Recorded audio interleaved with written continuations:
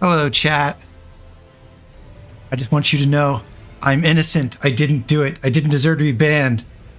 But it happened a long time ago. As I'm sure those of you who watched my community post last year know. So Mads, the story is randomly, I'll have to check the date, but like sometime middle last year, I think. I was just browsing Fextralife, like reading about Elden Ring stuff on my laptop, and suddenly I was IP banned. And yeah, couldn't access it in my apartment at all. And I have no idea why. I didn't do anything. I didn't like scrape data off of them or anything. It's just like my IP block was banned, which I think was like someone else in a similar IP range somewhere had triggered something in their system. And then, yeah, we were all temporarily blocked, I guess. But it cleared up in like 2 days. But I still think it's very funny. It makes for great clickbait too. So hello everyone. Hi Cartoon Critic. Hi Seti. Hi Patrick. Sorry you can't stick around, Mads, but at least I hope that shed some light on things. Hey Cesar. Hey Inats. Hi Pat. Hi Garrett. Hey Gangster Samrat. So I've done one Elden Ring stream before, which was on my very first character, like a year and a half after release. So that would have been like fall 2023, which is already a year and a half ago. And I had just gotten to Melania, and I streamed me fighting Melania for the first time and eventually beating her. And then we went over and did, since that didn't take as long as I thought it might, I also took on Malekith and the final bosses. But this past winter, while I was traveling, I brought my laptop with me, and I managed to get Elden Ring working on that. And so I played through most of the DLC and honestly fell in love with the game again. So I did that on a second character. For those of you who might remember, my first run was at an intelligence build, which was actually on a samurai class, I believe. And then I did a strength build for my second run, and that's the one I took through the DLC. Which was, I felt incredibly easy compared to my first run. And I'm sure part of that was just because I knew the game better. But part of it is I feel like, honestly, just hitting things with a really big weapon works great in this game. It's designed to make that work really well. And then I actually had so much fun doing it that I did a much quicker run with a new character that was a bandit using the Dragon Communion spells, which was also amazing. Yeah, Cesar, it was my Mortal Savant build.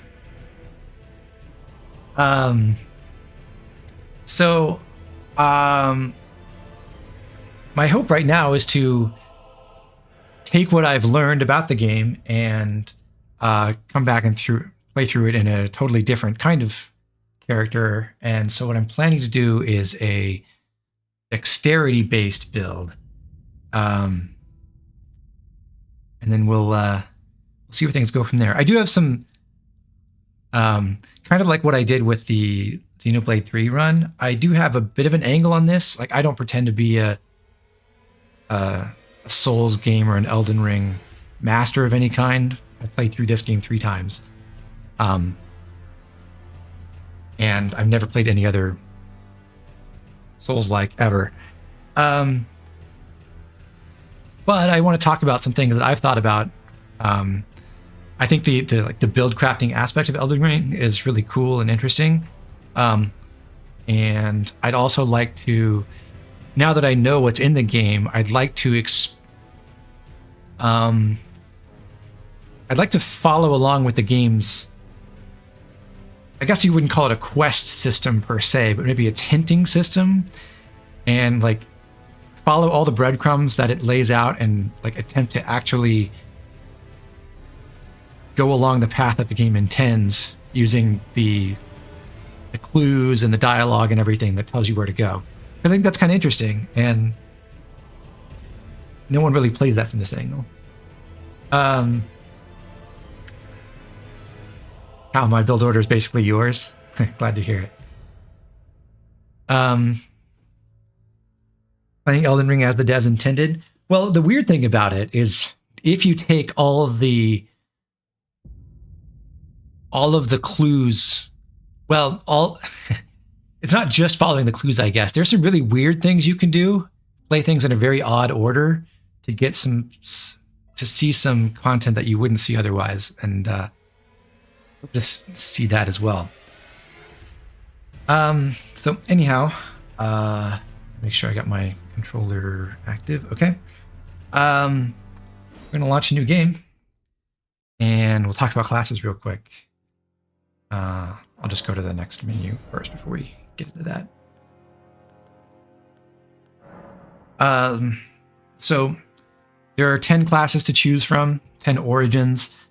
These determine basically two major things. One is what is your starting loadout? So what equipment do you start with?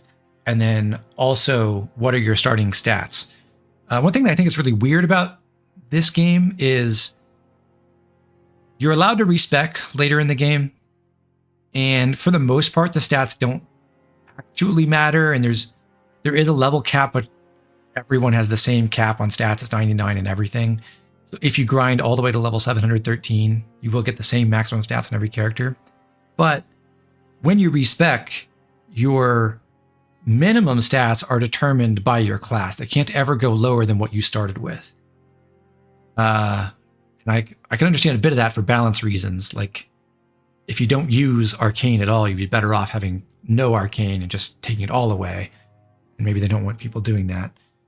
But what that means is, for the early game, yes, the classes determine what your experience is going to be like.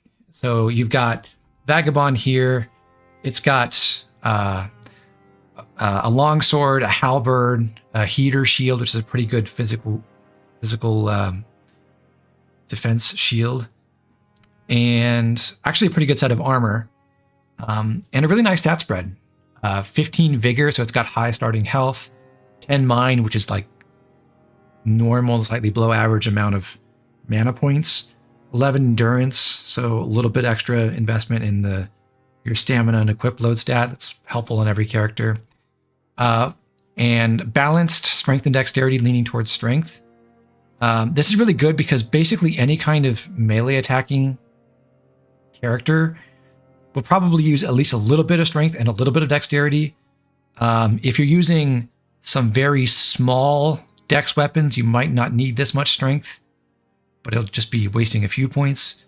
And if you're using certain bonk weapons like big clubs and stuff, those don't necessarily need any dexterity, but the vast majority of weapons you'll play with will require like 12 to 16 strength and 12 to 16 dexterity or so, or more, like of one or the other.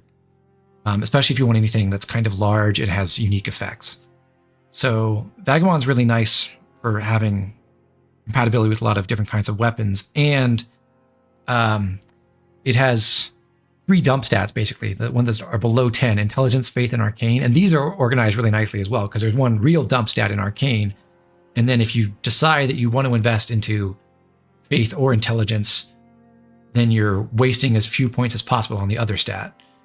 And in fact, if you want both Faith and Intelligence, and a bit of ability to wield larger weapons, and Vagabond turns out to be the very best class for it. Wronghouse says some starting weapons only have a single copy in the whole game and aren't farmable, so that kind of matters. That's true-ish. Most of them at least have some kind of replacement or upgrade that you can get, so it's not that big a deal, but yes, there are some that you can only get a single copy of otherwise. So Vagabond is the very first class in the list. I think From Software realized that this was a really good class, and that's why it's the first one. It is very nicely optimized for many, many different kinds of characters. Warrior pumps a lot of points into dexterity and has only 10 strength, 16 dex, less vigor, a bit more mind, same endurance as Vagamond. But then also scatters a few points across intelligence, faith, and arcane that Vagamond doesn't have. And this tends to make warrior pretty inefficient unless you're using really, really light weapons that don't require much strength, because you've got this 10 intelligence, 8 faith, and 9 arcane that aren't really doing anything for you. And if you want to invest into those stats, like you want to also go dex and intelligence, or dex and faith, or dex and arcane, then probably you're actually going to be better off with one of the other classes that already builds towards those hybrids. Something like Prisoner for a dex and intelligence build anyway. Like Prisoner here has 6 faith and 9 arcane. Warrior has 8 faith and 9 arcane. So if you aren't using your faith anyway, you might as well drop extra points in faith so you can have more points elsewhere.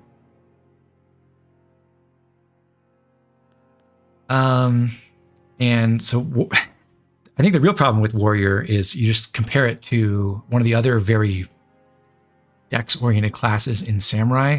So when I talk about all these, I would say, in my opinion, for almost any build other than a level 1 run, you always want a lot of vigor. You always want at least a little bit of mind. You always want a substantial amount of endurance. You probably want at least a little bit of strength and dexterity, and maybe you're going heavy on one of those and only a little bit in the other. And then you might choose intelligence or faith or arcane with maybe combining one of the other 2 stats with faith, because faith offers a bunch of useful buffs that you can get with relatively little investment. So Warrior has problems because it's spreading extra stats across intelligence and faith and arcane. And if you compare that to Samurai, like here you got Warrior 12 strength or 10 strength, 16 dex, and then it's got a total of 27 points in those last 3 like spellcasting stats. Samurai goes for 12 strength and 15 dex, and then only has 25 points in intelligence, faith, and arcane. So it's taking 2 points out of the spellcasting stats and putting them into strength, which you probably want anyway. And then overall just has a better stat spread for almost every dex build. As Cartoon Critic is pointing out, yes, what Warrior actually shows off is power stancing. You've got 2 curved swords.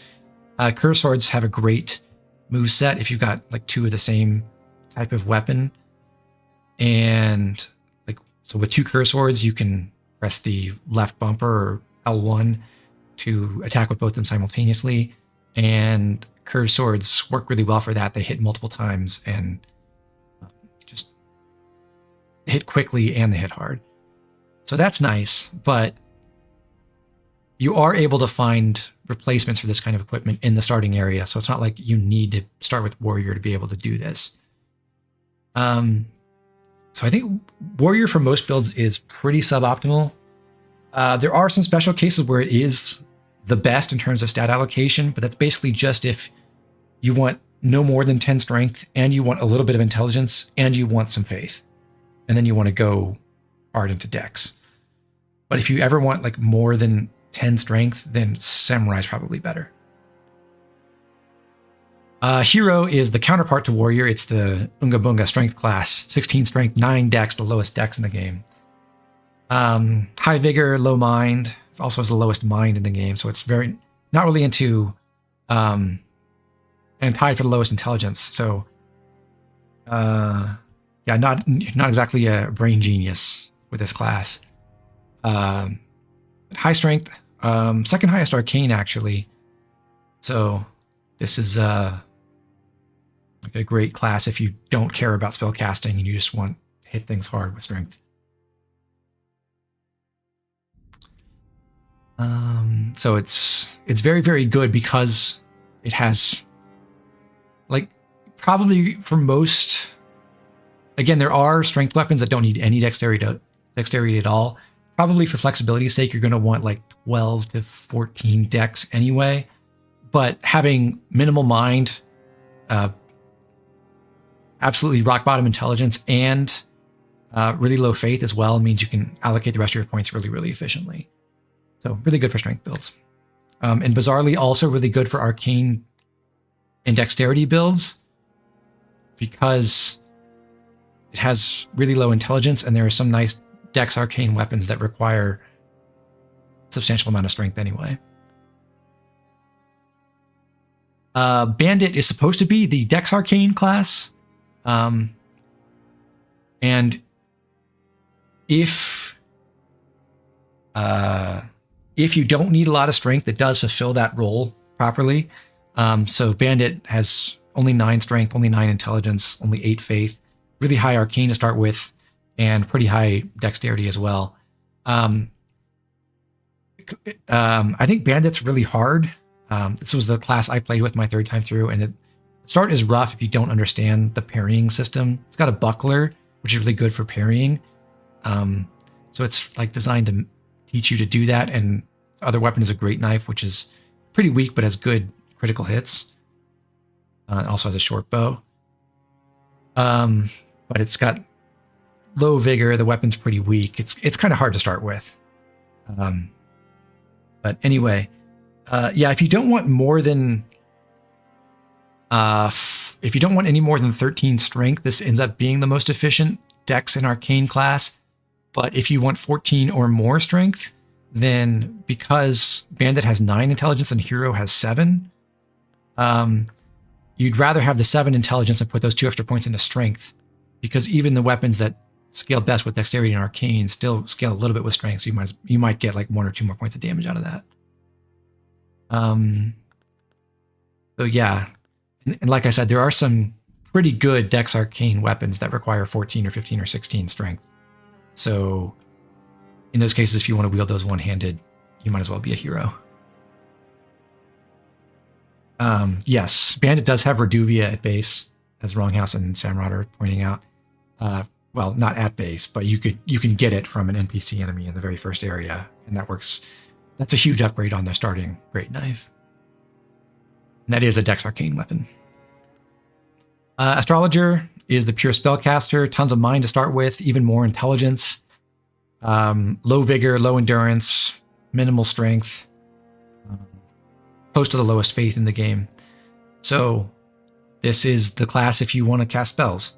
It's actually something I considered doing for this run, because I thought maybe doing spells only would be kind of neat, but I did do an intelligence run for my very first playthrough, and I thought it would be nicer to have a change of pace from that. There's some other interesting niches where Astrologer is the best in terms of stat allocation. So it does start with a glintstone staff and some good sorceries to use, and a short sword, and a small shield. But there's some interesting late game stuff where it is technically the most efficient. Like if you're going to use the Dark Moon Greatsword, and you're not putting anything into faith, then Astrologer will be the best for that. That's pretty cool. Thing is, when you get to much higher levels, sometimes you run out of, like, once you max out your intelligence, you got to put your points elsewhere. And in those cases, if you're still focused on pure spellcasting, the best places to put those extra points might be either dexterity, which improves your spellcasting speed, or faith, so you can use some buffs. And if you do either of those things, then Astrologer stops being the most efficient class. Sadly. If you want more dexterity, then Prisoner is going to work out better because it has even less faith. If you want faith, then Vagabond's probably going to be better. Unless you... assuming you want to use something like the Darkmoon Greatsword.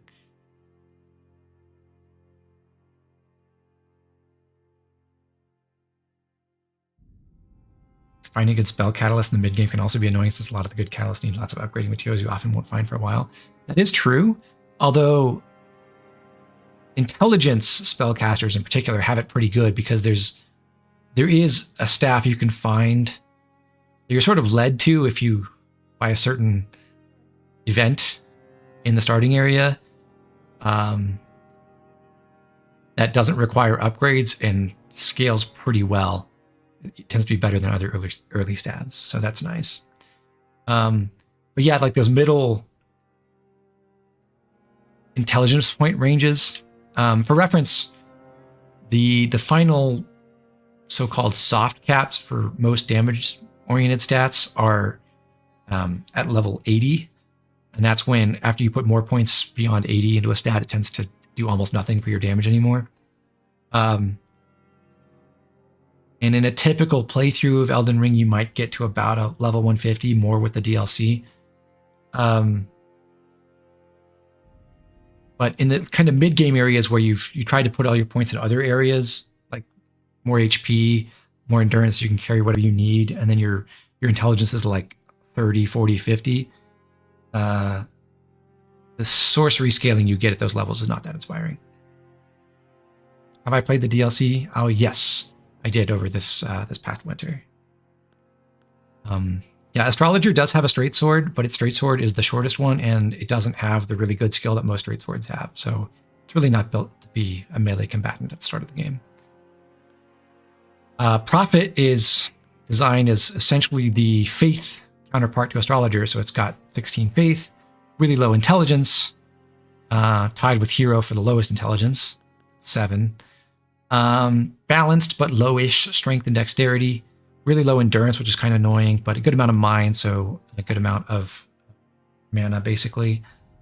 And this starts with a spear, which is, I think, not the greatest weapon, a short spear, but also starts with a finger steel that you can use to cast incantations, including one really good fire incantation.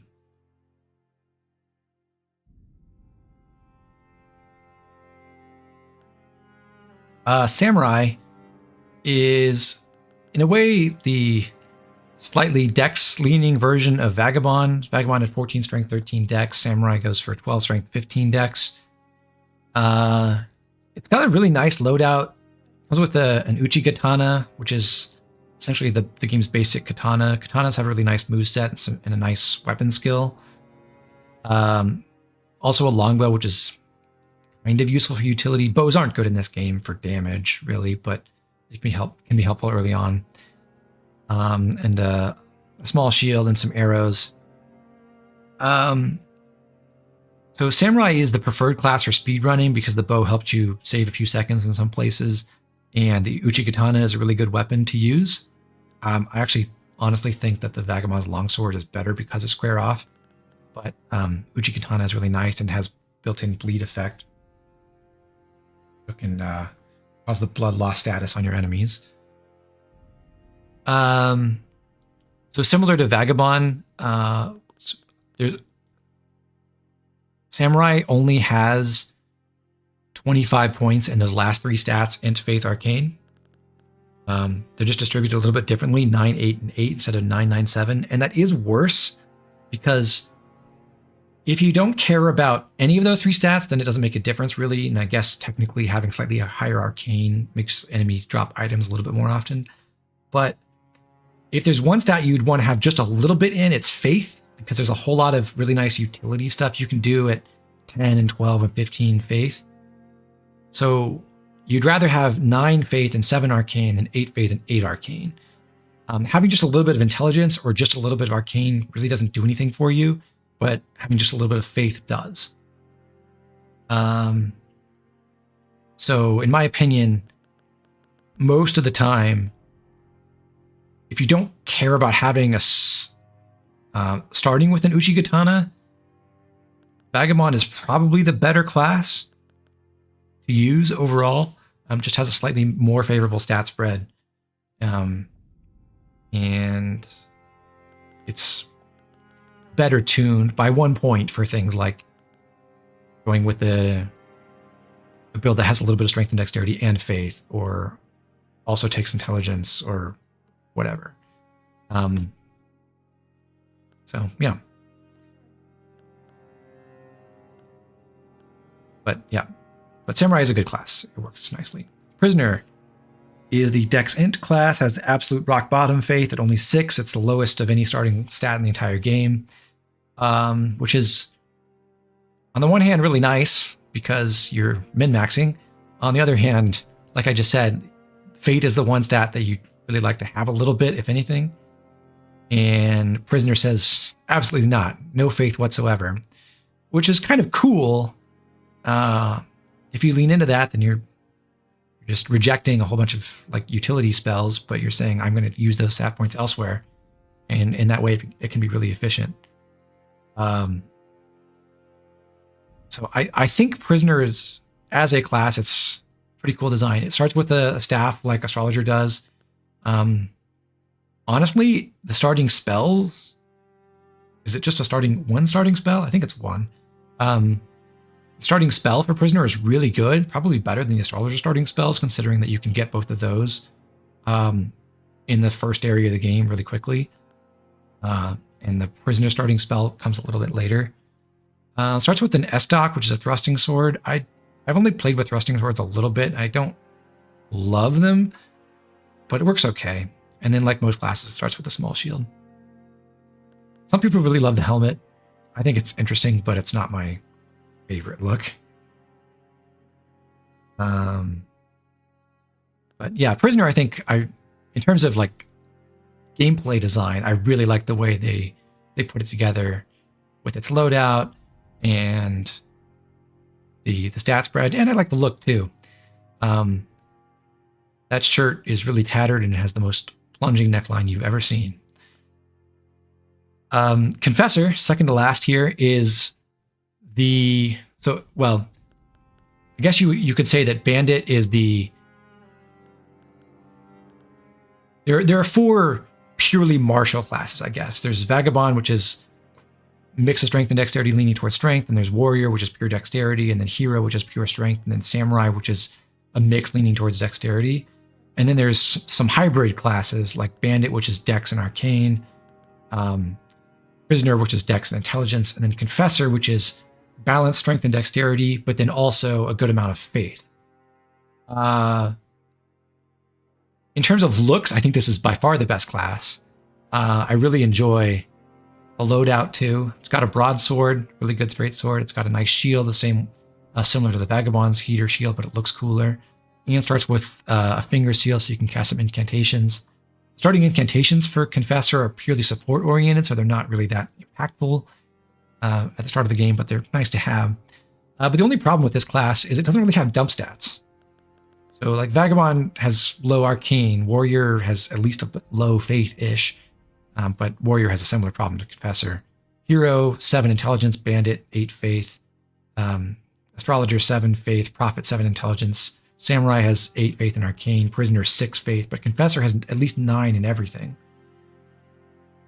So if you're not using every stat, then Confessor is probably not going to be the most efficient in terms of stat allocation. So at equal levels, other classes, or at least one other class, will probably get the same build that you're using with extra attribute points to spare.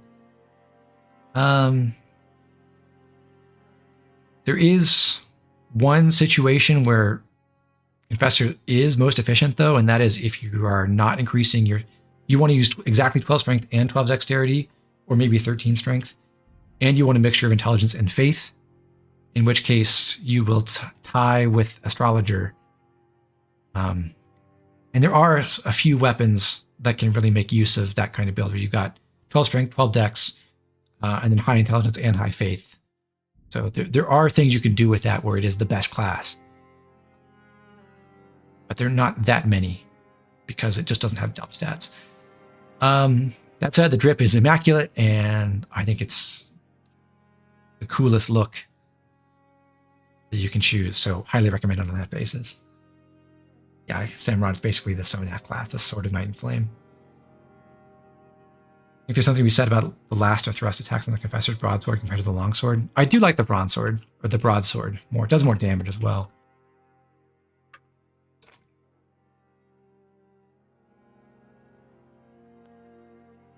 And then Wretch is the level 1 naked class. Has 10 points in everything, which means that you've got the same problem as Confessor, but even more so in terms of having no dump stats. But it is also very flexible in that you're not committed to any particular build. So if you, at one point, you're going all into Dex, and then you decide, actually, I don't care about Dex at all, I want to go pure strength, you can switch over, and you won't be wasting as many points as if, say, you started as Samurai and then decided, I want pure strength, no Dex at all.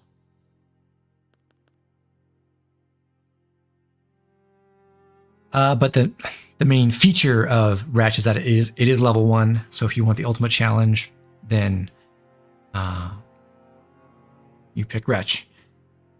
And I also think I kind of wish I had taken Wretch on my first run, because I think it would have been a little bit more fun to not know where everything is and be totally naked and afraid in the wilderness and trying to pick up anything, help me survive.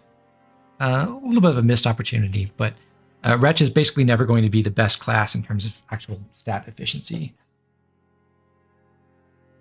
The club is a fun weapon, but it is pretty weak, unfortunately. There's some better hammers and a great hammer that you can get early on to replace it, though. While your first run, you used the Golden Halberd from start to finish. You had no clue everything resisted holy damage. The Golden Halberd is really good, so that's not a bad choice. And I think the holy resistance is a little bit overblown. It is true that a lot of the last few bosses are really strongly resistant to it. But the Golden Halberd has huge physical damage anyway, so that probably shouldn't have been too much of a problem. But anyhow, I'm going to my appearance first, and then we'll switch back over to selecting a class. I made a bunch of different appearance options because I was thinking about like different classes. A lot of these are from a website that has different Elden Ring faces that people have made. I really like this one. I think it's cool. This was my original character. This guy I think makes a really cool barbarian. This is based on Ciri from The Witcher. This was an attempt at Saruman, but I don't really like it. Then a couple of other like custom ones. An old samurai guy who I thought was a really cool look. This is supposed to be like what's her name? Arwen from Lord of the Rings. But I'm gonna pick this character. I think she makes for a great look. So since I've decided I wanted to do a dex build, I was thinking of doing samurai, but I also thought I'd like to use, for gameplay reasons, I would like to use some incantations for buffs and things. And I think, honestly, the Prophet makes for a cooler background and is more things you can imagine connecting to the story. You're a seer ostracized for inauspicious prophecies, and now you're wearing this blindfold. And I think that offers some cool opportunities for a little bit of role-playing in this role-playing game. So I'm going to pick Prophet. There are other classes that have a little bit of tie-in to the lore. I think Prisoner in particular has some suggestion that they are actually either a servant or a former knight of the Carrion royal family who got captured, and that's why they're imprisoned. And that's also why they have this leaning towards sorcery. I think that's cool. The Land of Reeds is some distant place with a couple of enemy characters, but there's not a lot of lore about it. Professor, I think, has some cool stuff to do. But most of these don't really have any direct connections. Hero is implied to be related to the clan of the first Elden Lord. So that is a cool connection. And you meet a character in the game who is effectively another straight up hero. And that's fun. Of course, any character can just wear the blindfolds. FromSoft player characters never seem to have issues with headgear obscuring their line of sight. That's true. In fact, in your appearance, you can even wear a separate blindfold. So you could have a blindfold with your blindfold if you want. Can't really see it, but I'm not going to do that.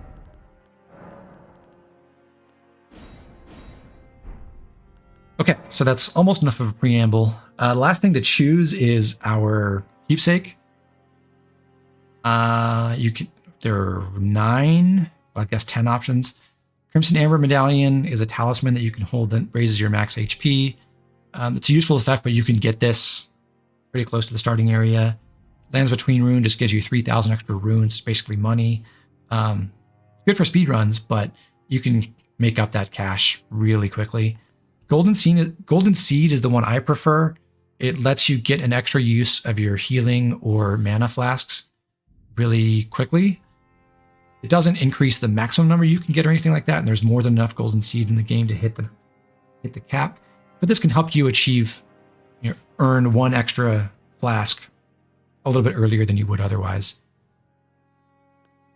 Fanged Imp Ashes are a spirit summon that you can use to help you fight. They wield weapons that inflict blood loss, which is why they can be pretty useful. Cracked Pot lets you craft more throwable items earlier, but there is a cap. This won't affect the maximum number of crackpots you can acquire. Stone Sword Key lets you unlock certain gates early. There are, again, more than enough of these to get everywhere you need to go. But this can help you unlock a dungeon that's right next to the very start of the game immediately if you want to. I don't really recommend going there right away because it's really dangerous, but you can do that. And there's some nice goodies to find in there. Bewitching Branch is a rare item that can, you swing it at melee range, you hit an enemy, and then they start fighting for you. You get 5 of these. They are craftable, but they are difficult to craft. The materials for them are limited. But I think these kind of have an elixir problem where you don't really want to use them because you want to save them for some later date. There are some fights where they're specifically useful, but there's enough Bewitching Branches elsewhere that you can just use those and not start with these. Boiled Prawn lets you buff yourself with more physical damage resistance. You only get 5 of these, and these only last for like a minute, and they're infinitely renewable later. So I don't really see the point in starting with those. And then Shabriri's Woe is the hard mode item that makes enemies more aggressive to you, and I think also makes you take more damage. But yeah, I'm not taking that. So I'm going with the Golden Seed.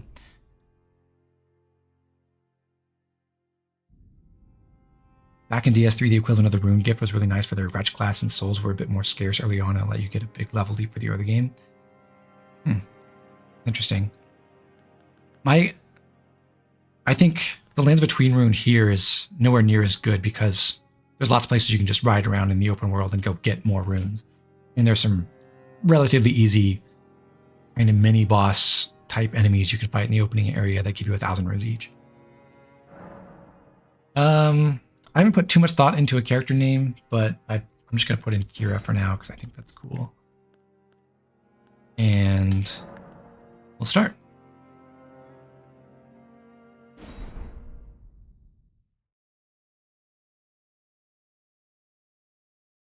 Oh, Didakar's Woe is double damage. Okay. Shabriri's is aggro. The fallen leaves tell a story.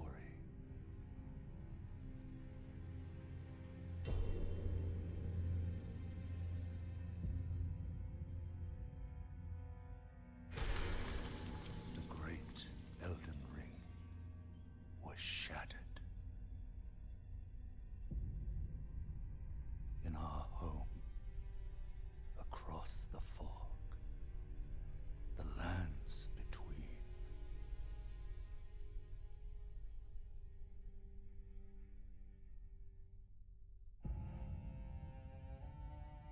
Now, Queen Marika the Eternal is nowhere to be found. And in the night of the Black Knives, Godwyn the Golden was first to perish. Soon, Marika's offspring, demigods all, Irony. claimed the You gonna play shadow Night Rain? Thinking about it. of the Elden Ring. This is Morgoth defeating Radon, I think. The mad taint of their Moog with newfound strength very sinewy looking Mikola. triggered the shattering. And the great serpent eating icon. A war from which no lord arose. A war leading to abandonment. Melania against Radon. Greater will.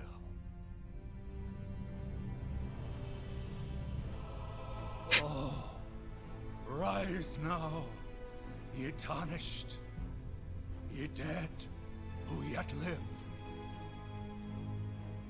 The call of long-lost grace speaks to us all. Yeah, Moog's not a good guy. He's just not that kind of bad guy. Horalu, chieftain of the Badlands, the ever-brilliant Gold Mask. Fear, the deathbed companion, the loathsome dung-eater, and Sir Gideon Ofnir, the all-knowing.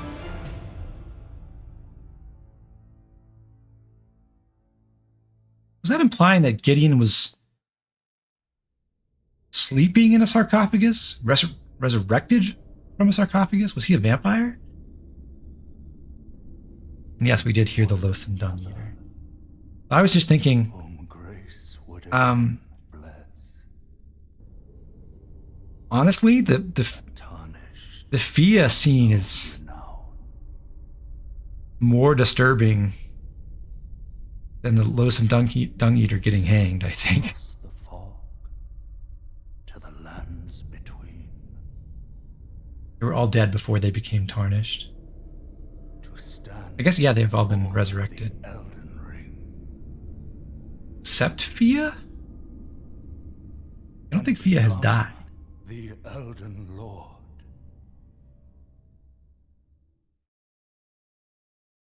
Hey, Atlas.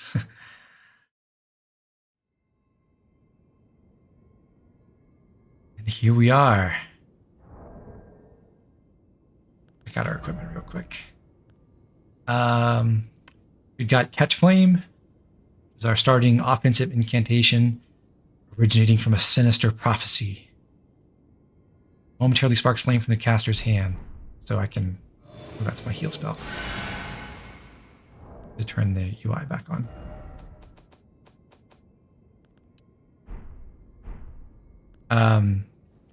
Yeah. Cast a spout of flame ahead of me. It works pretty fast for an incantation. It does a good amount of damage, so it's pretty nice to have. And then heal. I can use to heal myself.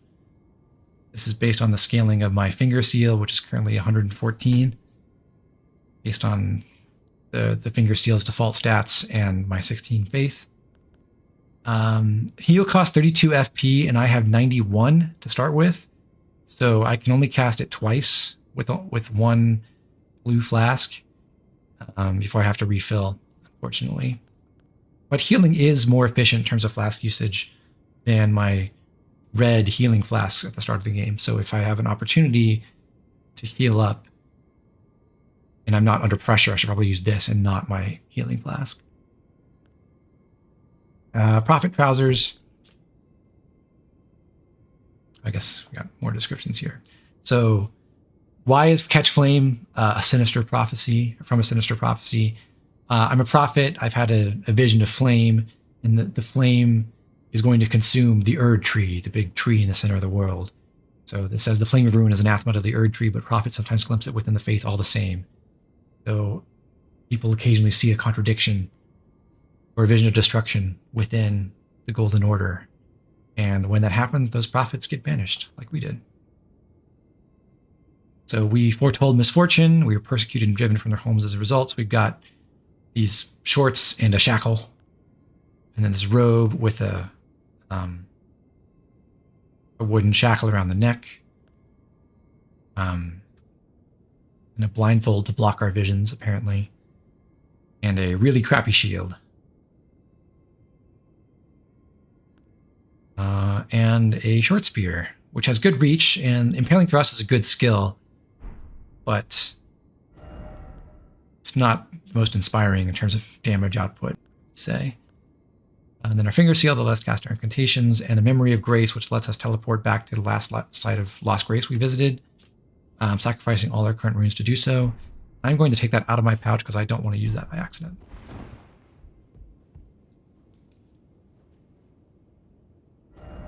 Though the path be broken and uncertain, claim your place as Elden Lord. Okay. Got the tarnished wizened finger, which lets us write messages. I am playing this offline. Unfortunately, one thing that did happen right around the time the DLC came out was one of the patches made it so that my computer gets horrific slowdowns all the time when easy anti-cheat is enabled. So I can run at like almost rock solid 60 frames per second if I have it offline and have the anti-cheat disabled, but if I play online, it has all kinds of performance problems. So not going to be seeing messages, sadly. That does mean I get to use a few mods, though, for purely quality of life, like a mod that makes the map scroll faster, and one that picks up harvestable items in the overworld automatically. That's cool. I absolutely suck at this Grafted Scion fight. It scares me. I know the thing is, like, in Elden Ring, you don't roll away because that will get you punished, but I'm just too greedy for this.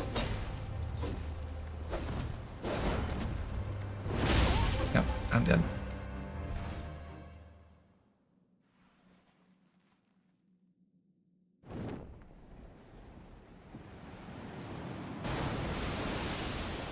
So I've never once beaten the Grafted Scion on the first try, and you're not meant to win. Well, you can. You still have to die, though.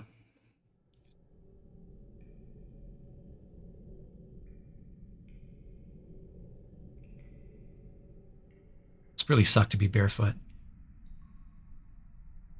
You should get some shoes.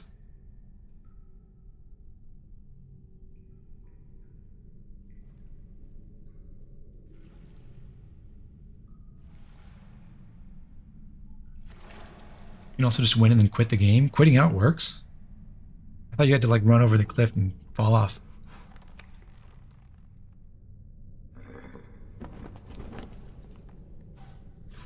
Horsey. Don't worry. Goat? Fortune. What is Torrent anyway? We found Any tips or recommended classes for first timers who haven't played these games before? I think Vagabond is really good. Or Samurai also offers a really solid start. But I think my favorite is Confessor. One of her kind is Just in terms of looks, and that's what matters most.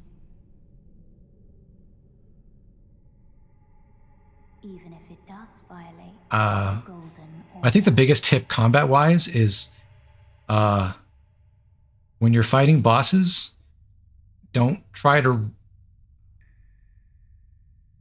run away from them. Don't try to roll away. If you get in trouble, you need to heal or something, almost always the best thing to do is to watch them carefully, wait for their attacks, roll into them or to the side to avoid those attacks, and then once you've got a window where they're not attacking you, then you can either punish them or heal yourself.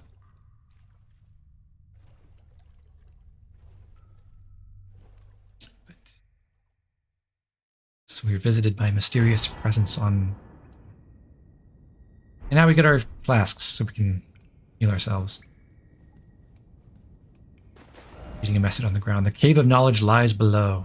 And there's also this ghost here. It says, brave tarnished, take the plunge. of learning and remembrance.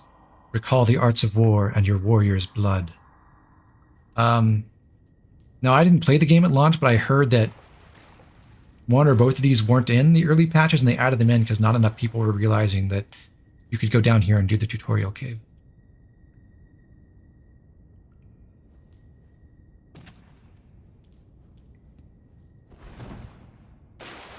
Which we will do.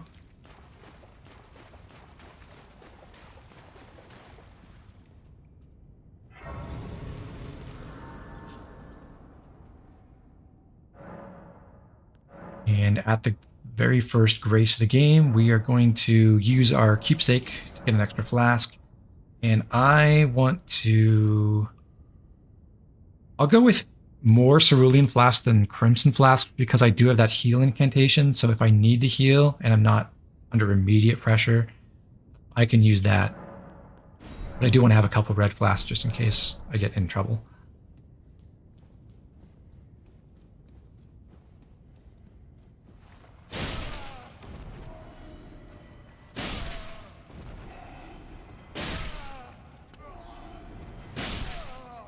These enemies are weak enough that I can just run up and kill them in one strong attack, so no trouble. Up here there is a soldier shooting a crossbow.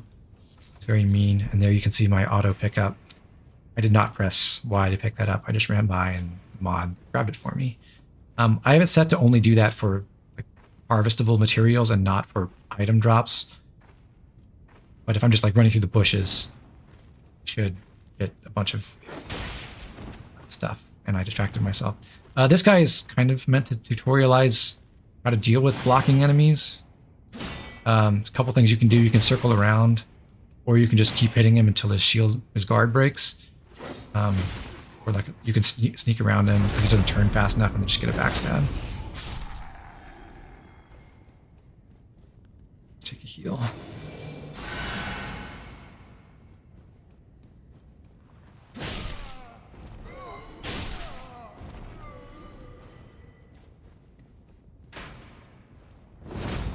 Oh, I was out of range.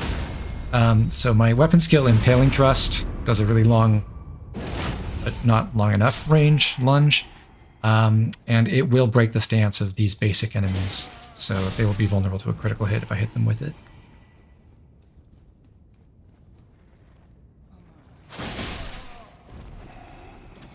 This is supposed to be the stealth tutorial, but I am ignoring that. I turned off tutorials, and then this one is the stance break tutorial, where this guy has extra health so that you get an opportunity to see what happens when you break an opponent's stance. This is a Stake of America. There's an icon under my green stamina bar now showing this. That means I will revive. I have the option to revive here instead of back at the Grace if I die. But hopefully I won't die to the very first boss in the game. Rick, Soldier of God. All I have to do is Impaling Thrust, Stance Break, stab him. Yeah, he should be dead. Yep. Alright, that gets me basically 600 runes, which will help me buy a few things at the very first shop. So I got a gesture.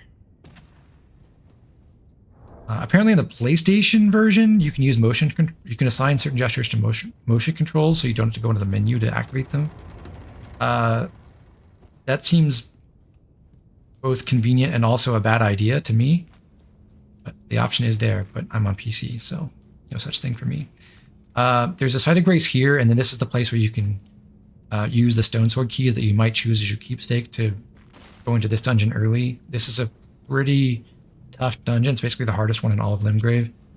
But if you run through there and either you're a god or you avoid all the enemies, you can pick up some useful items. And then these are some multiplayer items. I'm not going to tag that Site of Grace because if you don't touch it, you will get it automatically as soon as you go out the doors here. In this, go outside.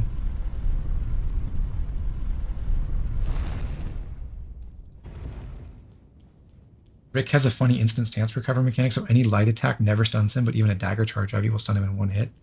Oh, I didn't know that. That's fun. go outside.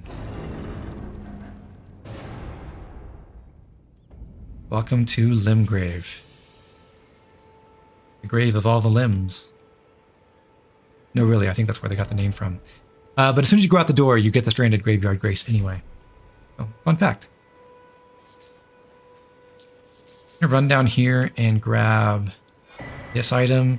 Small Golden Effigy is another multiplayer item that sends your summoning sign to different summoning pools. And what I just activated is an Effigy of the Martyr, which is like a different kind of statue of, not America, but another person who's been hanged on a crucifix like that poor guy up there. And so these are different sites where you can use that small golden effigy to send your summoning sign all around the world, and other players in your level range will see your sign around these and be able to summon you if you use that. I am going to activate all these for completionism's sake, but again, I'm not playing in multiplayer, so I won't be using summons or going out to co-op or anything. Have I played Bloodborne? No, I've never played any other Souls-like game. You know you can see mountains from here? Yeah. Beyond the Erd Tree. Yeah, you can see the Forge of the Giants all the way up there. And then... I think that's the Isolated Divine Tower, right to the left of my character's head. Right above it now. You can see basically every... Yeah, I think you can see all but one of the Divine Towers from here. Right? 1, 2, 3, 4, 5, 6.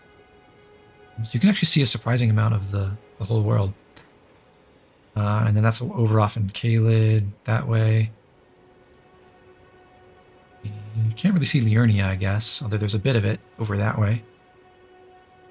And the Weeping Peninsula is down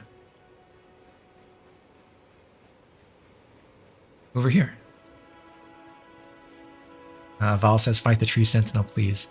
Absolutely. I would not normally do that as like a guide, but you got to give the tree sentinel the old college try if you're streaming, right? But first, here is Vare. Come to the lands between for the Elden Ring? Of course you have. No shame. So somehow he knows that we're tarnished.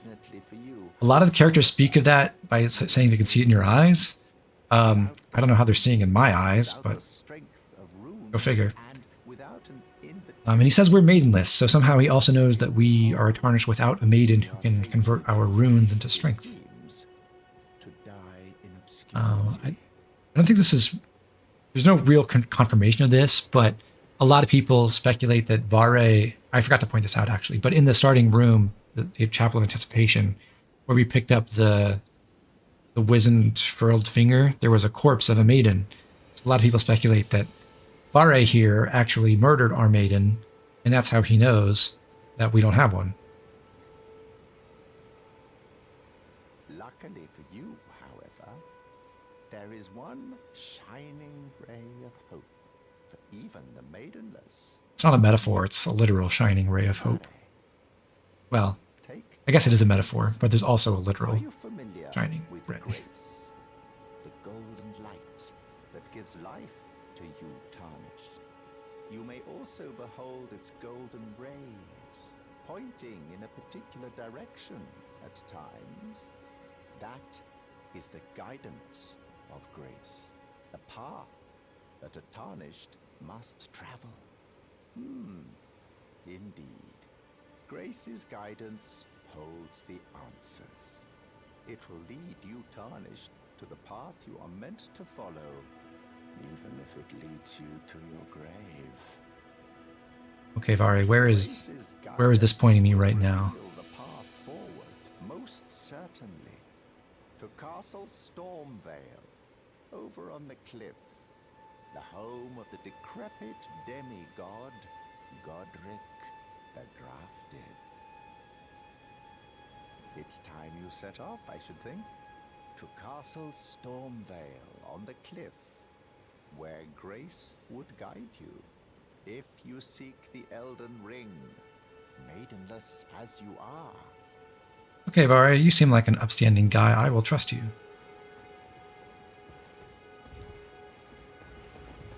So yes, I am going to fight this tree sentinel riding around on the horse here, but I'm going to run to the church first, just to do some inventory management beforehand.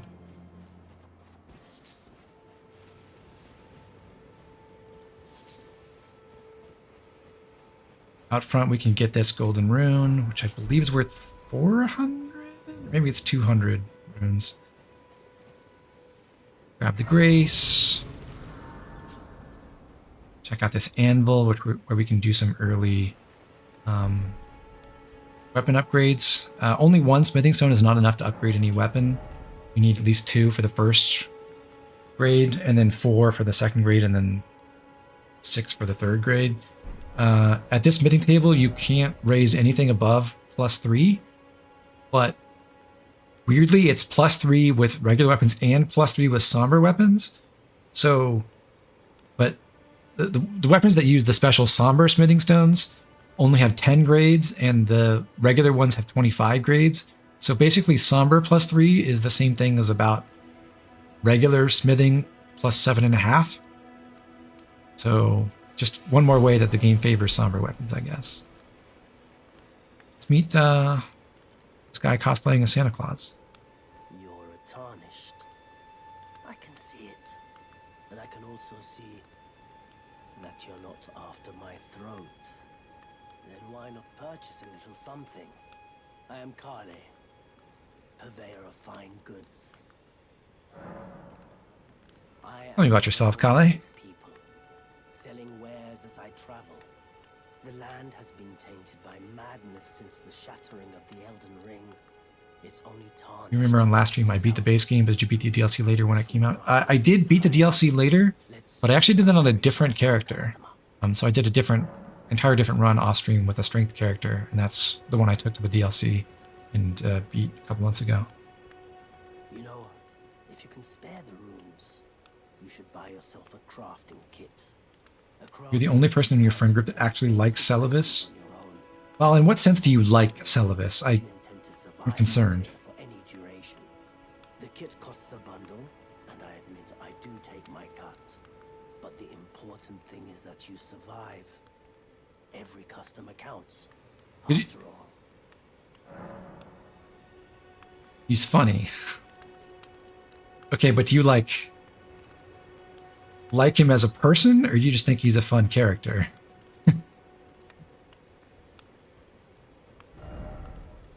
Anyway, Kale has recommended that we buy a crafting kit. Before we do that, I'm going to sell my golden rune. Now I've got enough money to afford that crafting kit and a torch and 2 notes.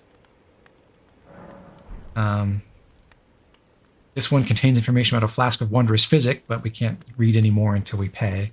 This one tells us about Waypoint Ruins. I'm glad you took my warning to heart. You've made an excellent choice. Does have a big hat, that is true. You know what? I wish you could have Vare's Kale's outfit.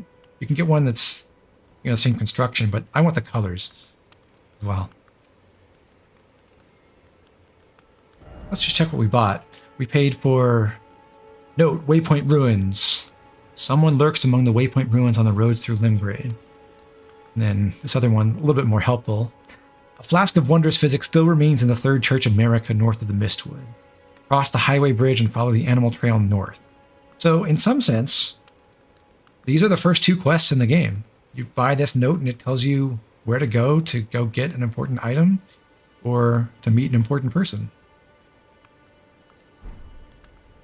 So we'll be prioritizing those, but as is tradition, first we have to run out the front door and try to teach the tree sentinel who's boss. I have not practiced this. Let's see how we do.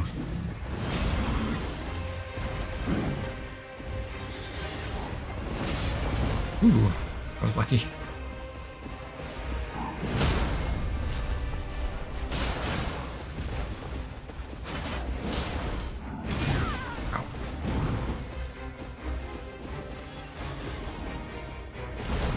I just realized I forgot to set up my last hotkeys like I normally have them. Oops. What's the plans for this run? I'm going to... two main things. I'm going to try to follow the progression of the game as intended, or at least as the game gives me hints and directions on what to do, and unlock certain interactions like NPC summons that you might not see if you don't follow the rather weird order that allows you to see some of them. And I am going to do a dexterity build. And that's about it. So it's no sequence breaking, but it's also not region locked. I'm like exploring the different areas, and I'll encounter some crazy warps and things, and we'll go through those. Oops. I don't know. Would I be better off trying to spam catch flame? It'll do more damage faster, but I'll have to stick close. I'm going to become a Golden Order loyalist? I don't think so, actually. In fact, I have... So I'm a big fan of the Ronnie ending. I will make no secret about that. But I have a different idea in mind, which I think is cool, in part because it does tie into the Prophet's starting backstory or gear.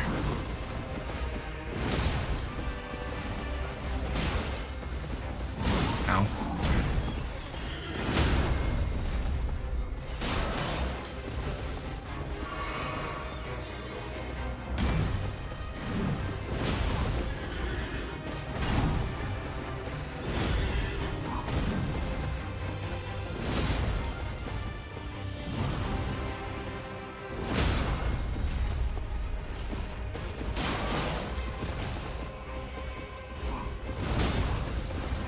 Oh god.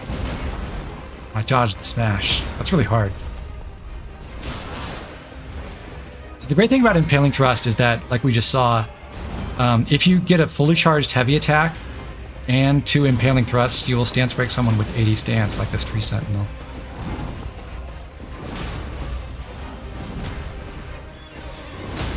Or 3 Impaling Thrusts will also do it.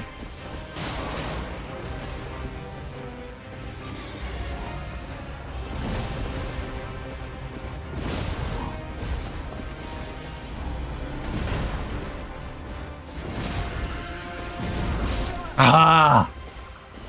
So close. Couldn't have rolled backwards from that.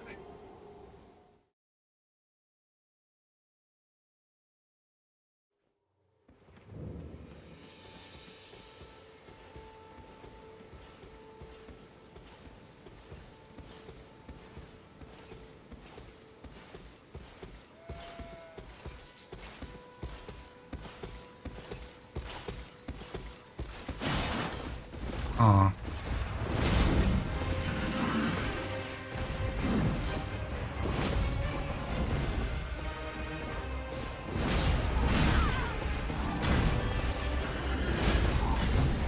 How was that not a stance break?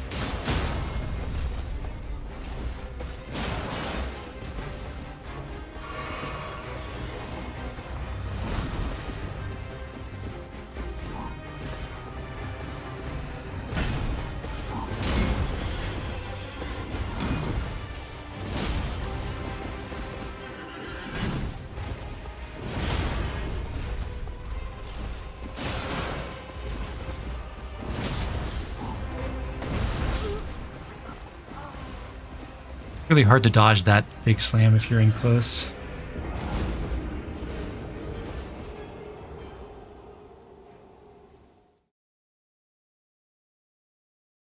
I think Prophet has 10 vigor. Yeah. And I was not at full health because I had taken a big hit earlier and was at like 80% or so.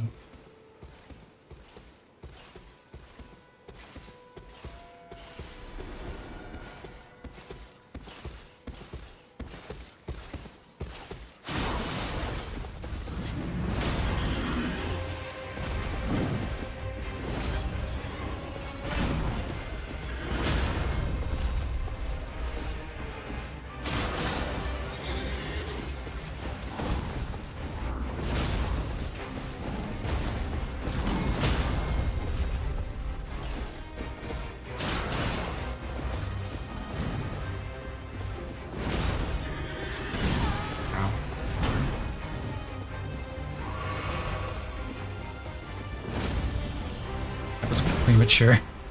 Oops.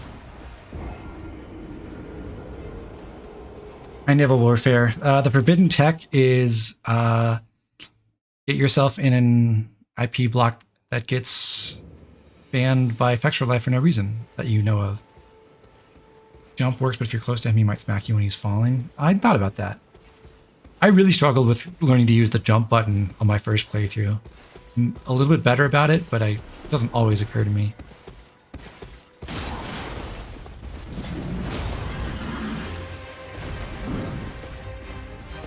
Oh, oops. Do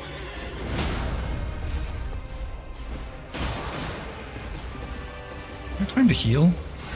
I suppose I do. Nice.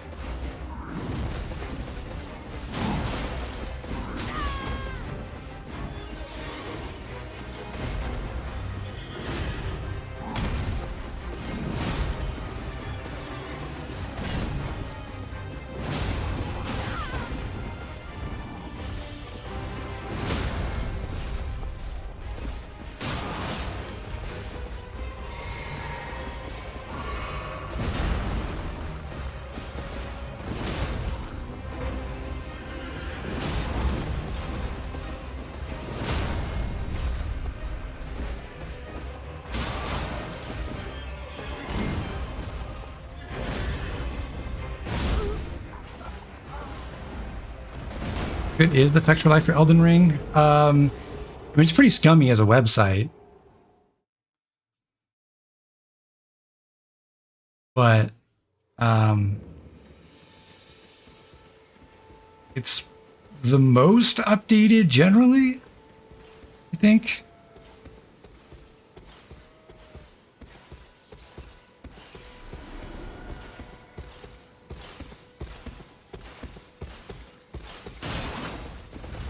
It's annoying that he runs away from the second hit of the charged heavy. Well, a couple of times previously I'd managed to duck under that with my impaling thrust, but that did not work.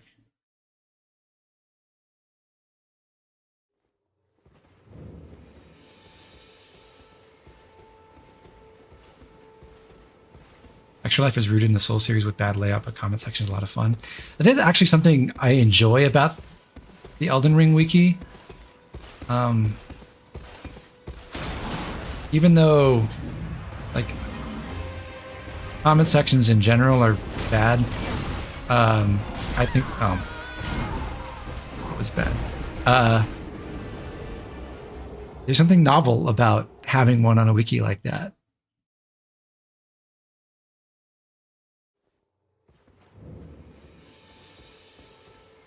The problem right now is I got really close on like my second or third attempt, and now I can't stop. Because I know I can do this. It's not beyond me at all.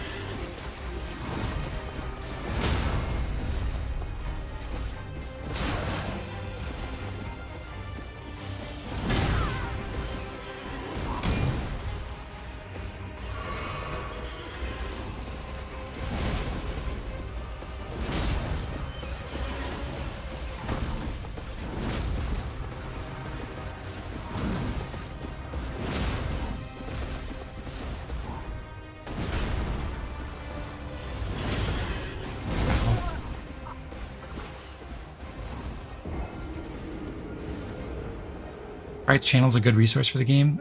Yeah, I think he does have pretty good builds. YouTube is kind of a hazardous as a resource because there's a lot of really stupid clickbait.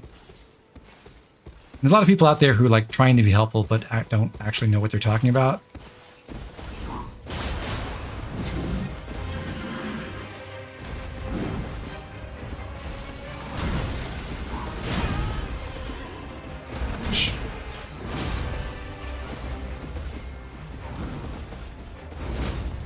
far.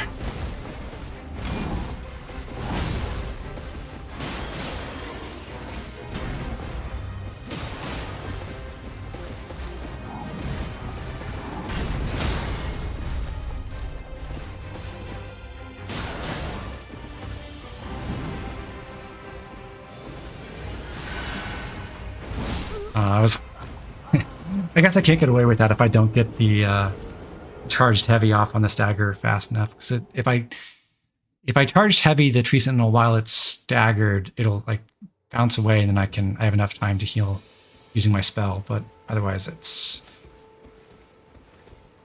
not enough time.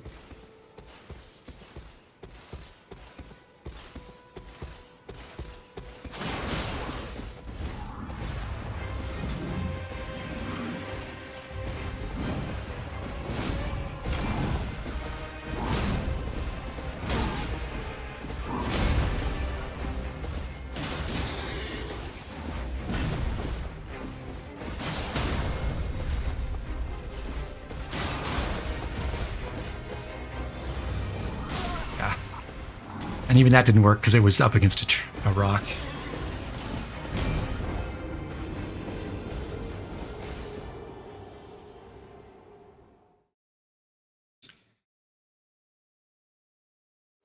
Naval Warfare. I don't think you can post links in chat. I think they get automatically filtered.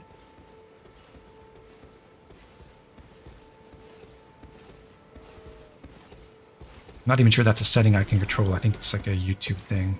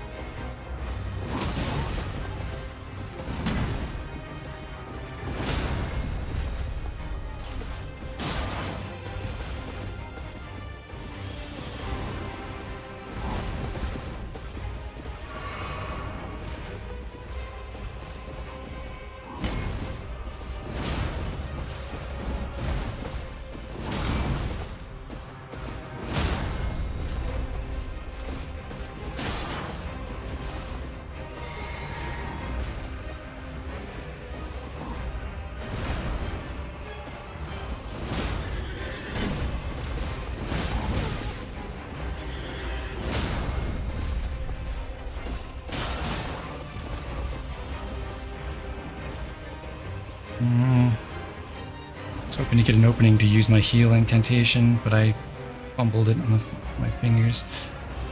Yeah, I'll just use my flask. I'd still die in one hit to many of the... Oops. Oh well. What do I get for trying to commentate?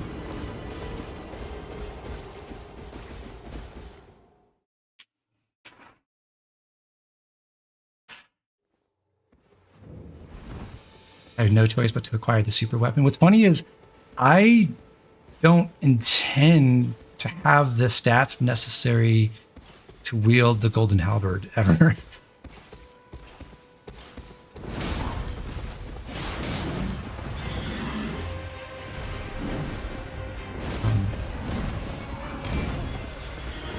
One really cool thing about impaling thrust, not on spears, but on certain larger weapons, especially greatswords, is that with greatswords in particular, you can use impaling thrust into an uncharged heavy attack, which has reduced startup. It comes out faster than normal, and then use impaling thrust again, and that will break an enemy who has 80 stance. Which is really impressive. It's a super quick combo.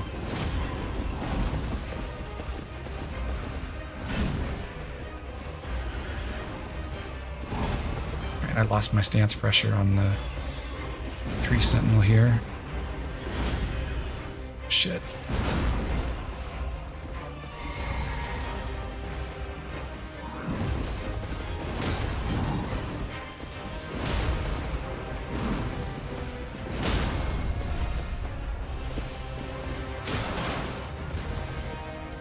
surprisingly annoying only having 8 endurance. Ow. Well, that wasn't the full impact, at least.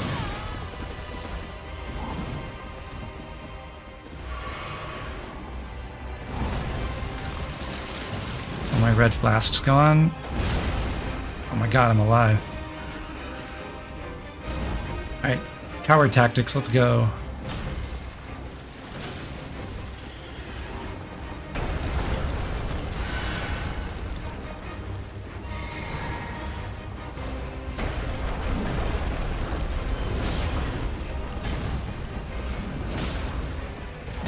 Ah! I was so close. If I dodged that, I could have gotten one more stance break, and I think I would have been home free.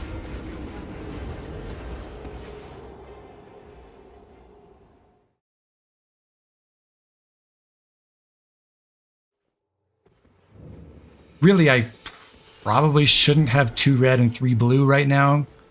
Should have at least 1 more red flask. But hey, I didn't set this up to optimally fight the tree sentinel. Nice whiff.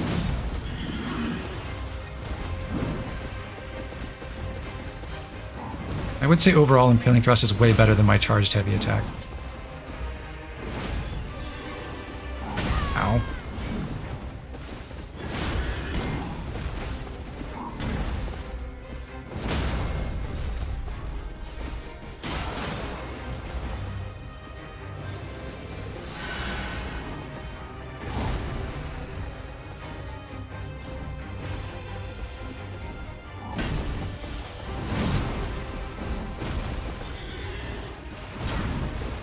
I'm stuck.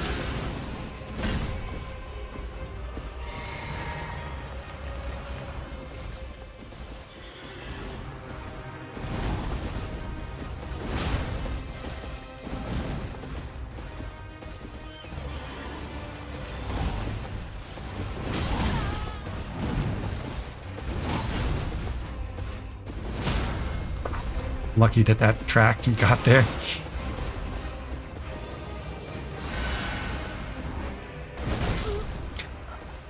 course. How much faith are you aiming for? In the end, probably not much more than 25. It's going to be mostly a dex build.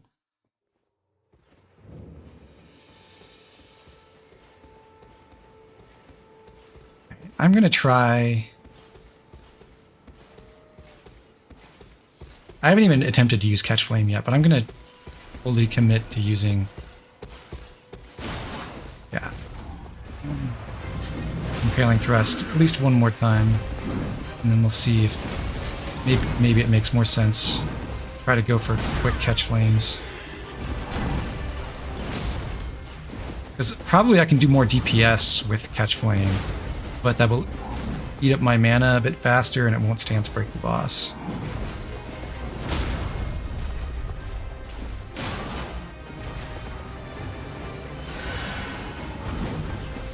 Yeah.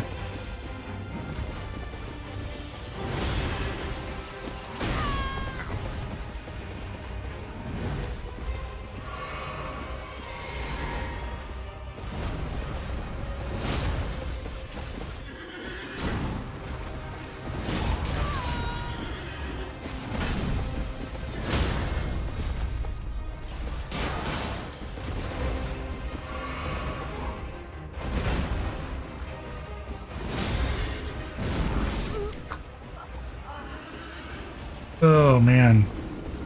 Ground slam into the side slam. Oof.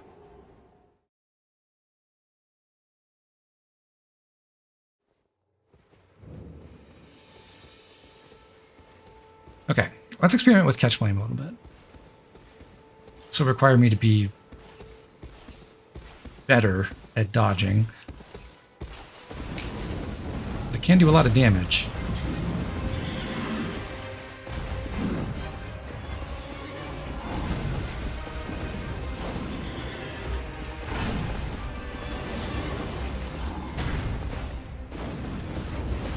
Alright, out of mana.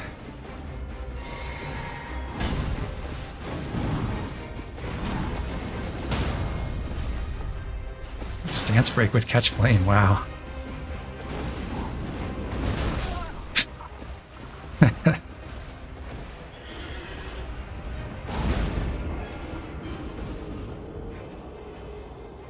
What's always funny with the Tree Sentinel is like, you come back with 20 vigor and a +3 weapon, and he's so easy.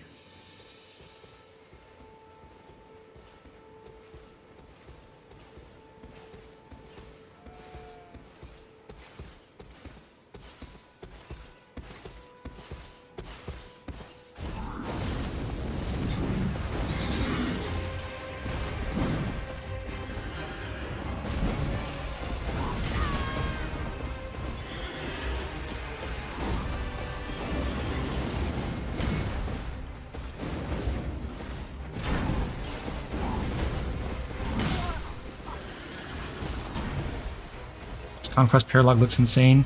They really upped the graphics on this one, so I'm impressed with the effort.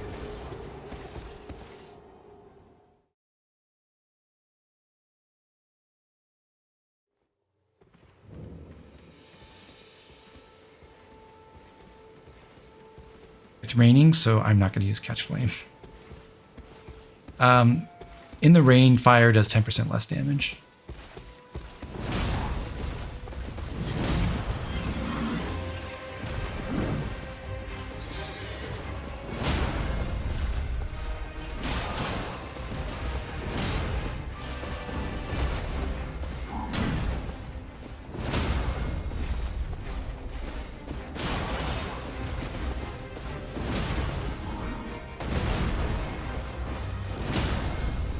Okay. Actually, Impaling Thrust is amazing. I don't know why I didn't realize how to get this stagger lock before. Oh.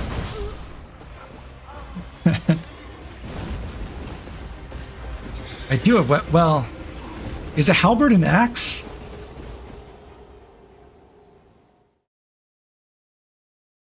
I don't think they've ever been halberds in Fire Emblem, but would they make them a lance or an axe weapon?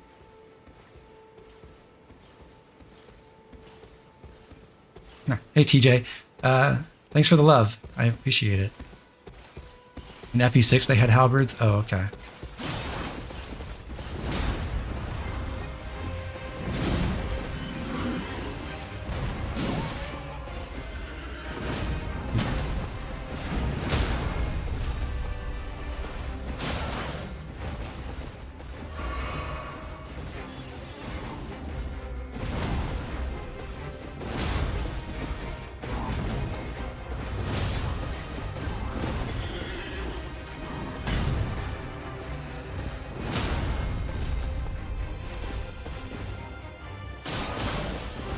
So little stamina.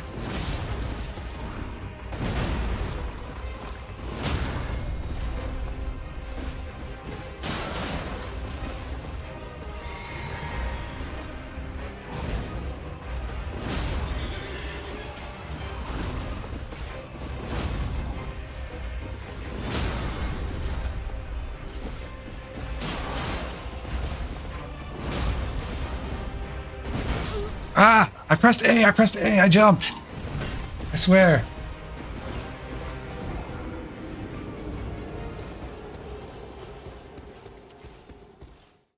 Halberds are the GBA cab effective axes. Oh, interesting. Well, at least I'm not on horseback.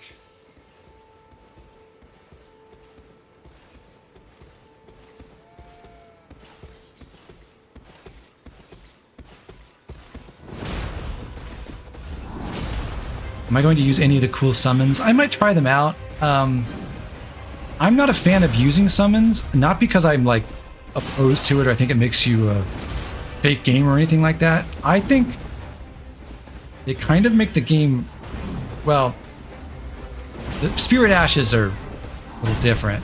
But I think they make it harder to fight some of the bosses because a lot of them become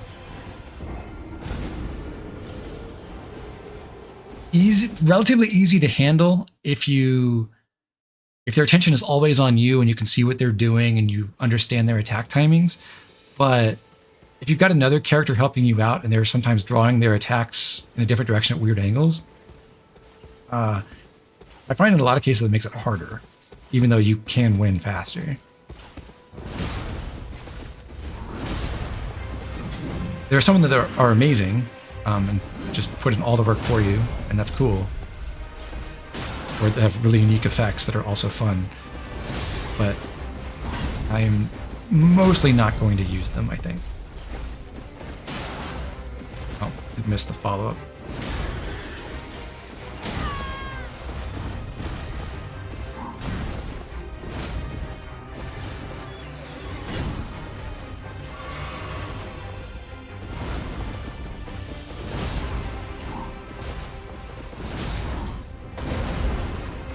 Oh my god, I dodged that?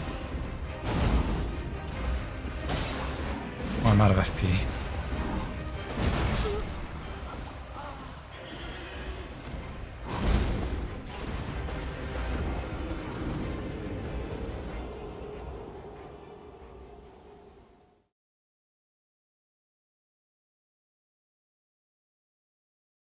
NPC summons in... Oh, game crashed.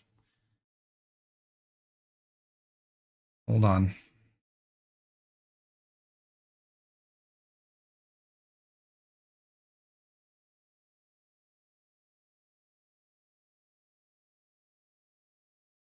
It's not going to be a no pair-up run. I actually intend to use the NPC summons, but those genuinely make a lot of boss fights a lot harder. But I think they're fun because you get to know characters better.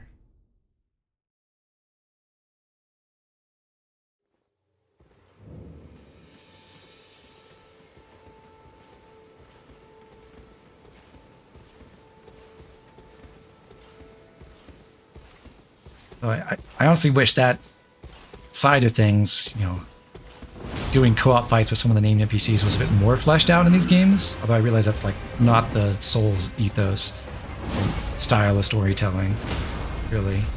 Although they lean into that more in the DLC, interestingly.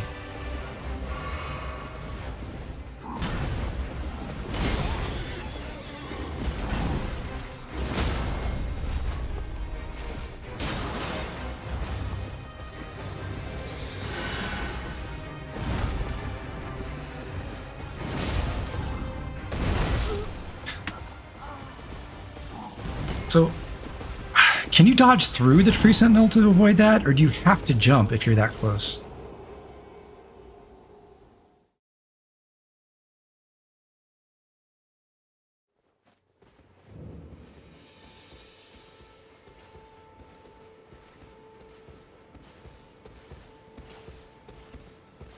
You always use one summon in the DLC for story purposes. I think most people do.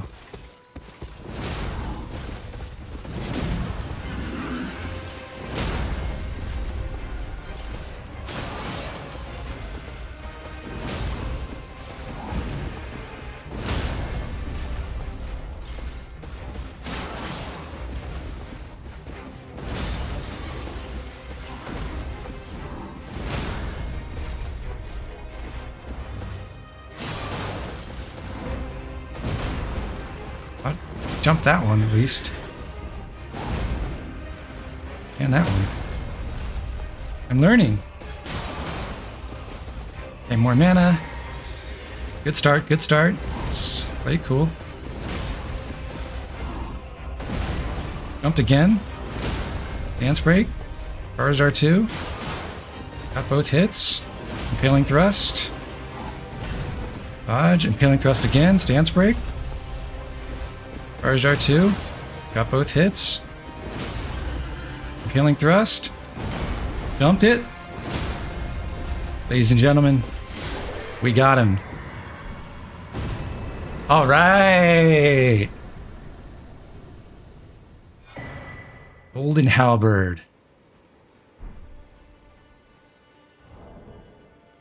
Check that out. Weighty halberd forged of gold, wielded by the Order of Tree Sentinels, heavily equipped knights, deals holy damage. A masterfully crafted weapon that lives up to its heft, but is difficult for one of mere human strength to wield. This requires 30 strength. We do not have that. If you two-hand a weapon, you you get a 50% bonus to your strength in terms of meeting the weapon requirements. So you only completely require 20 to use this, but we're still pretty far away from that.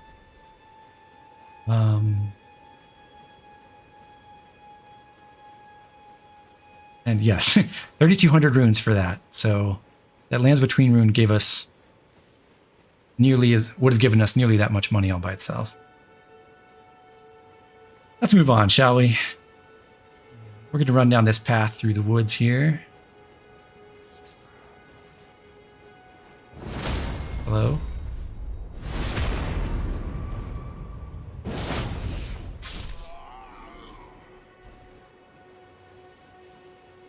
I can sneak up on these guys, and I should one-shot them with the backstab.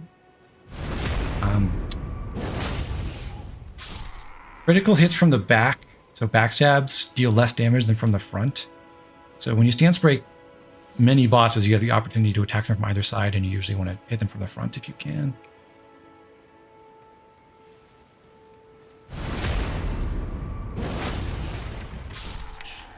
Already reusing bosses and normal enemies? Yeah, so lame.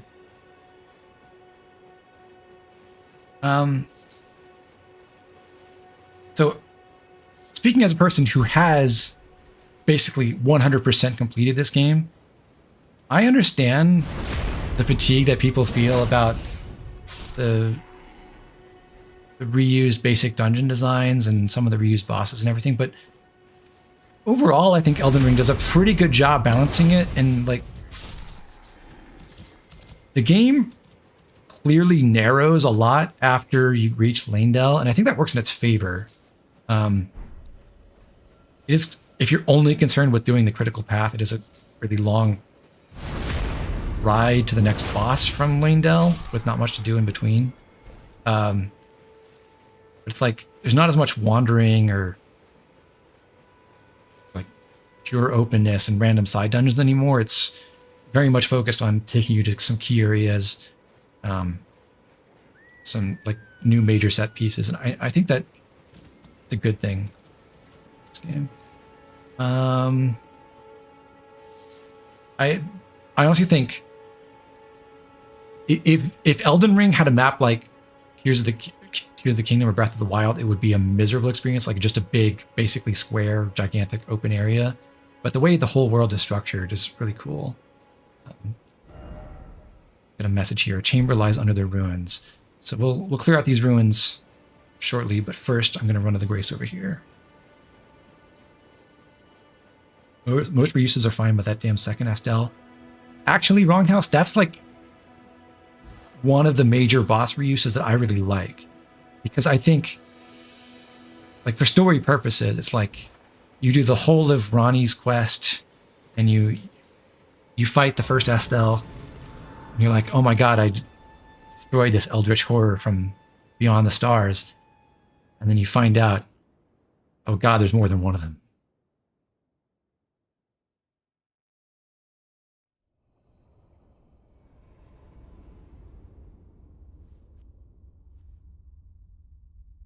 For some reason, I always have weird audio in this cutscene. I think it's because it sounds different depending on where your camera is.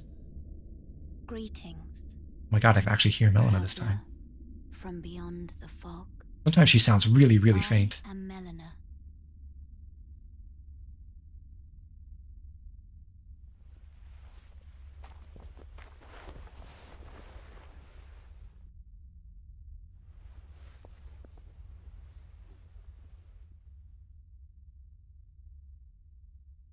I offer you an accord.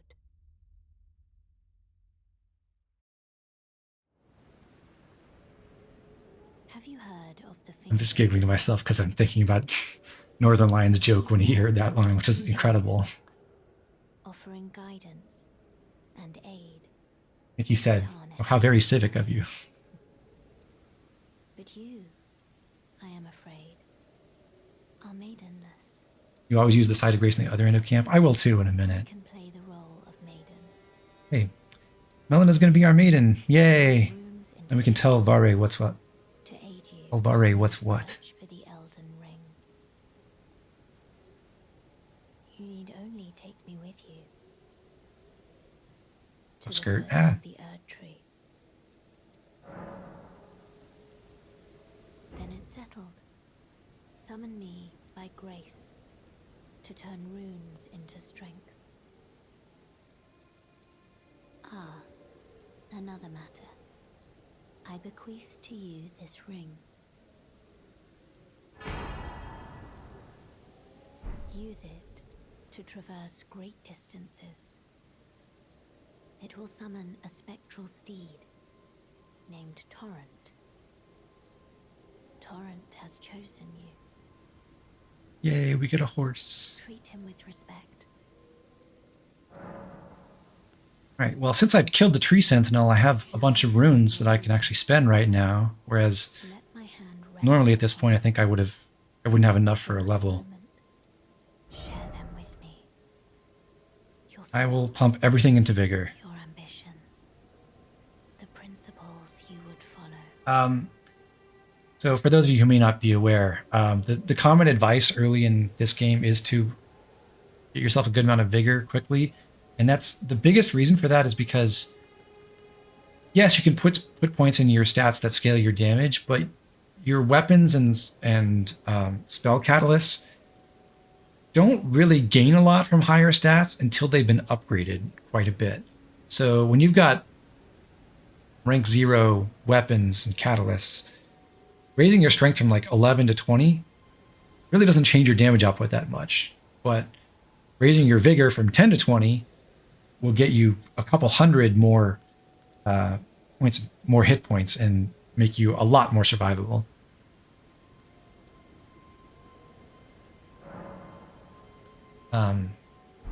And vigor, mind, and endurance aren't really gear dependent, so they don't require you to upgrade things to get the full benefit from their attribute points.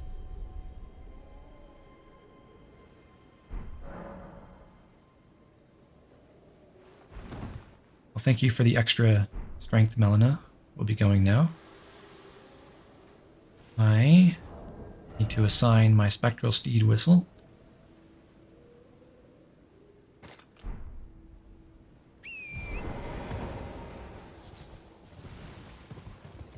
Go check out this monument here. It says, Godric the Golden humiliated, having tasted defeat by the blade of Mikola, now on his knees, begging for mercy. But this Godric guy, not doing so hot, I guess.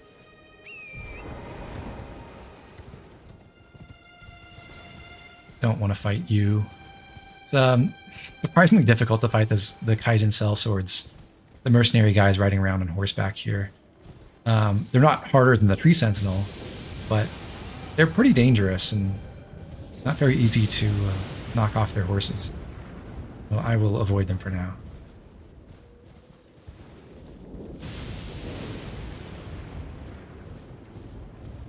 What I will do is come down to the ledge over here. And I wonder how many of you knew about this. There's a tree lily here. Those are used in recipes to make certain items that inflict sleep status. But they don't regrow, so there's limited quantity in the game. Although I think they're farmable from some enemy somewhere. The gate front, the other grace at the other side of the camp, and now we'll talk to Melina again. This tiny golden aura is the grace of the Erd Tree. This light once shone in the eyes of your tarnished brethren, but now I got my hand clipping it is through my all that guides you. Also, I hear dress. you can see them, can't you? Yes, The technically that's what rays this of is. grace that guide you through your burden. Upon the cliff in Castle Stormvale is a shard bearer, a demigod, who inherited a fragment of the shattered Elden Ring. If the rays of grace signal the castle, then the Elden Ring beckons you. As an ally by pact, I pray that you are fit to face the challenge. Kind of drip you gonna rock this playthrough. Mostly samurai style, but keeping the blindfold, I think. Hey, Brian. Yes, banned like 9 months ago, but not anymore. Glad to have you here. Since we've done our leveling already, we can just leave. Thanks for the advice, Melina. Let's go clear our first enemy encampment.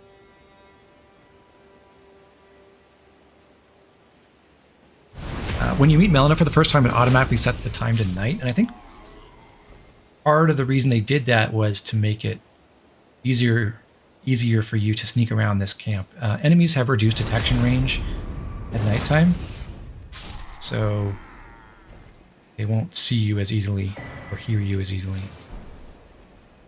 Here we get our map of Limgrave. At least part of it. We came up from the Stranded Graveyard over here. We went north to the Gatefront Ruins. Better look good while you're repping the Golden Order, brother. Eyeballs dry. Nighttime makes the Ronnie spawn convenient. The Ronnie spawn thing is a separate deal. That doesn't happen when you go to the Church of Ella at nighttime. What happens is, when you warp to the Church of Ella for the first time after already visiting there, Ronnie will appear, but the only way to make her appear is to warp there. And it will set the time to night again when you go there. You can see the golden leaves falling, so I'm actually getting bonus runes right now. I think it's like 20 or 30% more. That's nice. Would have been even better if that was happening while I was playing the Tree Sentinel, but beggars can't be choosers, I guess. I just got some new drip already. Stealing the Godric Soldier armor.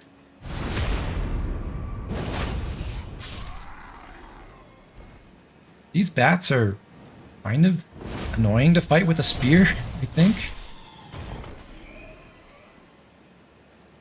Is it 5%? I thought it was a little bit more substantial. I will kill them anyway. What's nice about fighting the bats, though, is they're a separate enemy group from the Godric soldiers at the encampment. So when you kill them, they will refill your flasks for you.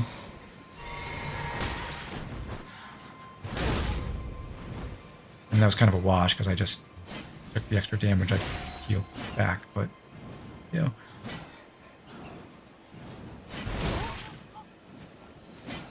It's really hard to hit them with a spear. Alright, let's use our heal spell.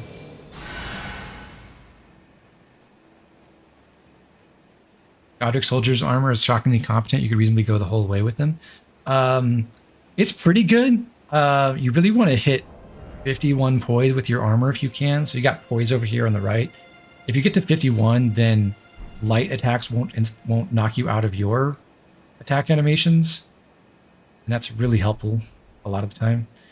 And the Godric Soldier set doesn't do that, but all of the different factional knights, other than the Haligtree Knight, do have enough poise to get you to 51, so that's cool. If I get a partisan from the knight, I will be very happy, but I'm not counting on it. You get a Lord Sword and Straight Sword from any of these. Well, not any of these, but some of these soldiers too.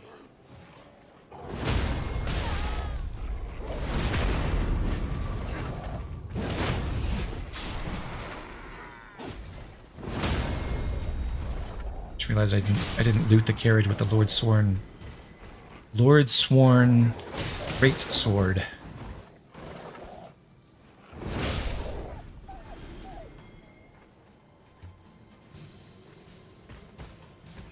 Ow.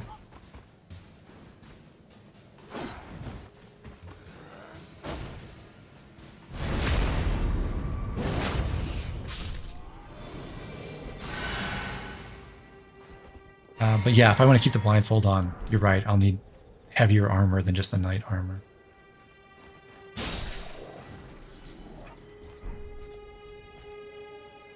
I think a lot of the heavy armor in this game looks kind of terrible, but there are some good combinations you can put together.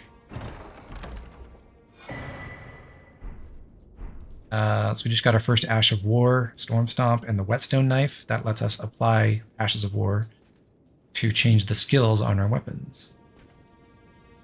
the knight coming for me? I hear him. Oh, stomping around. May be able to stagger lock him. Charged heavy into... Oh, no, not quite enough. I was wondering if Impaling Thrust after a charged heavy would be enough to stance break him. But I can just kill him. Let's go get our great sword.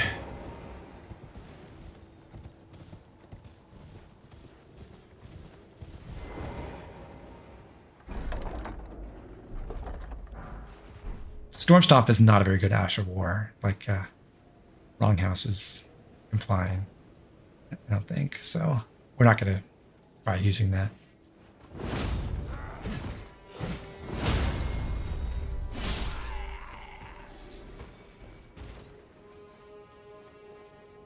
Got a coat, but I really like some shoes, please.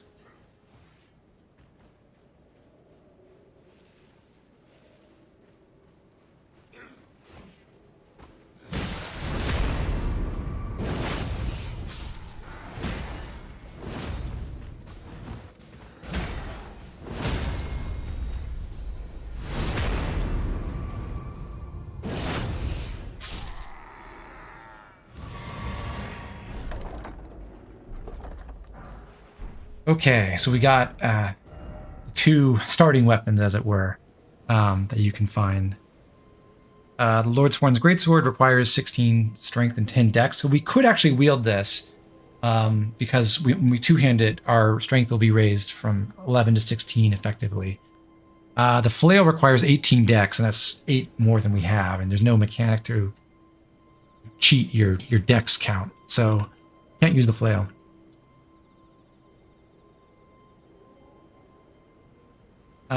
The Lordsworn Greatsword is a little tragic as a starting greatsword, so you can get the Claymore pretty early and it's strictly better in every way. It's not better in critical ratio, at least, right? That's like the one thing the Lordsworn's Greatsword has. Yes, it doesn't require as much dex as the Claymore, that's true. So, our short spear does purely pierce damage. Every attack is a piercing attack. Pierce is good because it gets a bonus of... forget the multiplier, maybe like 30 or 40%. Maybe it's less than that. But there's a damage bonus if you hit with a piercing attack while an enemy is in the middle of their own attack animation. This is like the counterattack mechanic, exclusive to pierce damage. Strike damage is really good at breaking down certain armored or like rocky enemies. So it's nice to have strike damage on hand. And then you've got standard, which is, well, most normal fighting attacks. And then there's also slash, which is the fourth physical damage tag.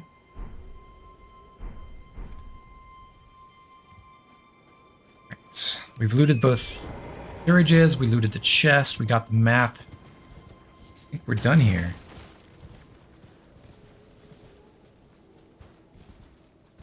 I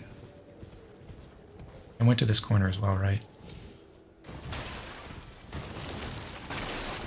Well, I did. Okay.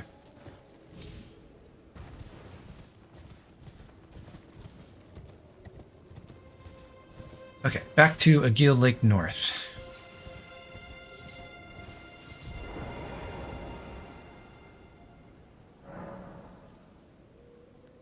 Talk to Melina again. Me? I'm searching for my purpose, given to me by my mother inside the Erd Tree, long ago, for the reason that I yet live, burned and bodiless. Melina's mother is in the Erd Tree. I must apologize. I've acted the Melina maiden. is burned and bodiless and does not remember her purpose. I am no maiden. My purpose was long ago lost.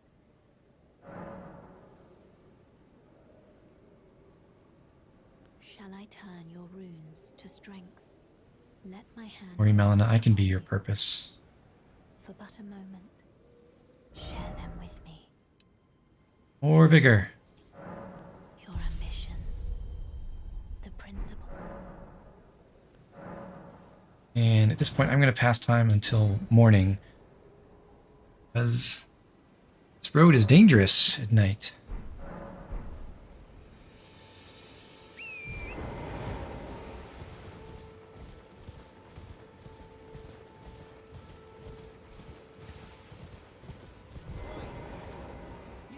You there? Could you help us out? This is a bird's eye telescope. It launches high up in the air and gives you a vantage point where you can see a lot of landmarks around the area. So here's the big lake in Limgrave. That's where we started, over at the Stranded Graveyard over there. Church of Ella. Gatefront Ruins. Godric's Castle's up that way. And if it weren't so misty today, be able to see our next real destination. Remember, we got that note about getting the Flask of Wondrous Physic. So we want to make our way down in the Mistwood direction, and that is over this way. So the direction said cross the bridge and then go north along the game trail. It's down that way. Going to do something, take a slightly different route, but that's where we're headed. And we can hear someone calling out to us, asking for help. Stop pretending you can't see me. His voice is coming from this bush. What'd you go and do that for? Oh, yes. I remember. No, Val, you can't see yourself. You can't look straight down, unfortunately. You were just breaking the spell, weren't you? Thank you. The name's Bok. Hi, Bok. I was pushed out of the cave. Told not to come back. Not ever. Then I ended up as a tree. You're looking very dapper today, now that you're not a tree anymore. Really? Oh, what a shame. When they threw me out of the cave, they took everything I owned. And so this is all I have to express my thanks. I hope you can forgive me. And mushrooms. Well, if you Thanks, couldn't that's nice. afford to wait for a while, I could sneak back into the cave and bring back something of actual value. Then I'd be of some real use to you, I reckon. Bok definitely smells bad, but he's your buddy anyways. Bok is one of the true friends of this game. He's just there for you through thick and thin. What a guy. So I have to gather myself. Okay to be a little afraid, buddy. Just thinking about that god-awful cave on the shore.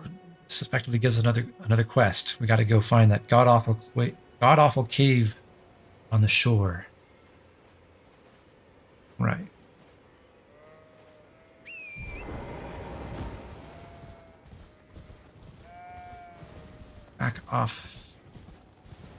Back to the road. We can encounter this scarab. There are different flavors of these, but this kind has another Ash of War, Determination. That skill will make your next weapon's next attack deal, I believe it's 60% more damage. So it can be powerful on certain weapons that have really good charged R2s, let's say. So you don't need your weapon skill to do your damage for you, and you just want to enhance the damage of your charged attack. The buff only lasts for 6 seconds or so, something like that, so you can't just hold on to it indefinitely. You've got to use Determination just before you're ready to deliver that big blow, so you have to aim it right.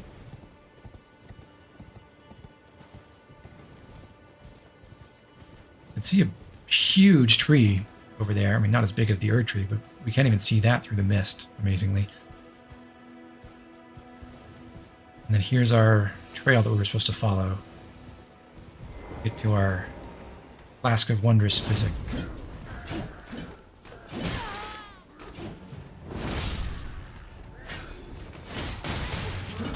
I haven't shown this yet, but I do have a shield. What's ambitious? I can use to block or to try to parry.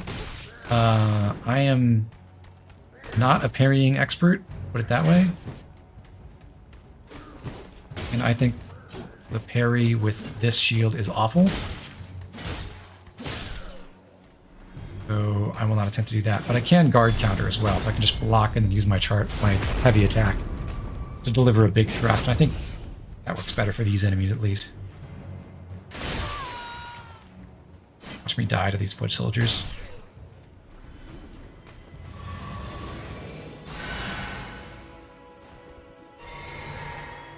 The shield doesn't have a perfect damage negation. It's only 74% physical negation, so I'll still take 26% of the damage through the shield, but it is a substantial reduction anyway.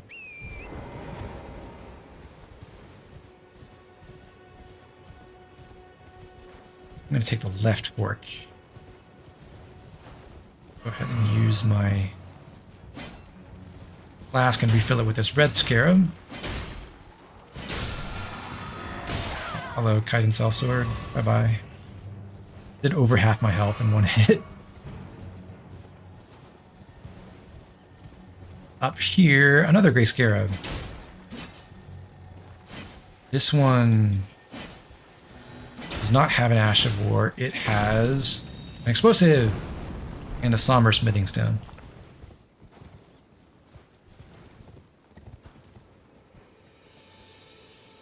That can be used to upgrade special weapons, but we don't have any of those right now.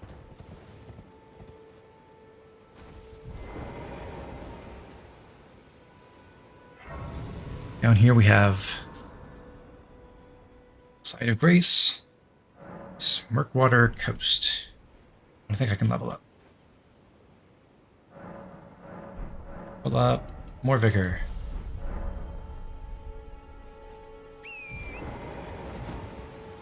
Golden Parry is very cool.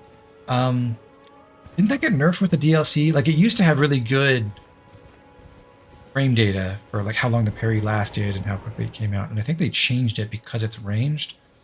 They took that away. I'm gonna backstab. Even better idea. Charge attack, impaling thrust, kill. Deal with these dogs.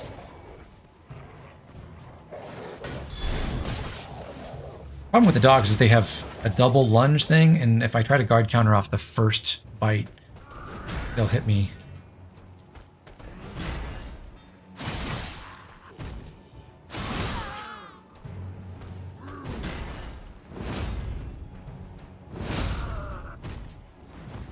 With the second one. I'm not trying to walk around these and backstab them, I'm just sliding around the sides of the enemies for whatever reason.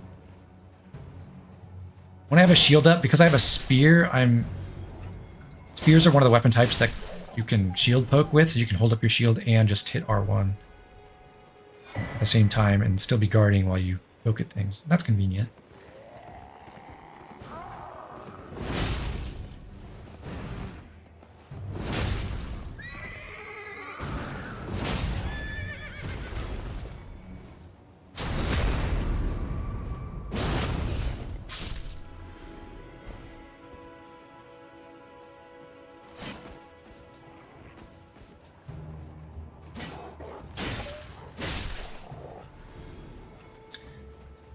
All right. So, oh, one more guy.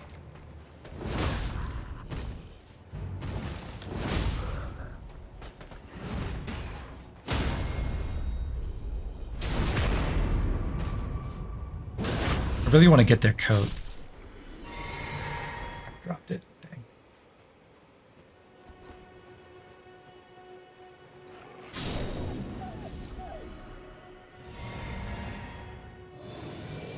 The important thing we just got from that camp is this cookbook, which lets us craft fire grease.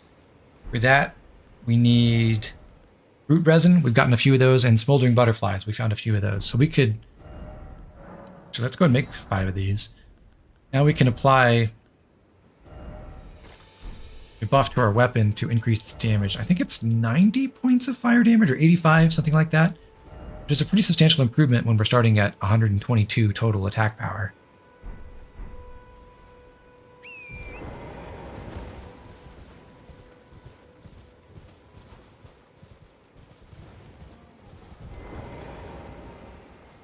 Fighting this wolf pack may be a mistake, but let's see how this goes.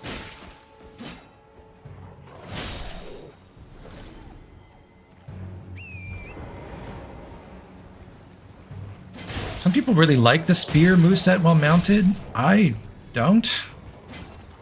It's too pokey and not sweepy enough for my taste, at least not with a short spear. Maybe with the really long ones it's more usable, but I find it hard to hit things a lot of the time. It's gone better than I expected, honestly.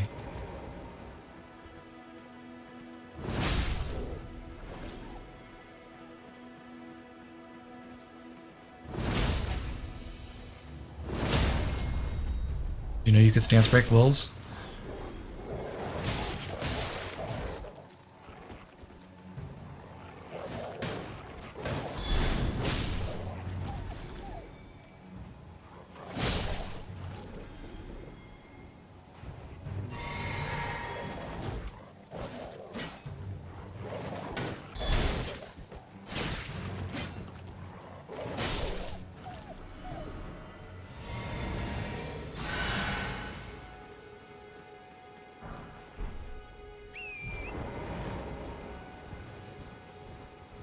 First Knight Cavalry on that bridge drops an Impaling Thrust. That is true. Oh, not Impaling Thrust, it's Repeating Thrust. So you can get that as an alternative.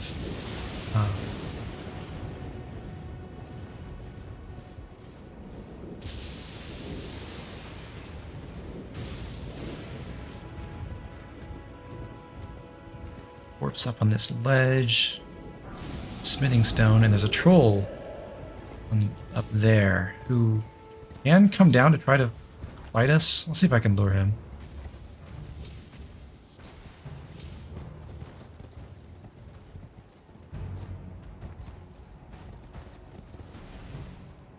Yeah, get down here.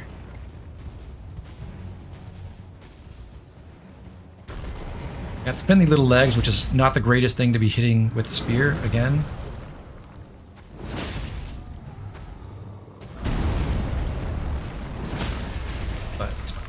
Problem.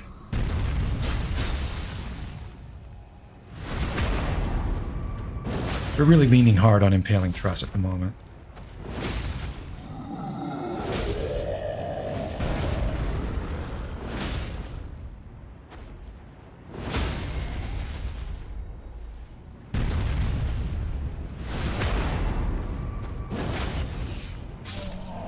One kill, 1,000 runes. Bad. I mean, for Limgrave. At endgame, you can go kill regular basic enemies that are worth like 6,000, so, you know, it's all relative.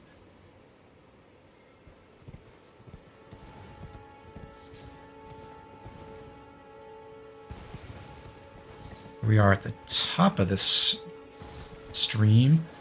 I'm going to veer down this way, though, because I still want to make my way northeast into the Mistwood like that the note told us to do.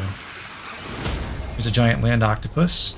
If you hit them in the beak, they take way more stance damage, and you can also cut off their little tentacles to stop them from flailing them so much. So if you... It's not that hard to keep them stagger locked, basically, but if you're missing the head, it's... you can get yourself in trouble. Those are worth 320 runes, so not nearly as much as the trolls are. They're not really worth fighting all that much. I don't even think there's much of anything that can be crafted with the octopus materials, but they're kind of interesting enemies.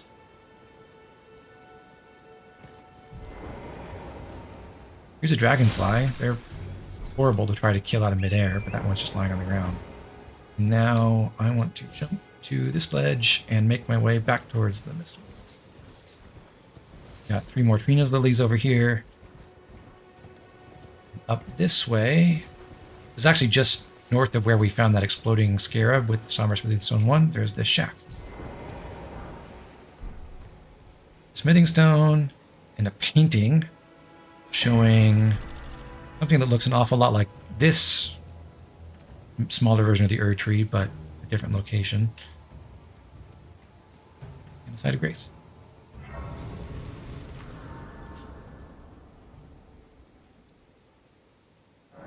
It's time to level up again. More vigor. I'm going to take it to 20. That's my target, and then I'll focus on some other stats after that.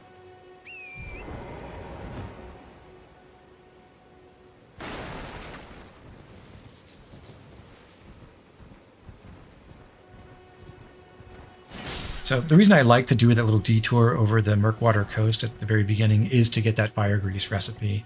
That makes it simpler to do certain early fights. And for those of you who weren't around when I was talking about this at the beginning of the stream, like, I am more or less doing this in intended order-ish, where I'm like actually following the clues and NPC quests that the game gives me to determine where I should go. And I know that I can go to certain areas right now and get myself like 250,000 runes without too much trouble. And that would be a way, way faster start than what I'm doing.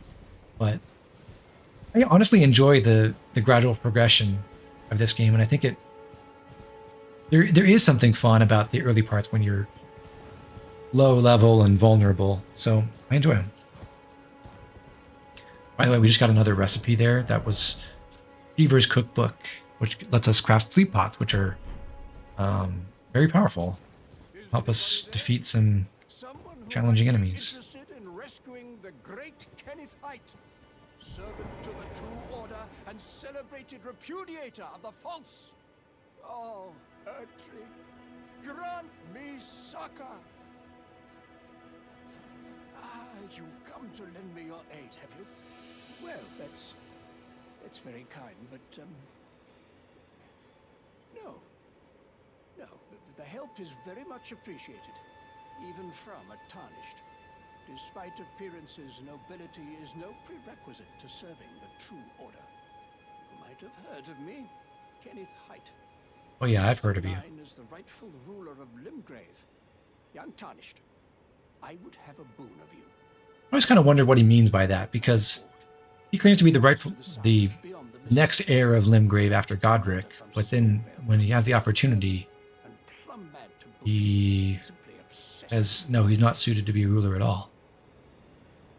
But he just told us his fort, which is across the Mistwood, has been taken over by one of the knights of one of Godric's knights, and that foolish knight is obsessed with blood. A kiss goodbye? My fort lies to the south, beyond the Mistwood. Take it back for me. Oh, I see. It's true, he's not the heir of Stormvale.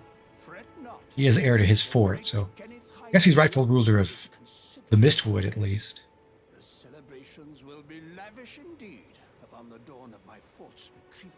Like every open world video game ever, the scale of this world is way smaller than it really ought to be to support all the qualities that supposedly exist. So in my imagination, I think Limgrave is probably, I don't know, 100 times, maybe 50 times broader than it is. It's what, maybe like 1.5 kilometers across? Maybe a couple kilometers now that I think about it. But it really ought to have like huge tracts of farmland and scattered villages and everything. Anyway, we're hearing more from Kenneth about Godric and what a coward he is. We read that sword monument where it explained that he had groveled for mercy in front of Melania, and Kenneth knows something about it. And he almost pities Godric for how much of a wuss he is.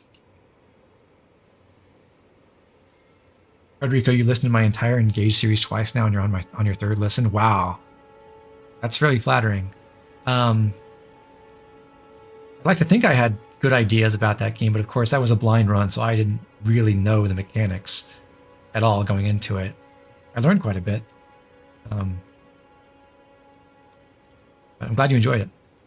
Critic, you're completely okay with the size of the world. I agree. Like, I don't think it needs to be bigger in terms of gameplay purposes. It's just, it would be way worse if it was bigger. What are you waiting for? My fort. But you just have to understand that, like, the distances and the scale of the different lands is nowhere near what they need to be for anything, for the scale of the story to make sense.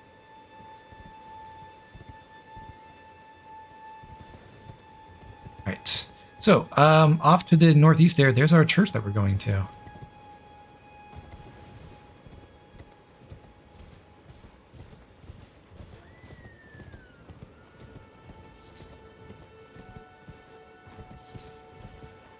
Mother Lily up here. And I'm going to go fight another troll at the road.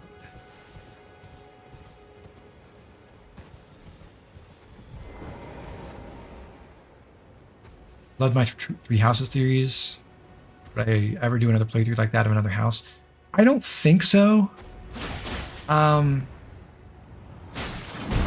did have fun with that three houses run, but I don't find repeat playthroughs of three houses to be all that entertaining, especially given like what I was trying to do with that run. There are some things I did in that run that I sort of regret. Like soft resetting for certain like faculty training results to get them on time, which was just really incredibly annoying. It made it way more exhausting to do the in-between map stuff than it ought to have been. But overall, I don't feel that motivated to play more of Three Houses, unfortunately. I still have never beaten Blue Lion, never even started Blue Lions.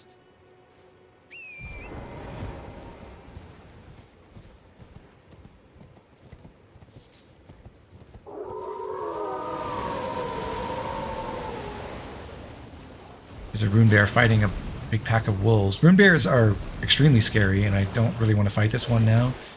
We will fight one soon, but not yet. So we'll just let him kill all these wolves or something.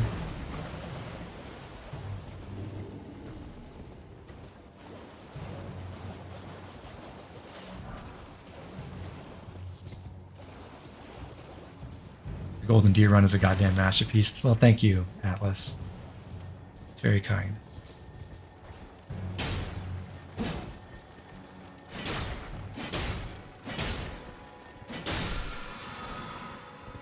Ash of War Sacred Blade. This is a really, really useful tool early on. And especially for a Prophet character, but just any class. Sacred Blade is an excellent skill at the start of the game.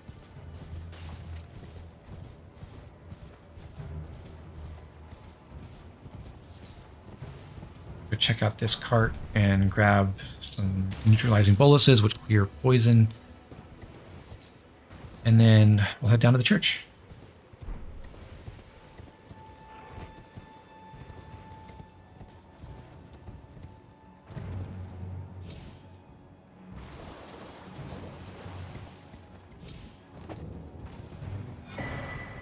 First, at the Statue of Marika, we get a sacred tear.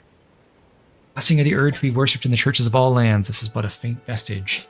This will increase the potency of a sacred flask's restorative effects. These tears were once used to spread the faith, for theirs was a certain blessing. This we can use that when we sit down at the Grace, and it'll raise our flask potency from base level to +1, which is nice. It'll make our cerulean flasks actually restore our entire mana bar, and it'll make our crimson flask restore more than half of our now expanded hit points. Want to level up. And let's talk to Melina. Spoken echoes linger here.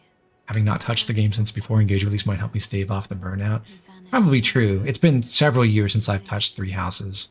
I will share them with you. Very well. Let's hear the spoken echoes of Queen In Marika. Marika's own words, my lord, and thy warriors, I divest each of thee of thy grace. With thine eyes dimmed, ye will be driven from the lands between. Ye will wage war in a land afar, where ye will live and die. Well, perhaps that might serve you in lieu of a That was guidance. Marika's banishment of Godfrey and his army, the Tarnished. Long, long time ago. Use our sacred tier to improve our flasks. And we'll also mix our wondrous physic. We don't have any tiers other than the Crimson Crystal tier. So all this does is restore half your total HP. This basically makes it a secondary healing flask at the moment, but there are many much more potent things you can put in your wondrous physic, and we'll get some more useful buffs from that shortly.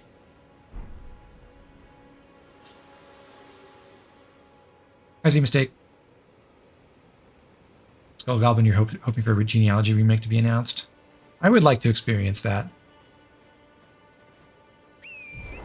I ended up not being that big a fan of Engage. I actually think gameplay-wise, I did enjoy it more than 3 Houses, and I like the pacing overall was better, and there's some ideas in the way that the game is structured, so that strategically it's interesting, but I think there are some mechanics in that game that are just too overpowered, and now that I know about them, I don't, I don't really enjoy it that much.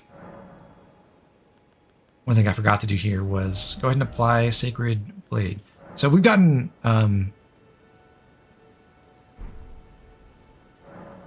ton of mileage out of our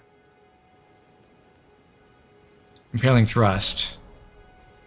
But I want to show this off for a little bit too.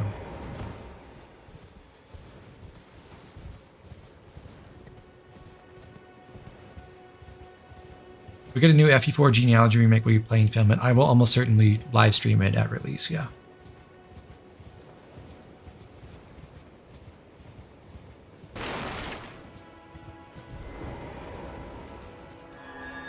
So with Sacred Blade, you can cast this holy projectile, and it also buffs your weapon with holy damage. So similar to how we could use our fire grease to increase our damage. And that would add, I think it was 85 fire to our base damage with the weapon. We put the Sacred Affinity, so now we've got a split of physical and holy damage at base. And then with our Sacred Blade, we're putting on an extra 70 or 80 or something points of holy while the buff is active.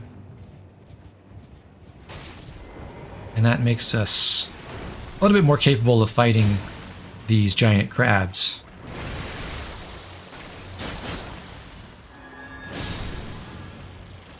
As our damage is noticeably spiked while we have our Sacred Blade buff active. Couple strips of white flesh off that corpse. Now we'll head into the Mistwood.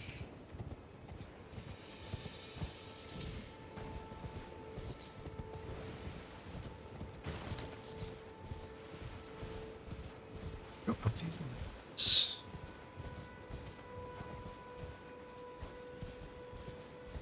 Okay.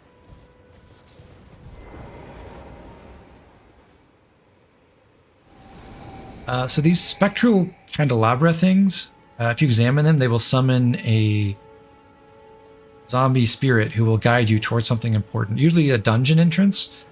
This one doesn't go to a dungeon, though. He actually shambles his way down this road. Some bears. Hello, bear.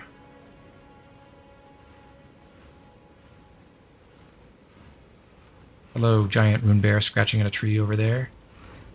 He shambles his way down this road past this map Stelly, whatever they're called.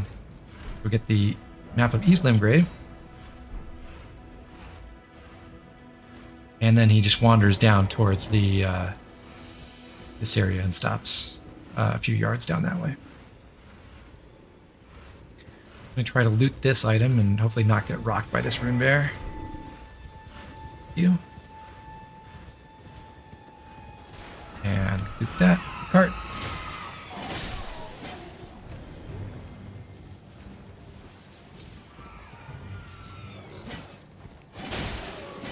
These are demi-humans. I don't think we fought any demi-humans yet.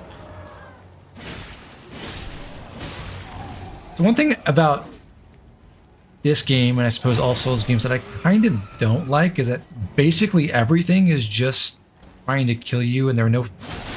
It's extremely rare to find any friendly populations of anything. It's maybe not so relevant to this. These are just... You're meant to think of these as like orcs or something. Although you find out that demi-humans are intelligent creatures with their own societies. We met Bach. He's a, you know, perfectly sapient guy. And when we do Kenneth's quest and recover his fort, he's friends with the demi-humans and he invites them to live in his fort with him. But they're still hostile to you when you visit there, which sucks. I think they should be friendly there. It would be fun. Have I played through Shadow of the Erdtree? Yes, I have.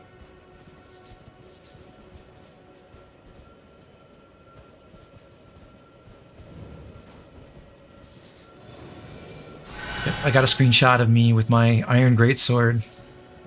The same build that I beat no-hit Melania off stream. I did not no-hit Radon, but yeah, I did win. That's cool. So we just got a couple...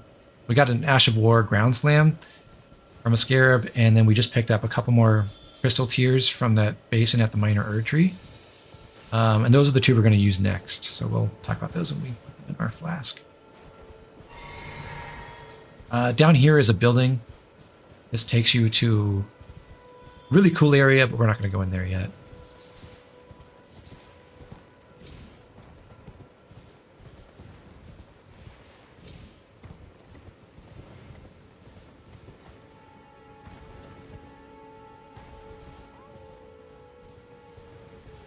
Here we are at the Mistwood Ruins. You can hear a wolf howling around here. That's actually this person up at the top. And we have no way to get him down from there yet, so we'll have to find a way to do that. We're going to try to sneak around for a second. We've got this rune bear to take care of.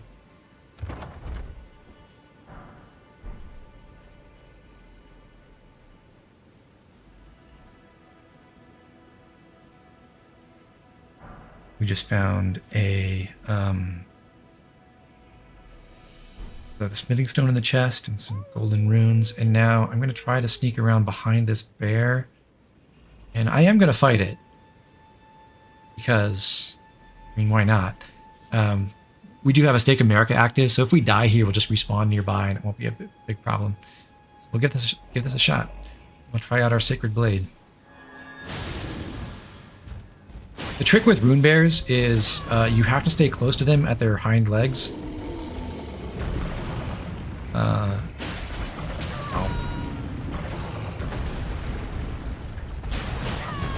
And ideally have a charged attack that comes out faster than the stupid spear one. Short spear one. He's at half and...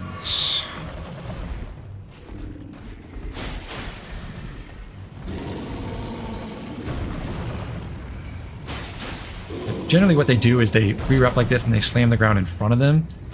So if you manage to stay like under their back legs, they can't really hurt you too bad. Rune bears are really scary though, and they're almost never worth fighting because they don't really drop much of anything that's worthwhile. And they can kill you. They're actually faster than Torrent. They can chase you down and kill you while you're riding away, which is annoying.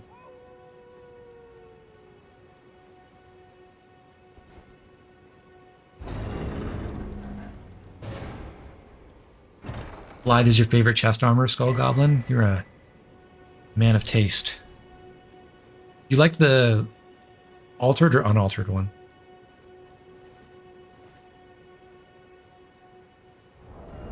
Oh yeah, we got our first talisman. Axe talisman enhances charge attacks. This works really nicely with one of the two tiers we just got, because we can mix a buff into our wondrous physic that enhances charge attacks as well.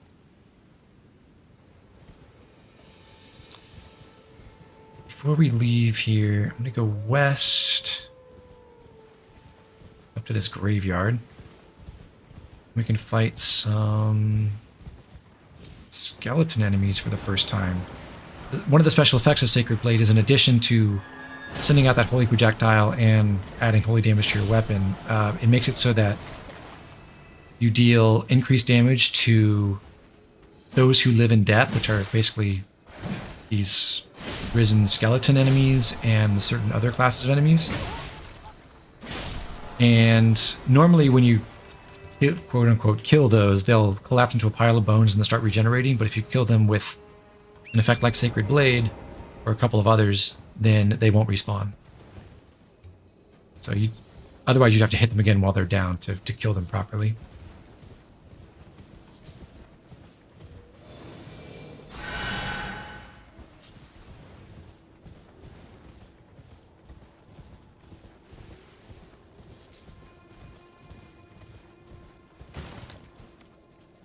Back to the road, we've got this sign telling us open for business, because there is a merchant right over here who picked a really stupid spot to put his shop, I think.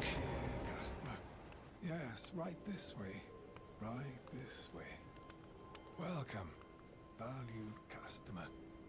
He's got the purple nomad outfit though, so that's pretty cool in my book. Our wandering emporium. Please, buy something. I'm hungry. I've been hungry so long. Please. Wish I could feed you, buddy. I can give you some runes. So all these golden runes we've been picking up are basically a bankable form of regular runes that you drop from enemies. So you can hold on to these and you won't lose them when you die like you will with the regular runes that you're carrying. The easiest way to convert these into money that you can actually spend is, like, you can go in your inventory and use them in batches, but there's a long animation that plays out. But if you just take them to a merchant and sell them, you get the same value and you don't have to play the animation. So we're going to buy all of his smithing stones. We'll buy this cookbook to make beast lure pots, which I imagine we might never use. Armorer's Cookbook 3 lets us craft Exalted Flesh, which is an item that takes some rare materials to craft, but it can give you a buff that increases your physical damage, which is nice. I'm not going to use the hand axe for now, so I'll leave that. Might come back for it. And I don't have enough strength to use the blue gold kite shield, but I will buy the riveted wooden shield, which is another small shield that's just better than our rickety one.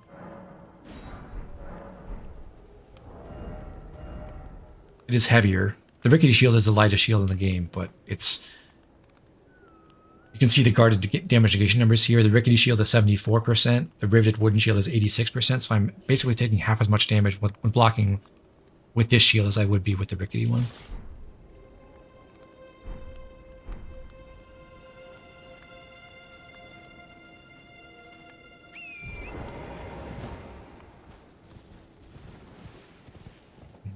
Gotten dark.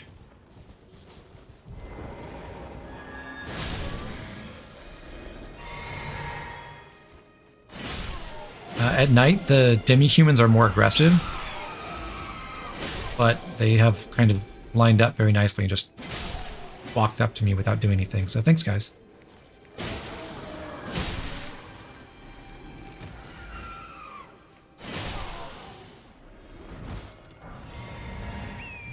Those glowing skulls, if you break them, will always drop a golden rune 1, which is an extra 200 runes. This ghost looking up at the fort here. The demi-humans wax wroth now their mother's been taken. Where are you, Lord Kenneth? The night, bedeviled by blood.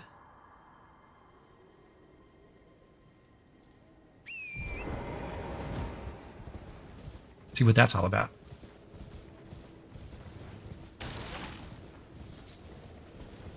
Yeah, summoning is absolutely fighting bosses properly.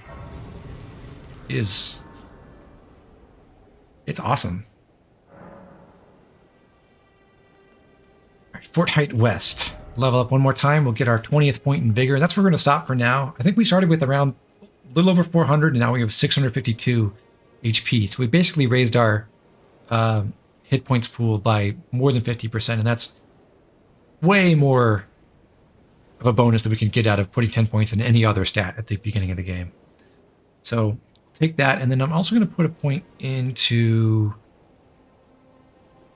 Hold on.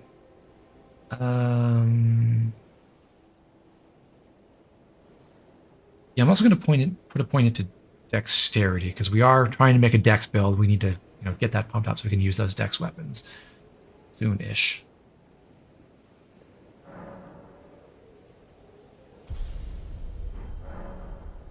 Also, Mix Wonders Physic. We'll drop our Crimson Crystal tier and put in the Greenspill Crystal tier. Boost stamina and Mixed Physic. This just increases your total stamina pool, which is actually very nice for us as a profit right now with our 8 starting endurance. We have a pretty limited stamina pool. And the Spiked Crack tier, which also boosts charge attack power. That does stack multiplicatively with our Axe Talisman that we equipped. I believe it's something like... I don't remember the numbers off the top of my head, but I think the Spiked Crack tier is 20% damage for charge attacks, and the Axe Talisman is 15, or maybe it's 10, something like that. But they do work well together. And they're very basic and very useful initial combination to use for many characters. I'm going to take Sacred Blade off of our Short Spear right now, although it does dramatically raise our damage overall with the Sacred Blade buff. We can basically replicate that same attack power by using our Fire Greases, and I like the actual attack that you use with Impaling Thrust better than the Sacred Blade one.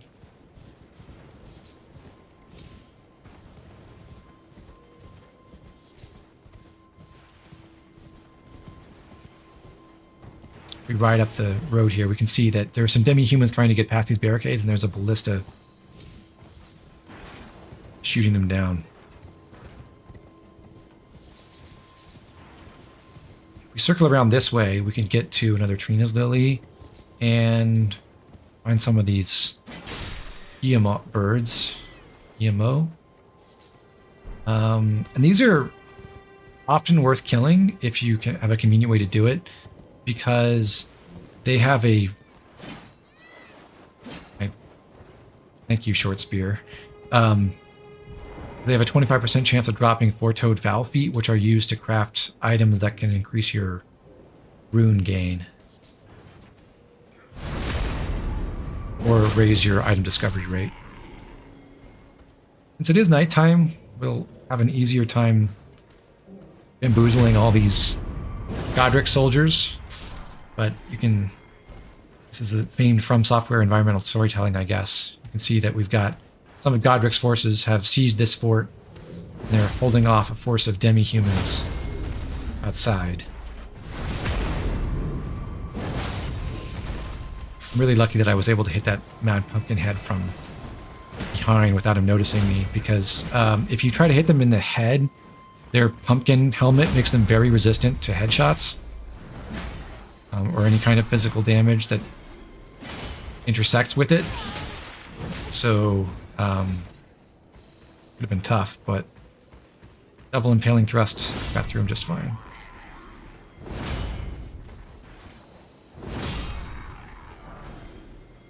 Hey, we got some gauntlets. Actually, I already had some.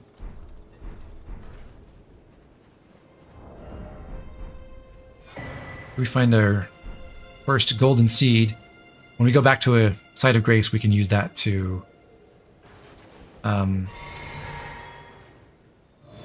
get another flask charge. We already have 5. We'll get a 6th with that. Really like some shoes right about now. Inside Fort Height, we've got the corpse of a giant demi-human. So that's what that ghost was talking about. Their mother was taken and was killed here.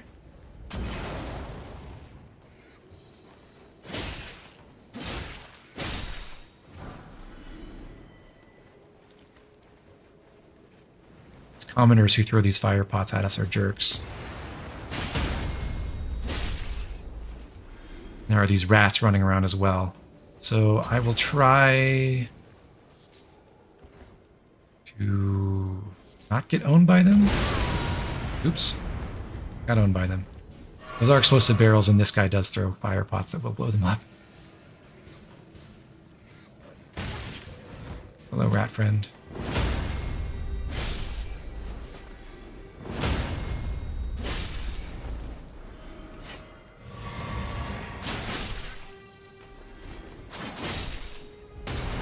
Ow.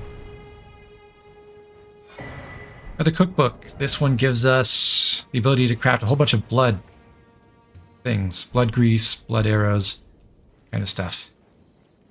And those recipes require blood rose, which you can get from this corpse and around the lower level here.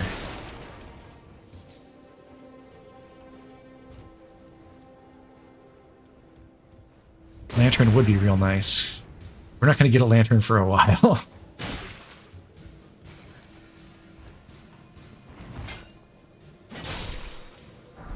Commoner's shoes. Well, that's something.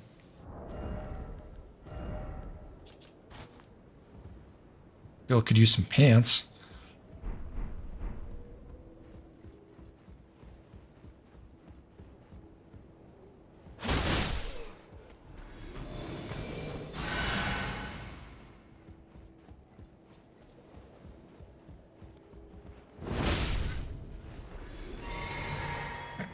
I'm gonna use my fire grease and my flask of wondrous physic, and this guy's a real dummy. He doesn't... I'm so glad it's nighttime. Easy. Alright, there's the Knight Commander who was obsessed with blood, and we didn't even get to see him do any blood stuff. He drops Ash of War Bloody Slash, which is the skill he had on his greatsword. So that's our first blood skill. We got our first holy skill in Sacred Blade, and now we've got an Ash of War that can give us blood affinity. If we want to apply it to a weapon to let it inflict blood loss. You can only put that on swords, and we're not using a sword of any kind right now. So that's a maybe later kind of thing.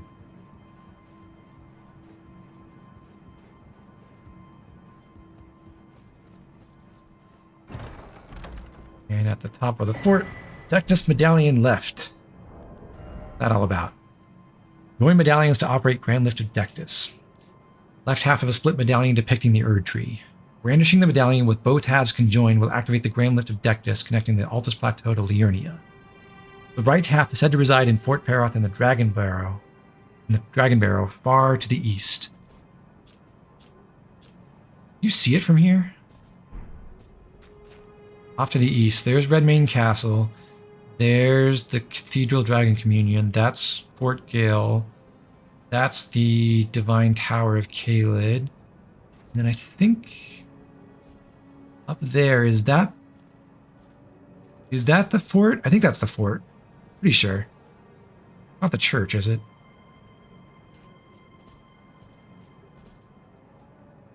The warrior would appreciate that Bloody Slash Ash of War. Yeah. One thing you can do, well, you kind of want it on both swords, but one thing you can do is duplicate it with an item you can collect later. And then put bleed affinity on both of their cursed swords, and then that can be really good at inflicting blood loss. Skull Goblin, you never used the lift. Did you go with the Abductor Virgin, or did you take the Ruin-strewn Precipice?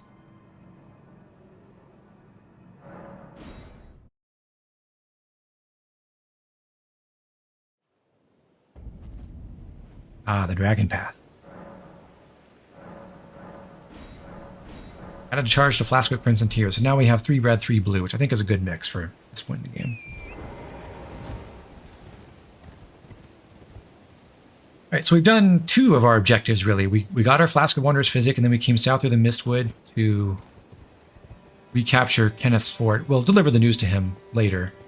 But now we've got to go to that waypoint place that that other note we bought told us to go to. Hey, a four-toed foulfoot.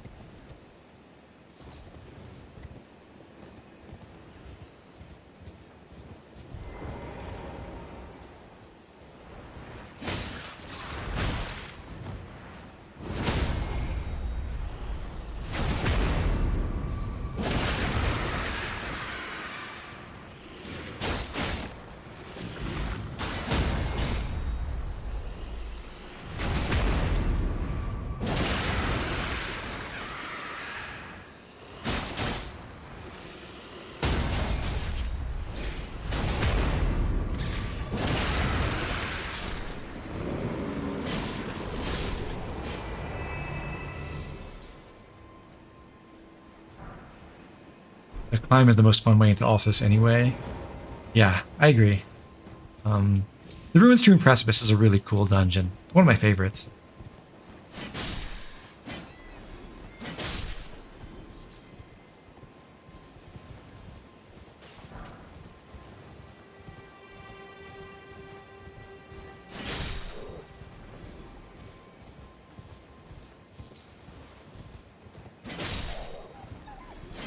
I like the wolves. I could be peaceful and just ride through and steal all the stuff from this graveyard.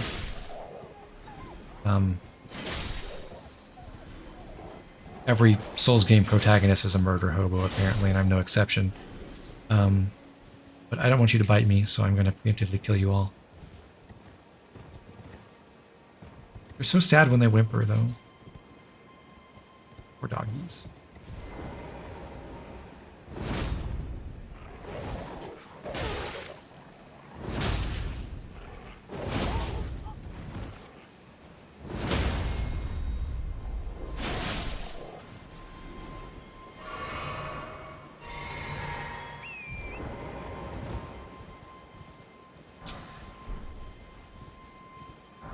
I definitely think going up the Ruin-strewn Precipice feels a lot more natural, because the other Deckness Medallion is in the Dragon Barrow, and the Dragon Barrow is a very high-level area.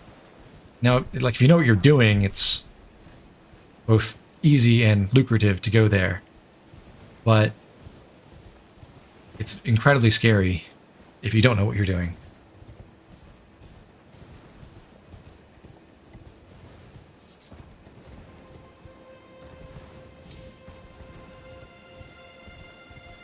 There's a torch you can hold that makes most beasts or animals ignore you. I am aware of that.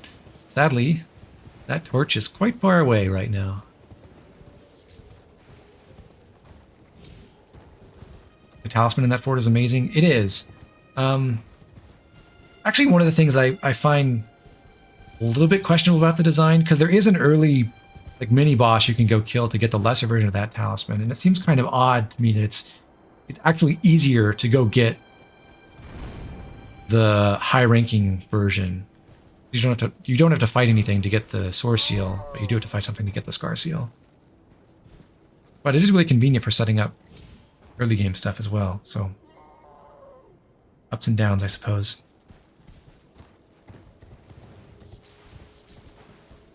Oh, hello. Don't mind me. Just here to kill you.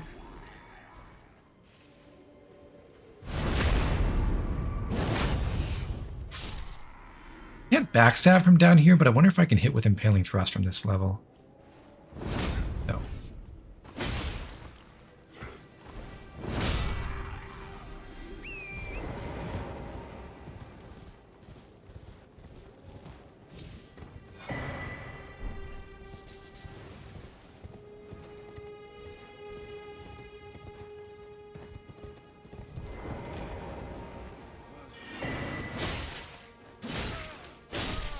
Just got the Royal House Scroll. So this is something we could take to a sorcery instructor, and that would allow them to teach us some new sorceries. We don't know any sorcery instructors yet, but something tells me we might find one soon.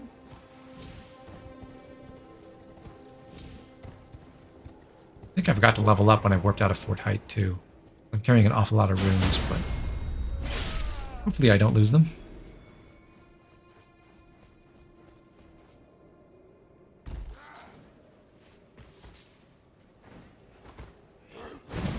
He saw me.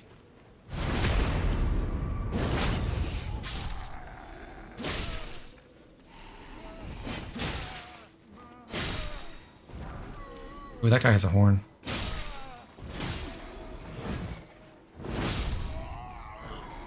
I killed the sentry at the gatefront ruins who has a horn, but if you leave those guys alive and they see you, they can pull that out and blow on it to alert the entire camp. You know, if you're strong enough, it can be really convenient, but if you're not, it can be very scary.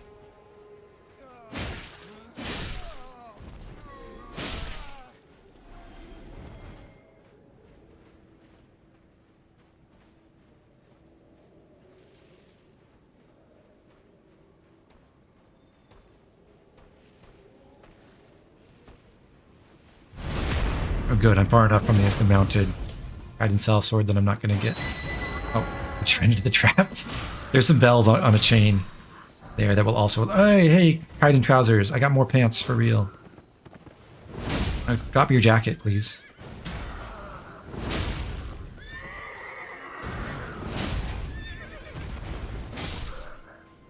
Oh, no such luck.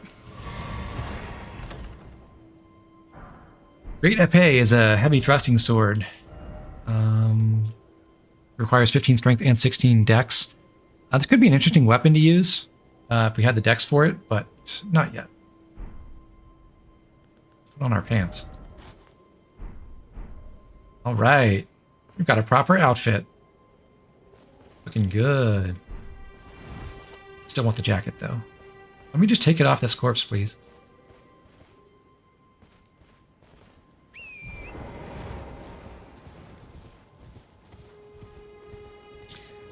Bloody Helix is a fun heavy rapier. I'd really like to try that. One thing I haven't done is a dexterity arcane thing. So I've never done, or really any kind of arcane weapon build. So I've never used Rivers of Blood or Bloody Helix or what's it called? I don't know, Morgoth's sword or anything like that.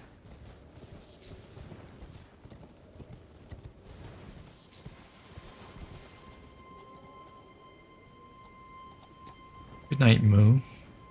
You disappeared.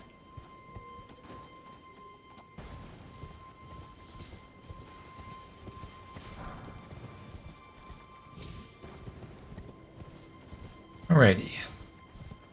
We just cleared out that camp, and over this way we've got a graveyard. We can loot. Some more wolves nearby.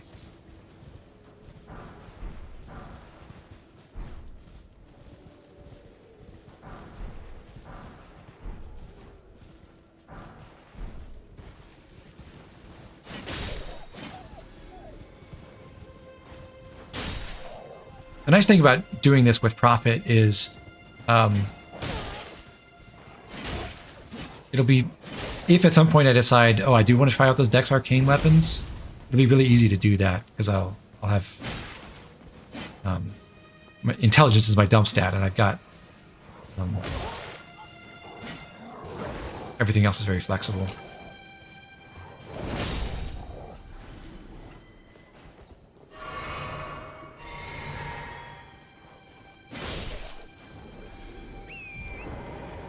There's one more wolf around. Where is it? Right?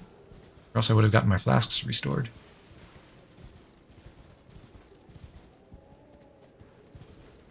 Here, Wolfie. Awoo! Beats me. Oh, there it is.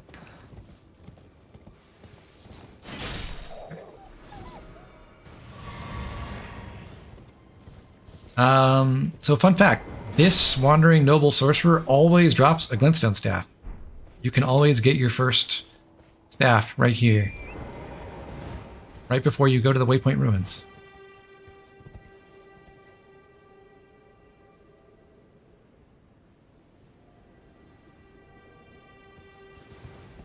Critic, you think Strength Arc is really slept on? I've heard that.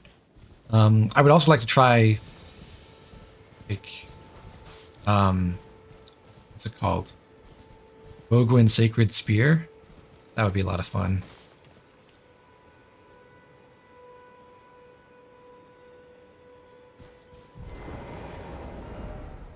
Can I carry my torch without being overloaded? Yes. Good. Alright, here's a fun thing. I'm about to fight a bunch of plants, and actually the torch makes a reasonably good weapon for that. I mean, the reach is terrible. Got a lunging attack that improves that a bit.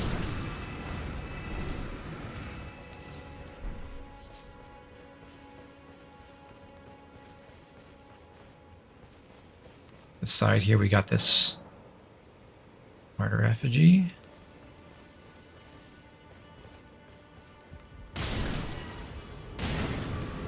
So these Miranda flowers are really, really weak to fire, and they get stunned instantly when set on fire, which is great. Oh, I was too slow. I wanted to set the big one on fire before it could... Oh, no, it worked. Set it on fire to cancel its poison attack so it wouldn't spread a giant poison cloud everywhere.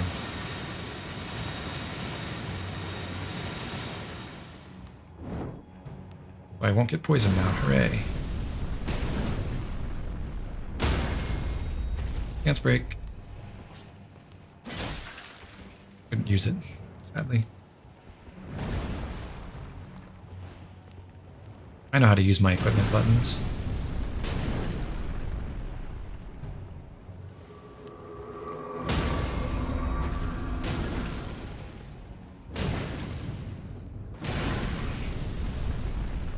So I could kill this a lot faster by using Catch Flame. It will do a lot more damage. But this is just a cool technique that you can use on every class really easily, and it's not hard.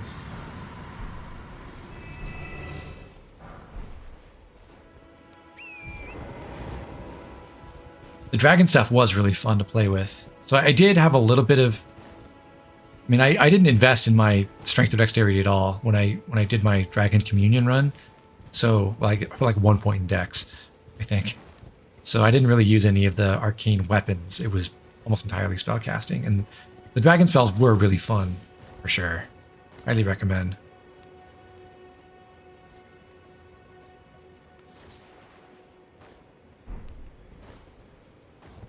It's down here.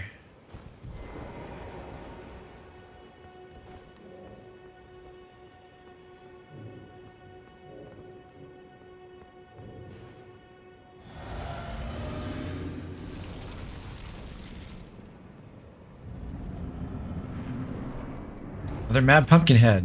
Our first boss, actually.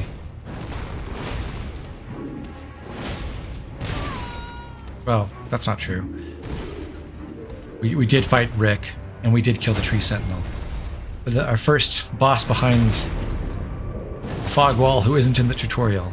There we go. Is that enough qualifiers?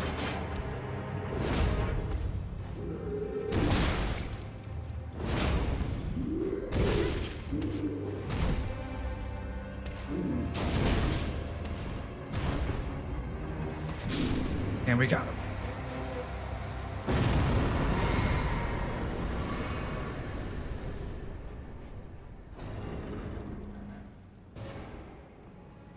Hello. Shall we? I wonder you should turn up here. I am Selen, a sorcerer, quite plainly. Why are you here? What do you know? It's a sorcery teacher. A yen for glintstone sorceries. I dare say your proclivities are far from ideal. Well, yeah, I only have 7 intelligence. Oops. With a bit of luck. But one must choose one's masters wisely. Skull Goblin Catch Flame is at the Round Table Hold from Corin. As a reviled, apostate witch, do you still wish to learn? Selen is an outcast from the academy. She's an apostate. What? Well, she's the only teacher we got. Well, you are a piece of work. Very well. You are now my protege in glintstone sorcery. But I refuse to coddle or cast kind words. Never. Anticipate grievances, young apprentice. Well, she doesn't sound like the nicest teacher ever. Is that a scroll? Takes me back to my academy days. Very well. This is sorcery with which I'm not entirely unfamiliar. I'll be sure to incorporate it into one of your lessons. Never lose that inquisitive spirit, my apprentice. All right. So selling... No, I don't. Yeah. Selling starts with 6 sorceries in your inventory that you can buy. Glintstone Pebble, which is the basic range sorcery. That's what Astrologer starts with. And then Glintstone Arc is like the wider arcing version of that same spell. Also a spell that Astrologer starts with. You got Glintstone Stars, which shoots a couple of different weaker shooting stars. Crystal Barrage shoots a spray of crystals that are individually really, really weak and that interacts really badly with the damage formula in this game until you get really high sorcery scaling.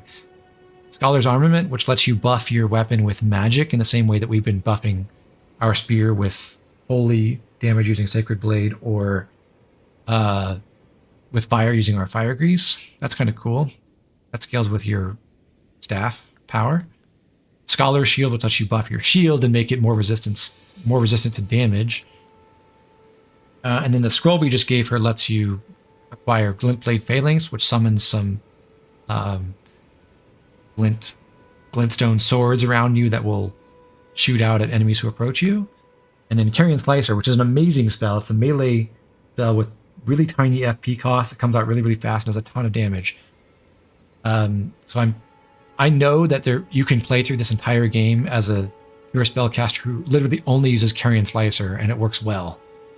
I think the hardest part of the whole game, genuinely, if you're doing a pure sorcerer and you don't want to, I guess you could theoretically ride all the way to Liurnia and avoid this, but the very hardest fight in the whole game might be that last fight we just did with Mad Pumpkinhead, to try to kill it if you're an astrologer just using Glintstone Pebble and Glintstone Arc without using anything besides your spells. So you can get Carrion Slicer.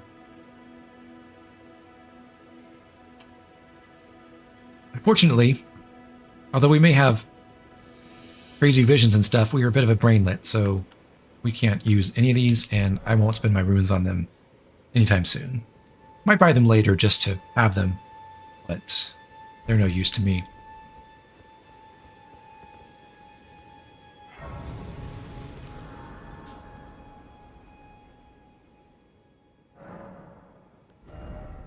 We got some more runes. Let's go for more decks.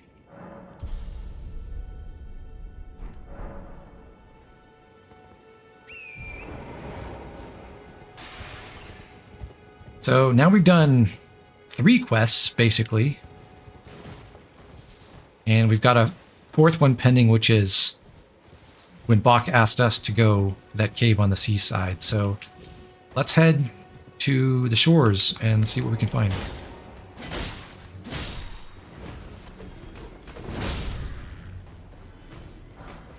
This guy is so oblivious.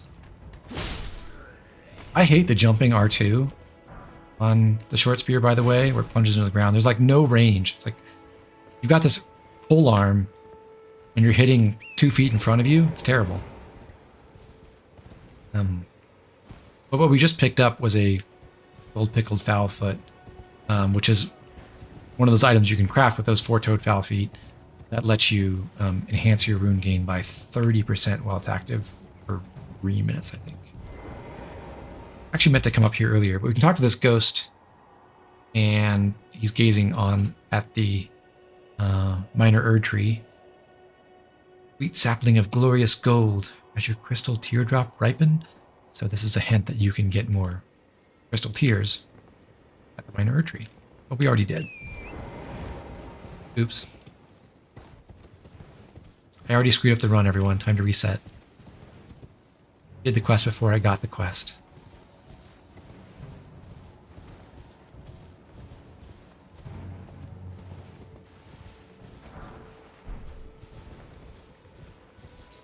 Over on the road here, we've got this caravan being pulled by 2 trolls. Go ahead and buff up, and I'm going to take them down.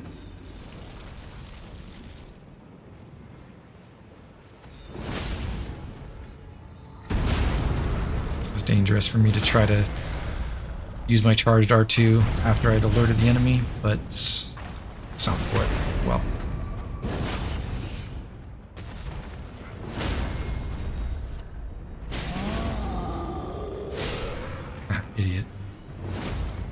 soldier. I thought I pressed the attack button.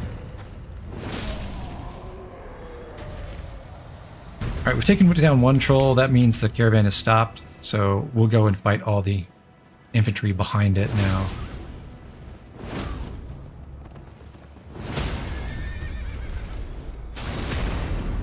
Impaling Thrust is really nice for fighting the cavalry.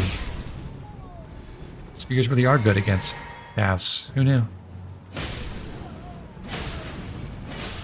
Although the lance would be better. In the chest, we've got the Great Axe, which requires, I think, 30 strength. We cannot wield that, and we won't have that kind of strength. Maybe ever?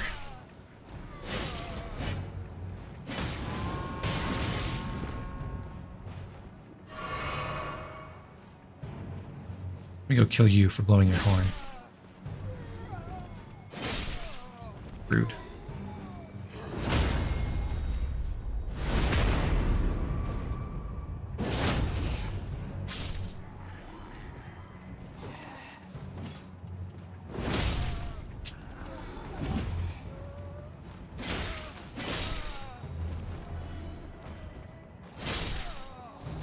Maybe I'll get a nice sword drop or something from these nobles. Or headband? That would be cool. Or a nice hat? Well, I guess I can't wear those because I'm wearing my blindfold. Oh well.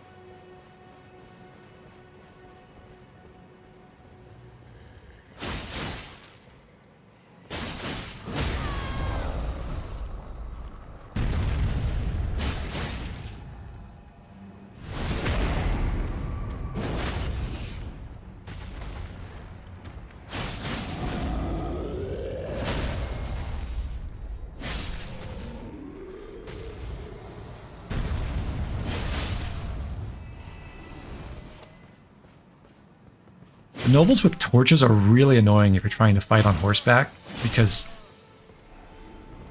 Orient gets staggered majorly by the fire. It hits multiple times quickly, and Orient just cannot handle that.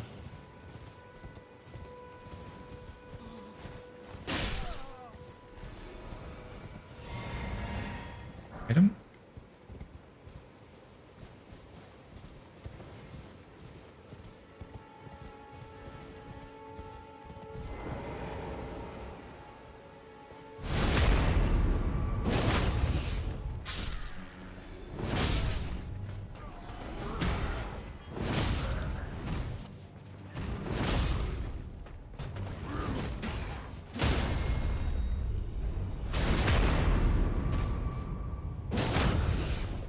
Dark Souls Trilogy is a similar enemy type, and they're equally annoying in those games, even though you don't have a horse.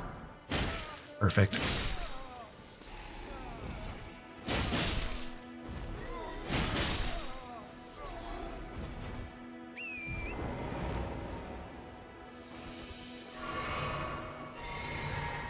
Right.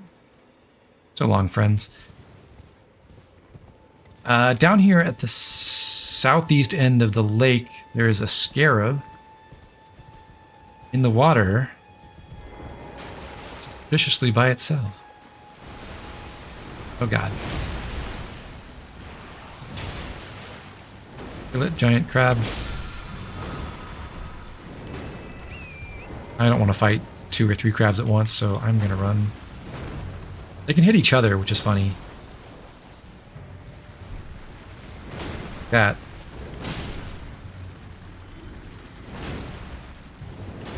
This one who's farther from me is just murdering the other one. Thank you.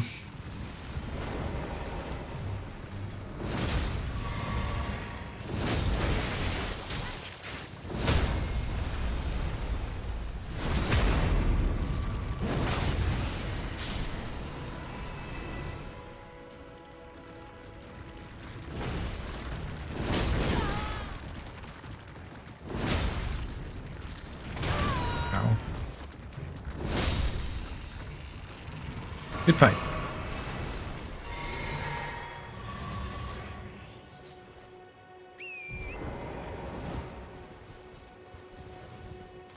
So anyway, that Scarab dropped the Ash of War Unsheathed, which is exclusive to katanas. We don't have any katanas, but we would like to have one relatively soon. We're pretty close to having enough dexterity to use it. In fact, we have enough now.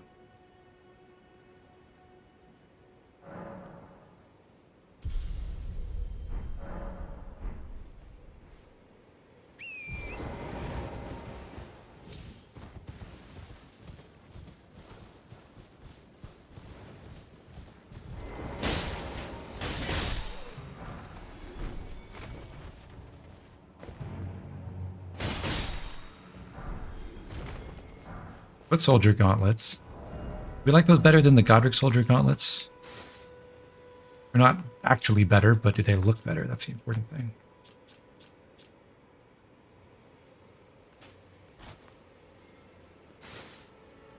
Yeah, I like the Godric Soldier ones.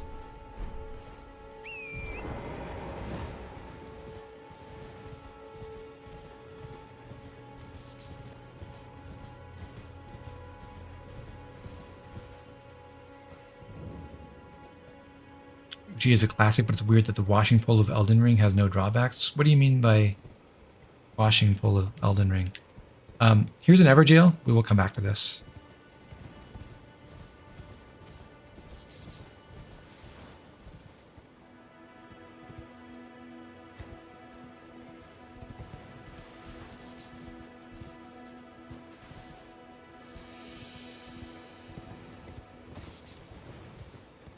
Let's try to get down to the shore, shall we?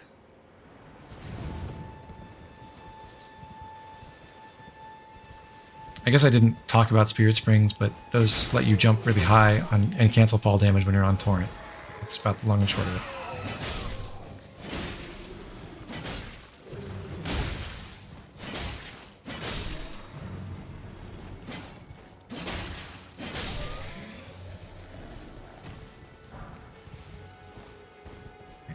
This is a good place to go if you're a strength build because you get the bonk stick.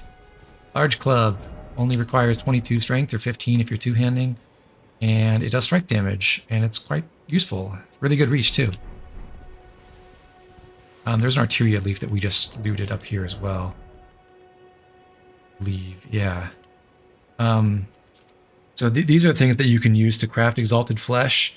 They're really rare plants, but they're used in recipes to increase physical damage, basically.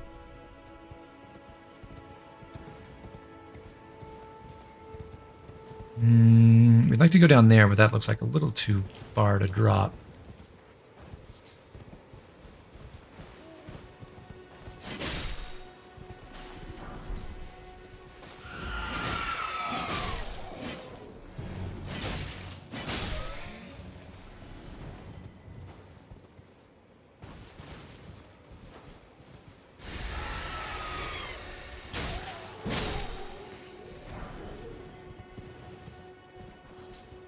So these other bushes are similar to the ones that,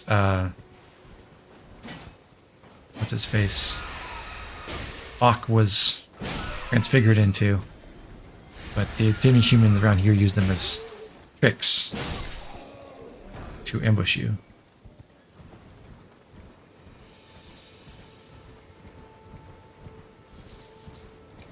Over that way is the Weeping Peninsula, right across this strait. It is actually possible to make the jump from here on Torrent all the way over there. So it's a fast way to get to the faith boosting crystal tier and the church up there. You can also take the Spirit Spring that we came down over behind the Everjail and jump from there over to a platform over in that direction. Or a similar thing if you want to go to Weeping Peninsula and skip the bridge. But we'll come back.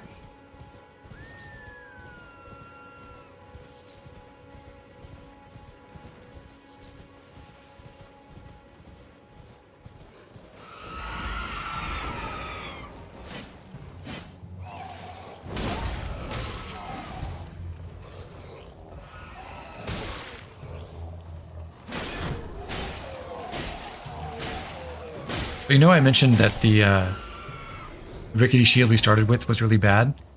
The demi-humans use it, and they also drop it, so you can get more of them. But it's so bad for them that their poise gets broken, or their guard gets broken on any hit when they're trying to block with the rickety shield, which is very funny.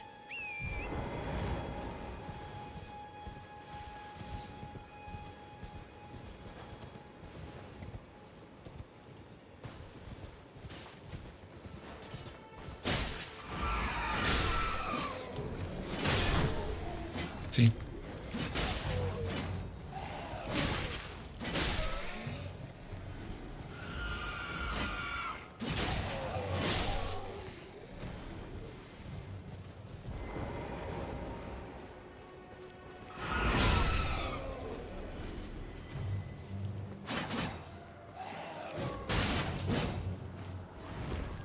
Problem with thrusting heavy attacks.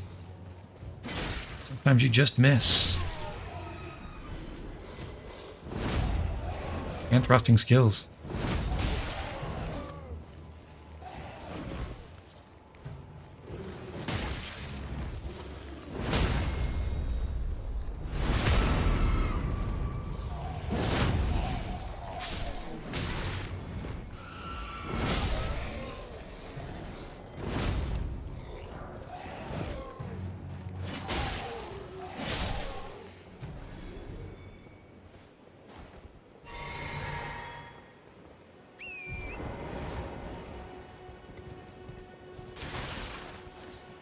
Crab eggs.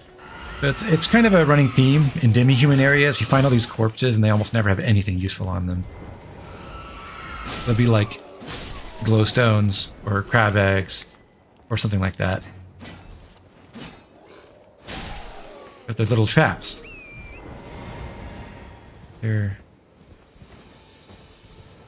there to trick you. And then the demi-humans can kill you.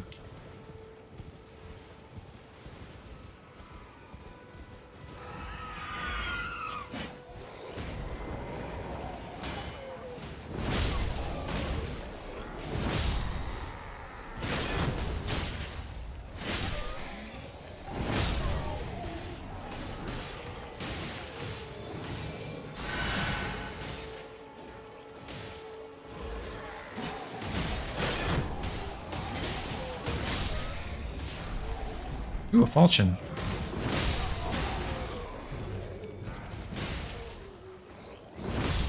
Thrust and falchion, or whatever, right? Did I do it right? Sadly, falchion's not a thrusting weapon at all.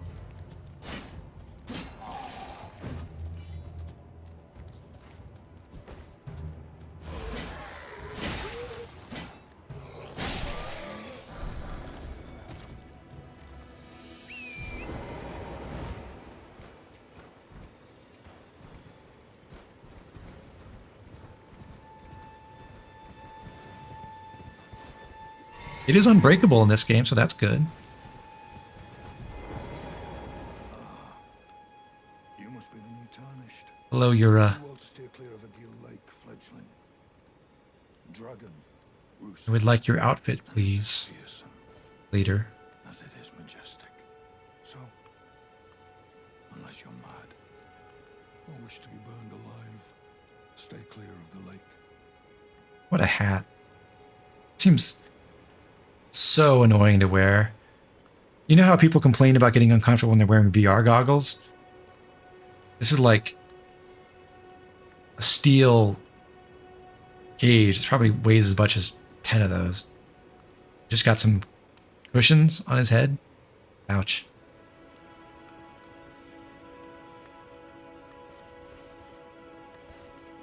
He's here? Yes. You can meet Yura right here at the Seaside Ruins before you ever encounter him anywhere else. You can also encounter him in Workwater first, and then we'll have different dialogue if you meet him that way.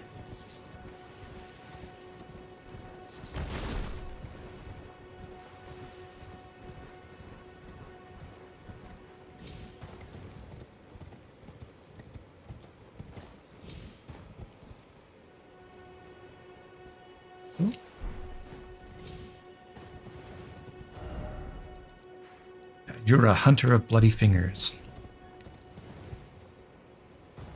Although we don't know about him hunting or the bloody fingers yet. You've only seen him near Murkwater and much later in Snowfield. You missed out. He appears in this spot and also 2 other locations before Snowfield.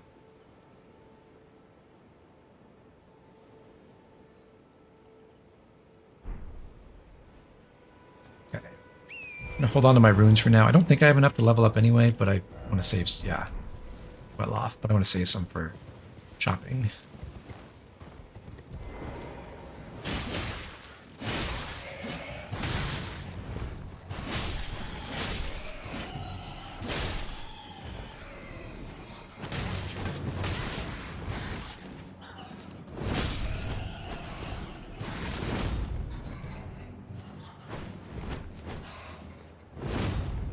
Spear is such a bad weapon for fighting bats.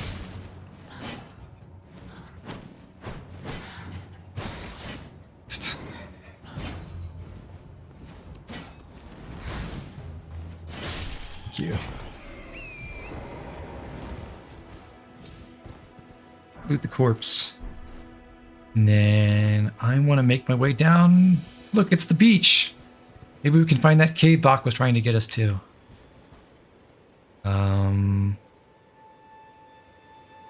This is going to be a tricky jump, but it's not lethal. Barely.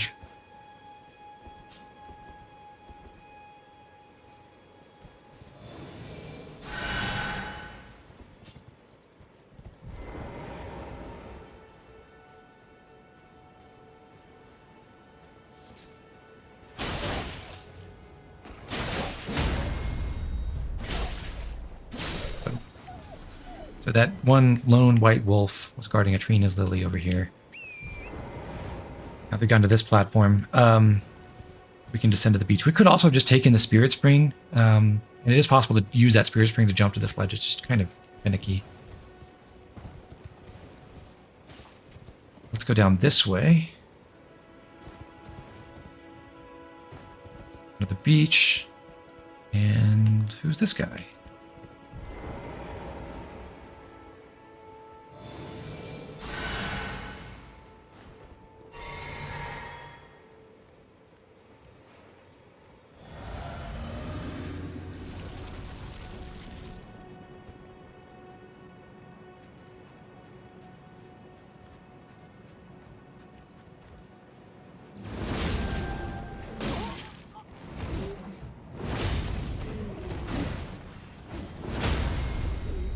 This is an Alabaster Lord who has gravity powers. Oh. And I missed my timing on that. Oops. Luckily I have a bunch of vigor. Please don't kill me.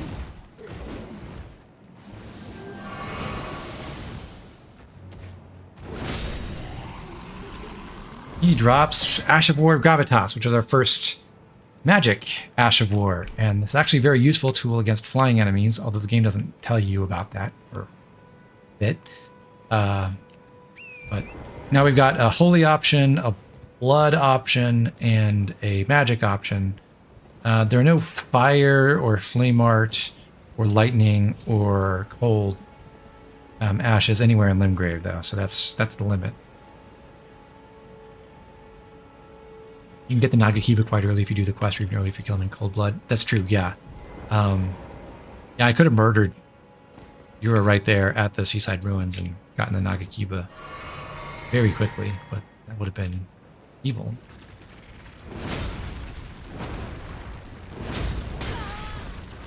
God forbid I do anything evil in this playthrough ever.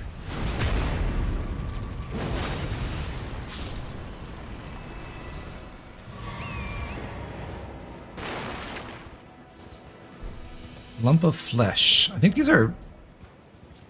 Oh no, that's just for crafting. But I think they can be used to make... Actually, I forget what lump of flesh is for.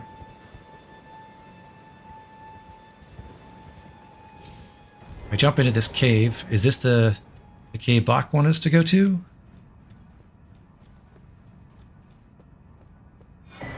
Well, no. We're back at the stranded graveyard. Home sweet home.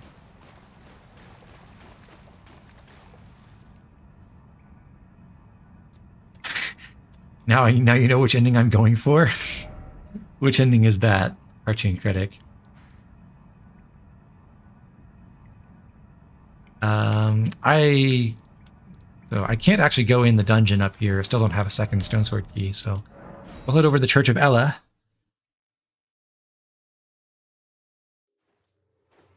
This way, Tarnished. And meet May I have a word? this mysterious person. Kale is in a deep slumber somehow, and so is his donkey. Snoozy.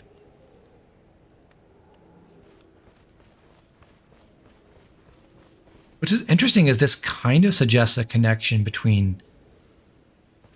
There might be a connection between Ronnie and Saint Trina, but that's not really a thing. Well, kind of. I guess it is. In fact, this dialogue suggests that there is a real connection between Ronnie and Mikola. A pleasure to meet thee, Tarnished. I am the witch Renna. I'd heard tell of a Tarnished hurtling about atop a spectral steed, and upon looking into the matter, the talk, I surmise, is of thee. Thou art possessed of the power, no? To call forth the spectral steed. Besides them being siblings, yes, they are half-siblings. But also...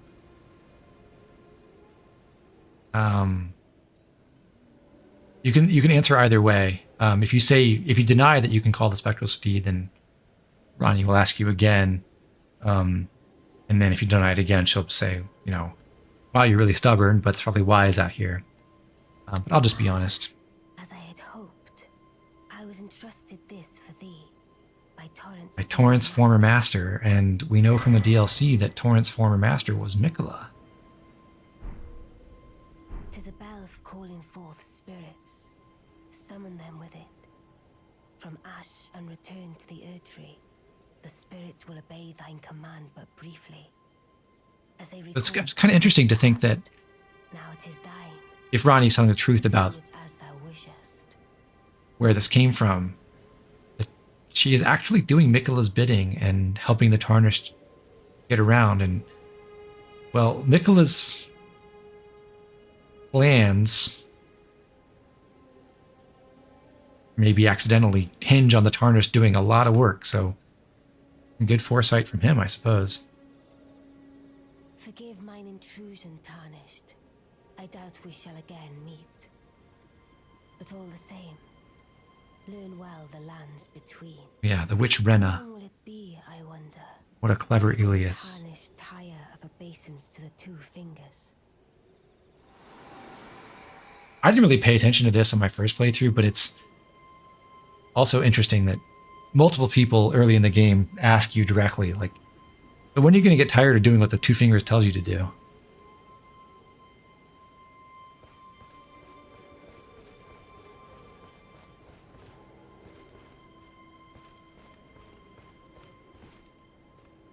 We have collected a handful of smithing stones, and even though I don't intend to make a long-term well, I don't intend to make my short spear a long-term mainstay. Go ahead and upgrade it for now, so we have a little bit more damage as we do some of the initial dungeons in the game. Ollie's awake now again. Weren't you? Well, you're back. Care to buy something? There are others of my people who yet survive in these lands. If the mood takes you when you meet one, then offer them some trade. Hey, we've done that already, Kale. My people, wanderers all have long been spurned by the grace of gold, which is why we cannot settle.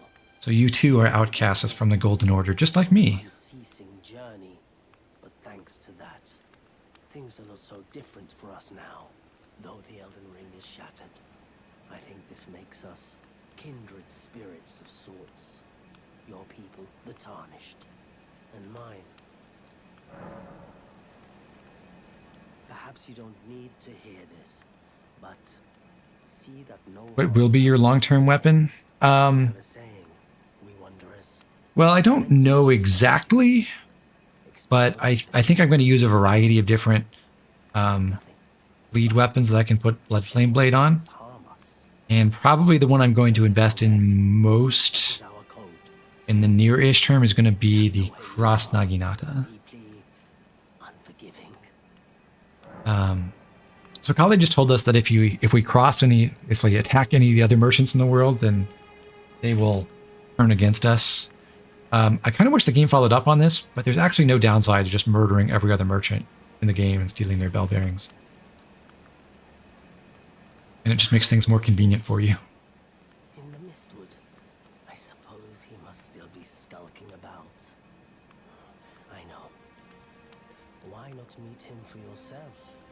Next time you hear the wolves howl, make this signal right under the source. Don't fret. There is nothing to fear.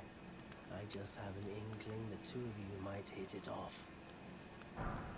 Okay. It's Kali. I'll sell you my golden runes.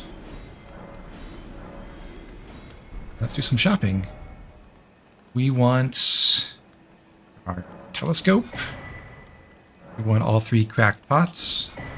We want your recipes. We'll get the bone arrow and bone boat recipe, the glowstone and invigorating cured meat recipe, the holy water pot recipe. That's actually pretty useful. We can take a large leather shield, I suppose. So this will be a medium shield. It's with even better damage negation than our small shield that we're holding now. But its parry is going to be worse because medium shields have worse parry frame data than the small shields do. So better for blocking, worse for parrying for the time being.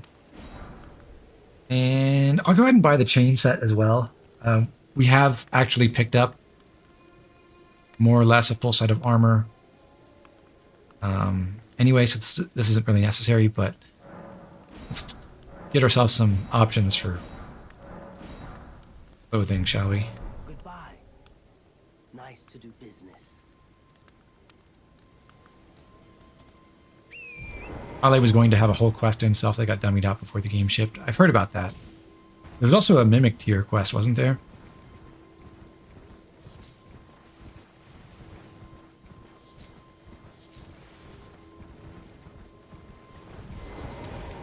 I wish they had restored some of that with the DLC. Actually, they did patch in quests at post-release, didn't they? Like Vare's quest. They added a non-player target you could go invade. Not the same thing as adding a whole new quest entirely, I suppose, but most of the work.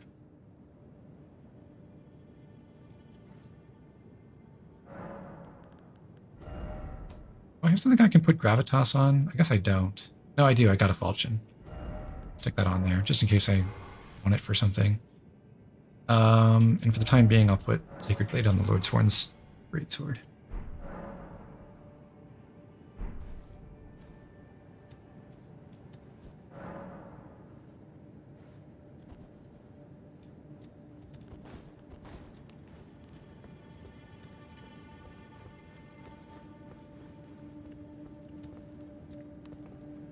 It was the Vare quest, not the Vare, Kale quest finished, but then they decided that it wasn't what they wanted lore-wise or something like that. Is that the story?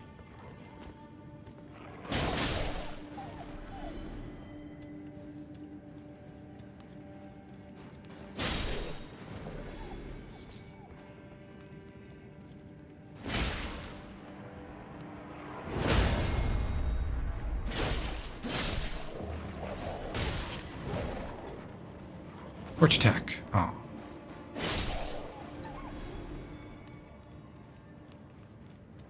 Torch attack. Got it.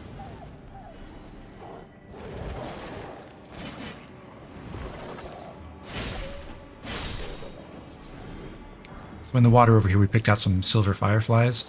Those are used for that silver pickled foul foot, which increases your item discovery rate for a few minutes. We got a 4th cracked pot from this corpse, so now we could actually craft if we had all the materials for it. We do. up to 4 holy water pots, or 4 Trina's lilies, or 4 sleep pots rather, or 4 fetid pots, which are gross, or 4 fire pots.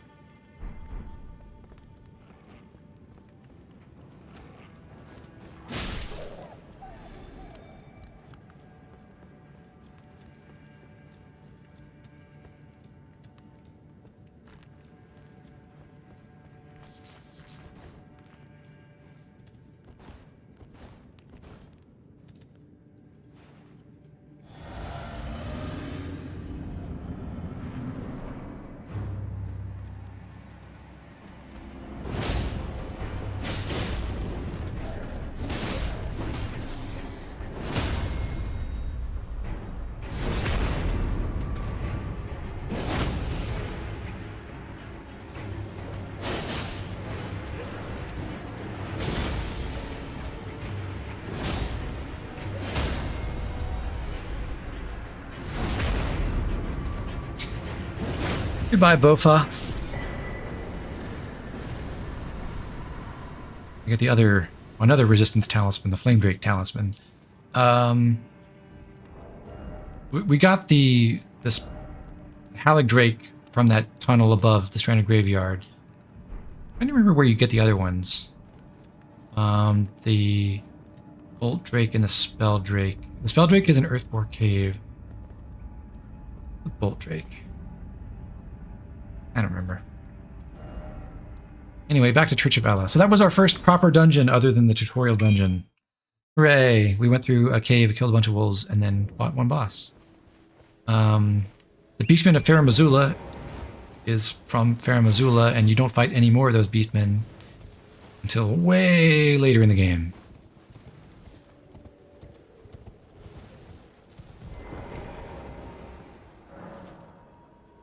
So these statues, this is another thing that you may not have ever learned about playing this.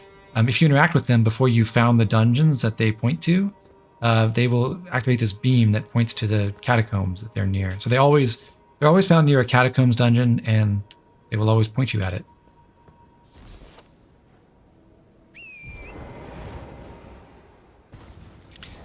Question, can I carry the medium shield and not be overloaded? Yes. Good.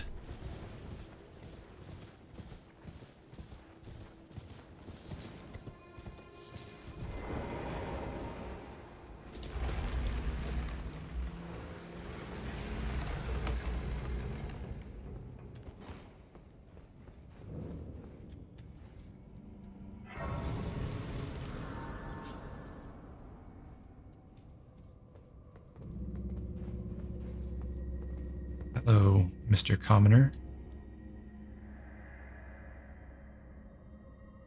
A proper death means returning to the Erd Tree. Have patience till the time comes and the roots call to you. Okay, so that's some background on death rituals in the Golden Order. You die, you get absorbed back in the Erd Tree and birthed anew later. These two guys are imps. There's one standing here waiting to ambush me around the corner, and another one behind that chair. They use forked hatchets that inflict blood loss, and they attack rapidly. I find that guard counters work really well against them, so we'll try that. Because they'll recoil when they hit your shield, and then you can stance break them with one guard counter with many kinds of weapons. I am taking a little bit of damage by blocking that way, because I don't have 100% physical block on my shields, but I think that makes it a lot simpler to fight these.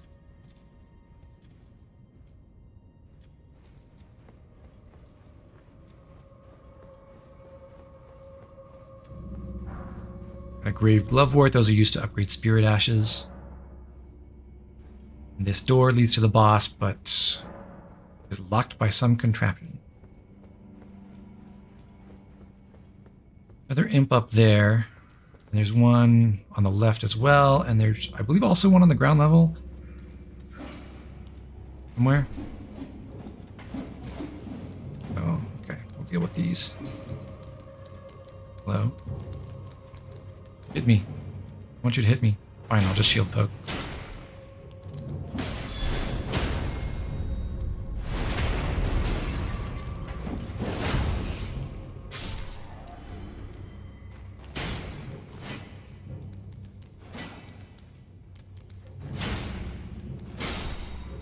Alright.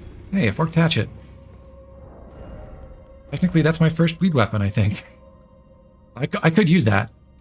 It's an axe. But I'll stick with my spear for now.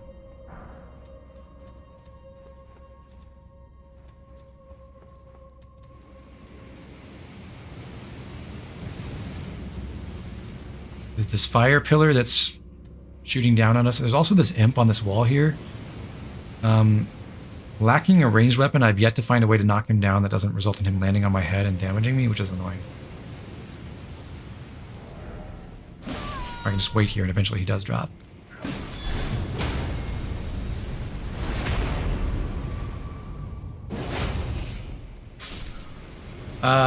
With these fire pillar traps, you can shoot them with a ranged weapon. I don't have a bow.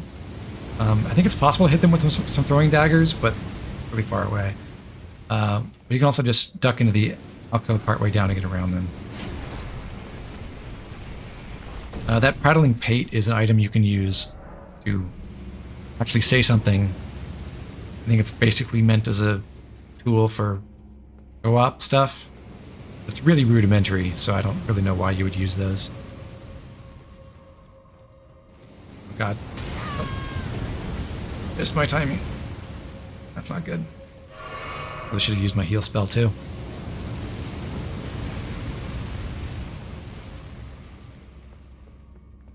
And as you saw, when you hit these pillars with anything, they will descend or move in some way. I've got 4 imps up here, 3 on the wall and 1 down on the ground there by that corpse. I'm going to try to pick this one off. There we go. And then this one.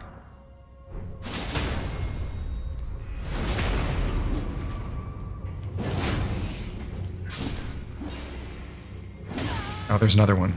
5 imps in here. Great.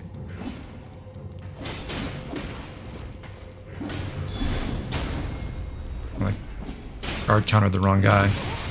Oh, crap. Well, that works.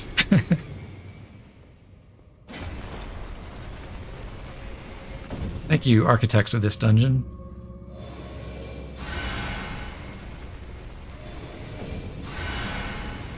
Did you know heal knocks the pillars up and down too? I just found out right now.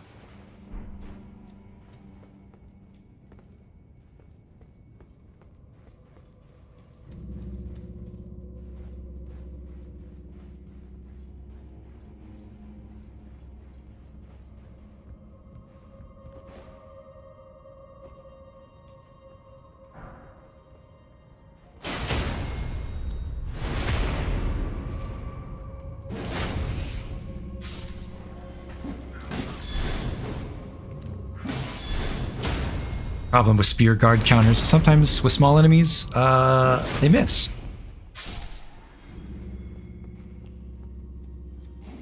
Another imp. I'm going to pull him back this way out of the hallway. Very good.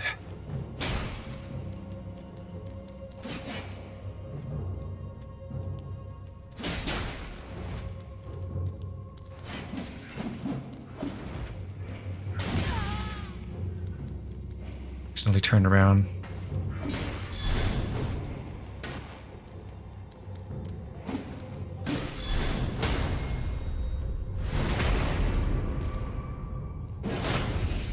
There are too many imps in this goddamn tomb. I agree. There's some setups that make it really, really easy to fight them. Spear is not really the ideal. Short spear is not the ideal weapon for it. Okay, we're almost done though. Down here. One more imp to go deal with in the corner here. Who's about to ambush us if we pull the lever. Then here we go. Lever in front of this skeleton statue. Somewhere a heavy door has opened. Now this is like my least favorite design choice in the whole game. You can't clear that message without using the interact key, so it'll block you from attacking or rolling or jumping while it's up. And most similar messages disappear after a certain time, but that one doesn't. You have to actively clear it.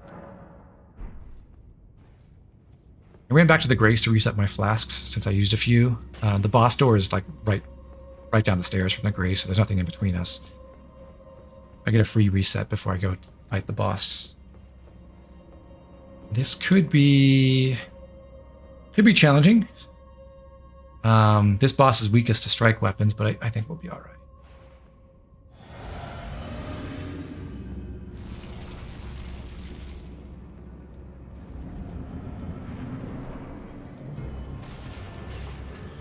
Fighting those, yeah, with Bandit, I did that, and it was horrible. Daggers are not the move for imps.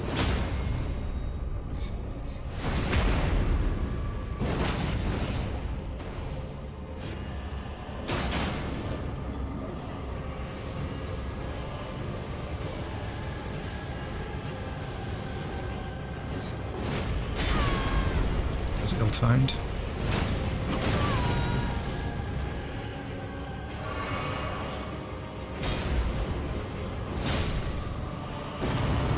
Alright, boss down. We get the Noble Sorcerer Ashes, which are really horrible. But funny.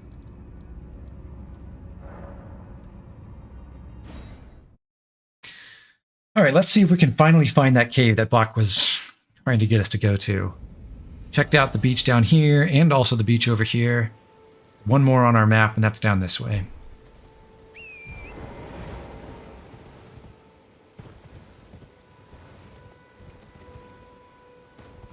You felled the kitty cat? No, it's clearly a dog. It says dog in the name. What are you talking about?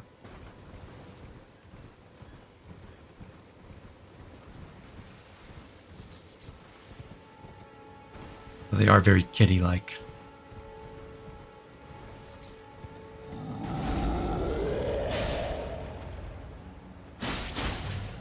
Up attack. Dodge. Hit him in the face? Trolls take increased damage to the face and it staggers them faster. But you can't auto-target that, so you have to like manually aim at it with a ranged attack usually.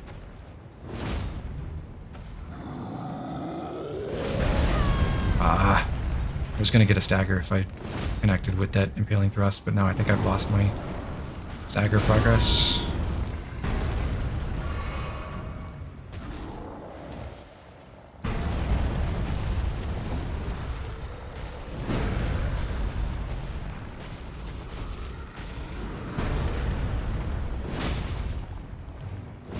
It's amazing how much it changes the game when you know about the stance mechanic, because when I was first starting out, I didn't really understand what triggered that or what I could do or have any real sense of how much better charged R2s were for breaking enemy stance or anything like that.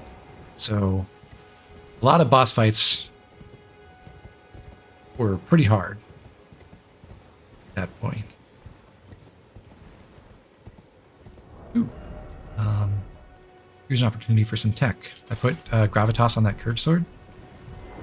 Now I can pull those birds out of the sky.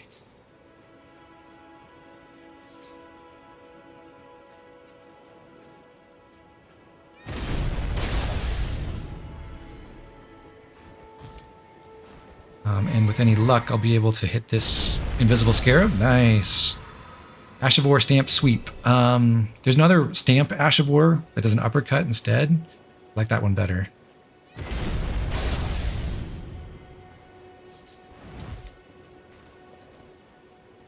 Goodbye, Skull. I'm not going to chase you.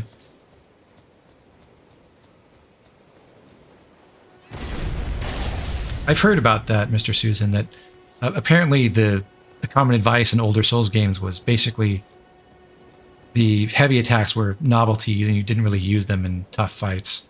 It was always all the windows you got for punishes were a moment where you would use an R1, not an R2. I would say that's changed a lot in Elden Ring from my experience. I certainly did not have problems with my strength build, charging those up and hitting bosses with them.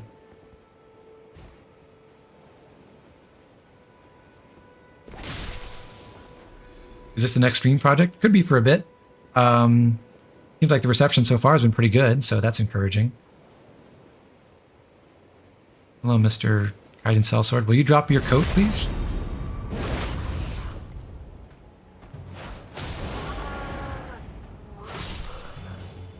No.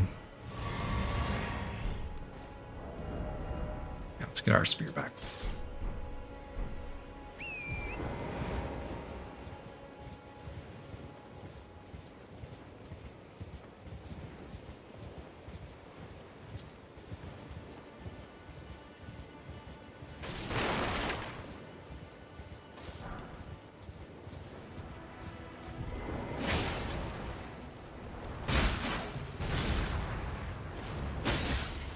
So you see how, like, not hitting the octopus in the face does almost no damage?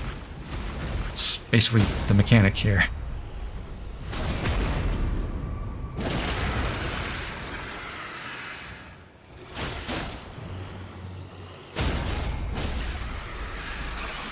Oh, the triple hit on the follow-up charged R2 on the short spear, it's really unfortunate.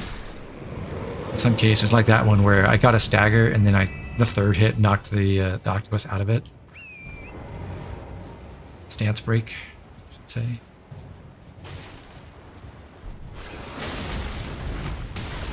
Ow.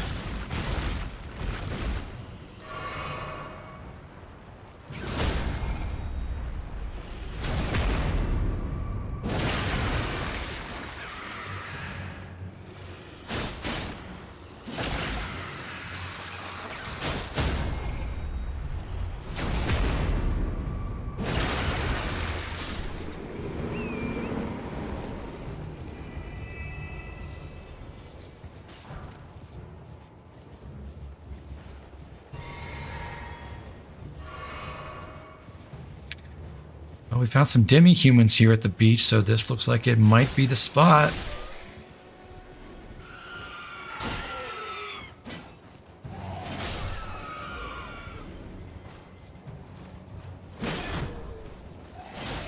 Dang it. That shield blocked what would have been a killing blow on the other demi-human.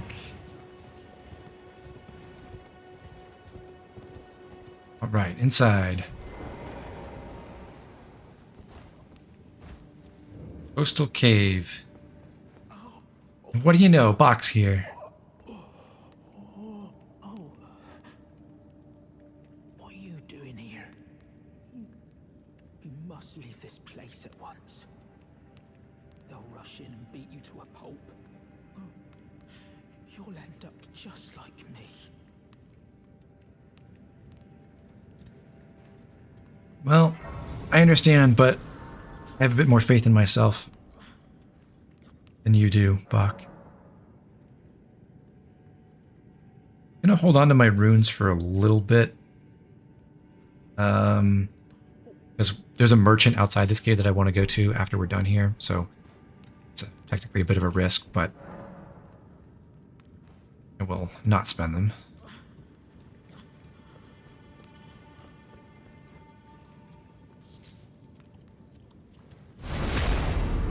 What's funny to me is that lighting is not part of the stealth mechanics in this game at all. So you can run up behind that poor demi-human with a blazing torch in a really dark cave. He is none the wiser.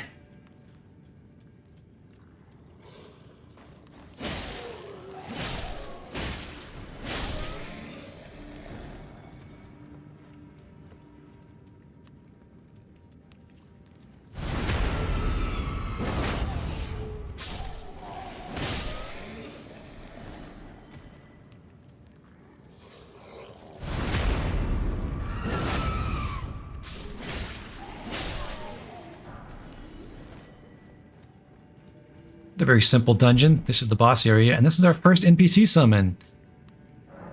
Old Knight Istvan.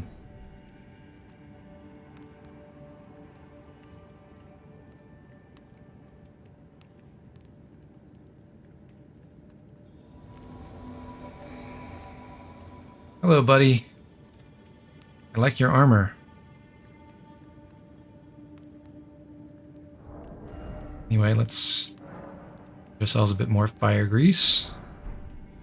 And use our flask. I think we need the torch right now.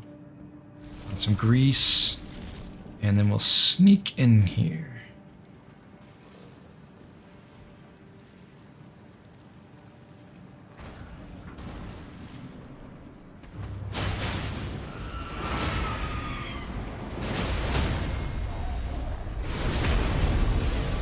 So Istvan has gravitas on his... Is that a dismounter? I forget which third greatsword he has. One or the other.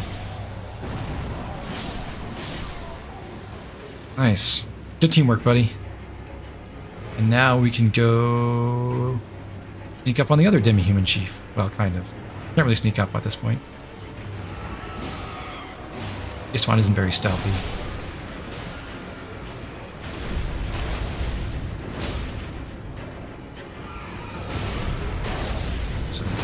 One of the mechanics when you have a co-op partner is that the enemies have more HP and they're more resistant to status and stance breaks.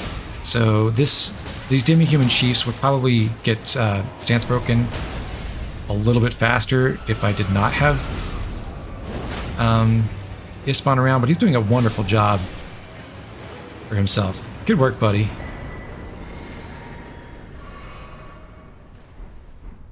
What have we just gotten? Lock the demi-human's prized sewing needle, curved like a fang, and a portable set of tailoring tools that we can use to alter armor at sites of grace. Neat.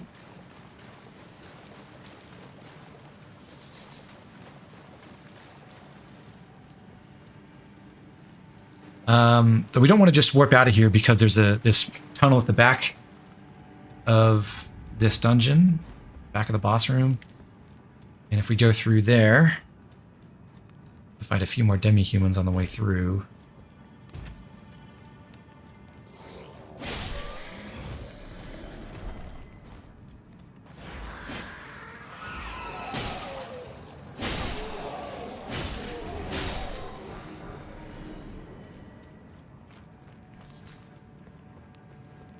Lots and lots of cave moss, blue magnus. We emerge on the other side of the street here, on the island. What is this place?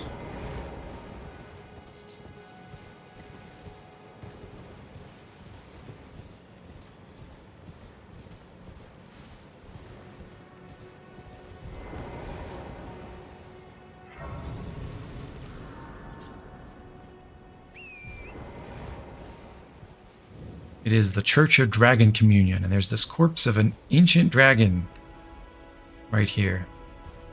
There's always a bit of a mystery why it was an ancient dragon corpse, these places, because what you do here is you eat dragon hearts, and those come from regular dragons, or drakes, not ancient dragons. But the DLC answered that, so that's kind of cool.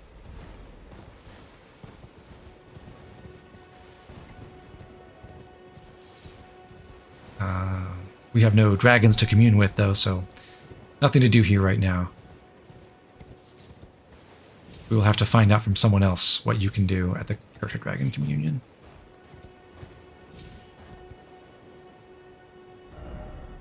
Far to the east, you'll find the Cathedral of Dragon Communion, a place where draconic power gathers. And if, in fact, if you look due east from here, there it is. Right up by my head.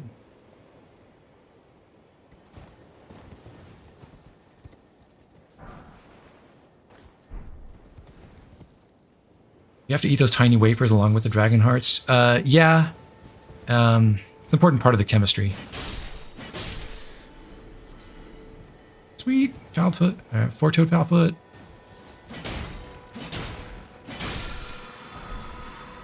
Sells a somber smithing stone. And while we're doing this, let's take some inspiration from dear old Knight Istvan. Gravitas, go. Got him.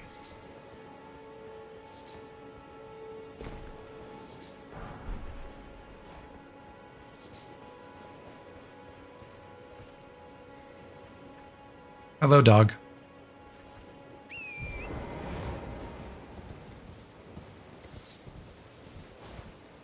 Oh, that's it for this area. So back to the coastal cave.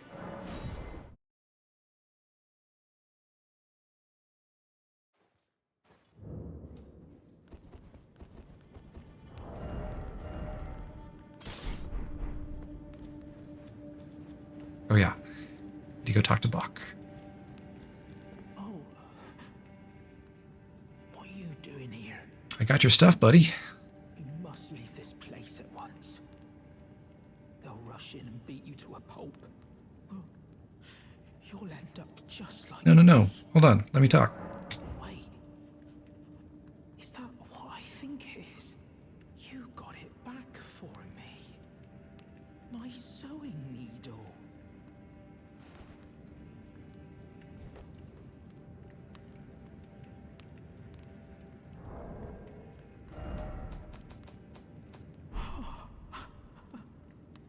What made you go and do a thing like that? My mum was a seamstress, and that sewing kit was all I had to remember her by. I always wanted to be just like sweet old mum. Then I suppose I can't just curl up and die, can I? That's the spirit, friend. Thank you. You're very kind. I always wanted to be a seamster like my mum. Then I suppose I... Okay, whatever.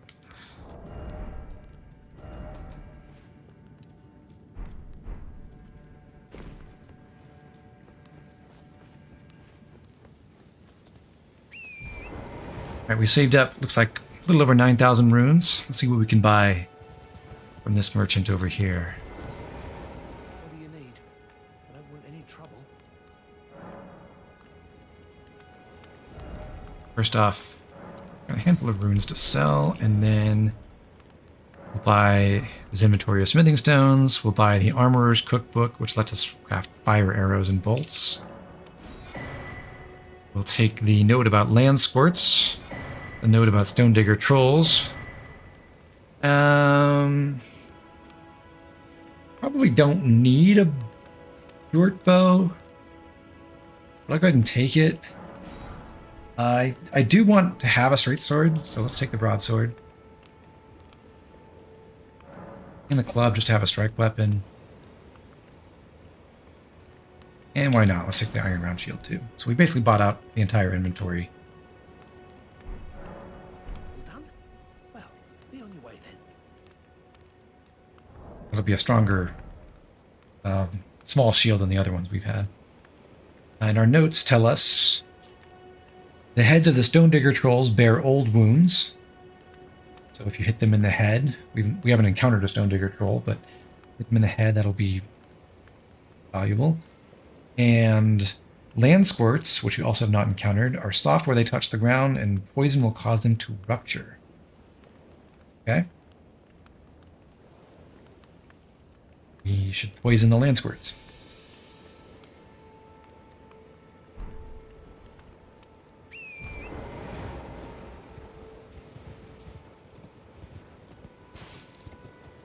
Check out the rest of the beach. I don't know if these enemies have an official name. Something like skeletal slimes or something like that, maybe. They're really resistant to physical damage, but they're pretty weak to fire.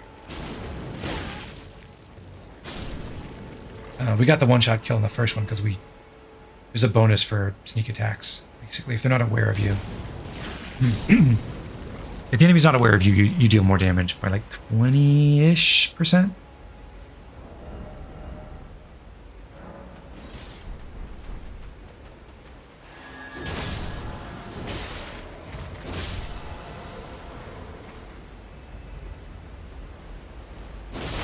I should put Sacred Blade on my new broadsword, maybe.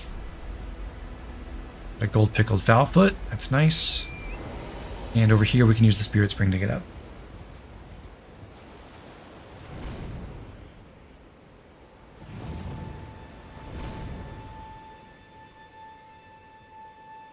And we're back behind the Stranded Graveyard, where there is an Arteria Leaf. Nice. Also from here, if you drop down on the ledge beside this column, and circle around to a corpse, and get some silver pickled foul feet. So these are for item discovery, the gold ones are for runes. Now heading back toward Lake Agil.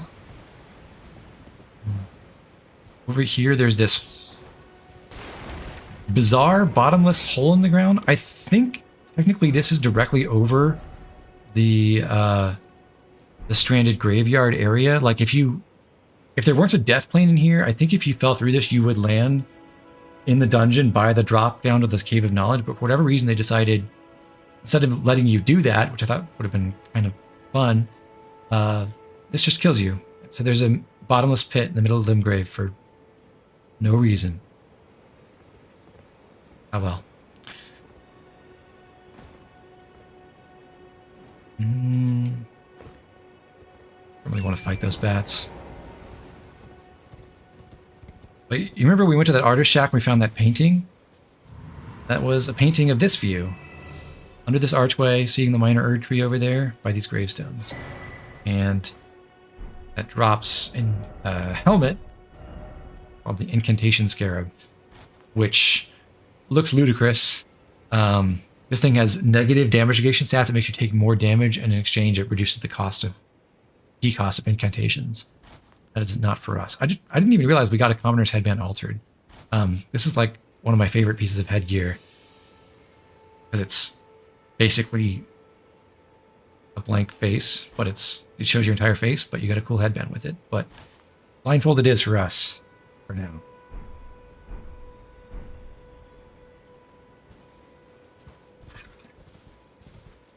Okay, and so Yura told us to steer clear of the lake, but we're going to skirt along the edge over this way. Try to get to this tunnel we can see on the map.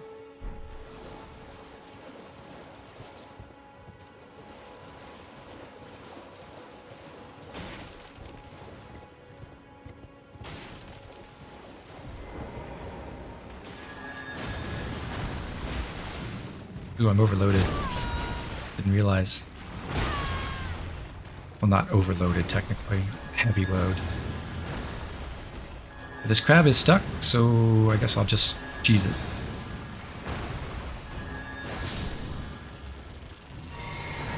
Oh, we don't want to use our Lord Sorin's great sword at the moment. We don't have enough endurance for it.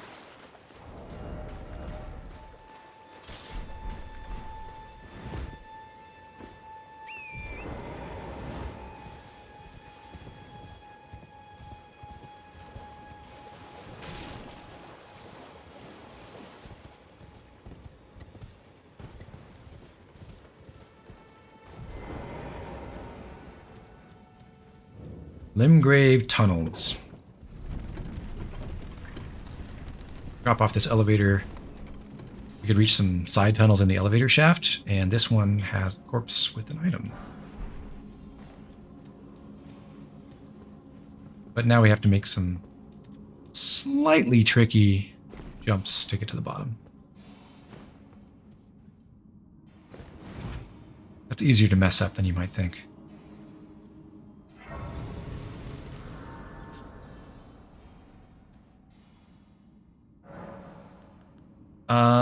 The enemies here are stone diggers who are resistant to most physical damage, but not strike damage. So I said a minute ago we'd probably put Sacred Blade on our broadsword, but I think for now, put it on our club instead. They're also not terribly resistant to holy, so we are trading away some of our strike damage by making it a sacred club, but we will get more damage overall this way.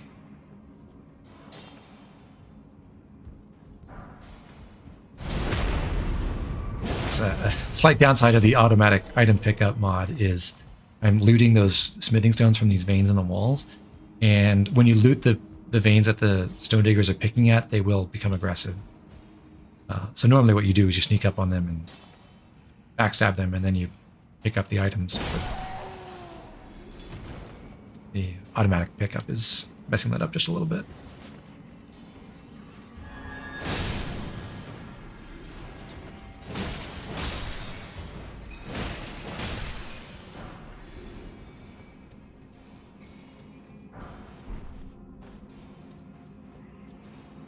I like the stone digger enemies. I think they're neat little guys.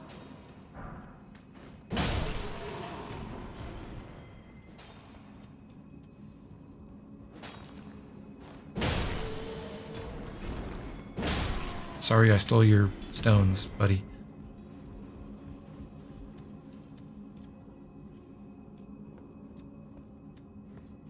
I actually just glanced at the stats. I think stone diggers actually resist magic and holy less than they resist strike, so magic and holy are the best damage types to use.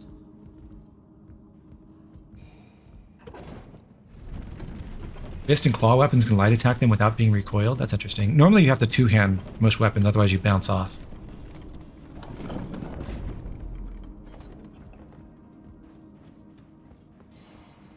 There are some exceptions, but not that many as far as I know.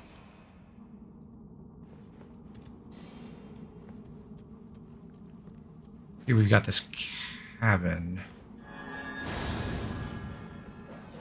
A dog in it. These dogs are nasty. Wow, that was kind of lucky to dodge everything.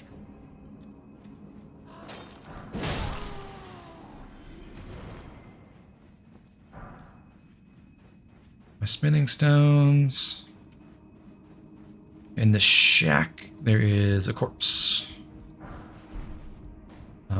These large glintstone scraps you can throw, and they'll start shooting magic projectiles. It's like basically a semi-free spell. It costs you some FP to use them, I believe. We'll actually make use of those. Consumables are good. Who knew? Oh, and here's a martyr, not a martyr refugee, a stake of America. So if you die now, you can respawn here instead of at the beginning of the dungeon.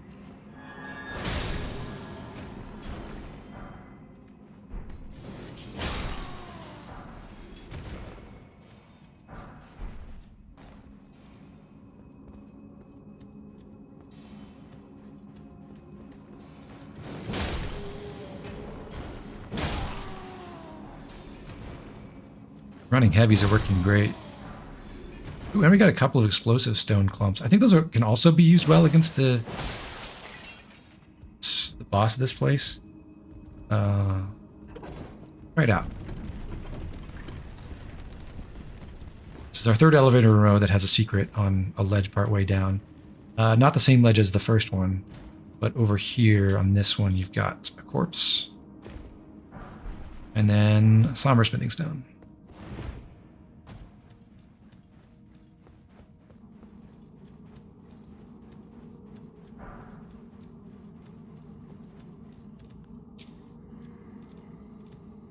Okay, let's try out some of those consumables, shall we? So the explosive stone clump explodes when thrown together, inflicting fire damage, and the large glintstone scrap will use FP to produce many magic bolts.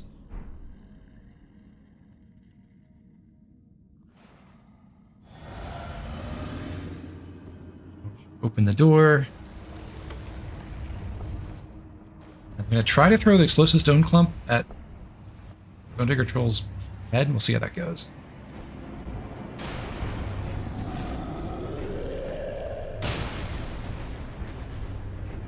That was something, but not that impressive.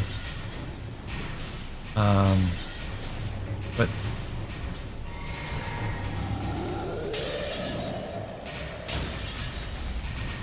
you can stance break them with the glintstone scraps alone. Easy.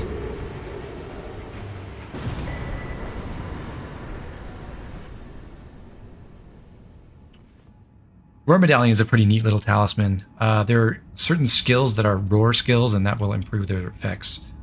And there's some really early ones that can work really well together with your... You can combine that talisman when you get an extra talisman after the Axe Talisman and the spiked cracked tier, and get some really powerful charge attacks with War Cry or Barbaric Roar. Anyway, we just got a bunch of new smithing stones. Upgrade some weapons even further. Right now, Let me check something real quick. Yeah, I want to save decent number of my smithing stones for the Uchigatana, I think. So I'll just take the short spear to +3 for now. Also, I want to craft bedded pot because we got that note about crafting, not items. That note about poisoning those land squirts, whatever those are. And this bedded pot can be thrown at enemies to cause buildup of deadly poison. This is a cocktail of effluence that is absolutely disgusting. Ugh.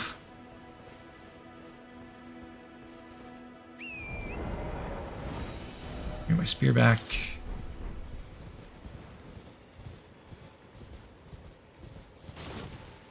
Let's go east, back to the lake, shall we?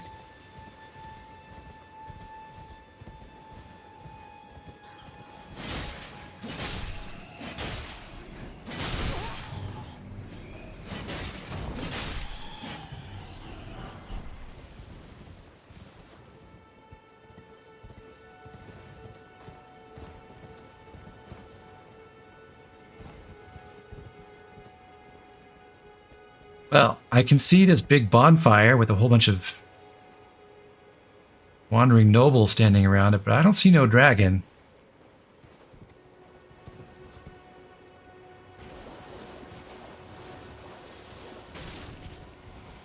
Oh. Oh, shit.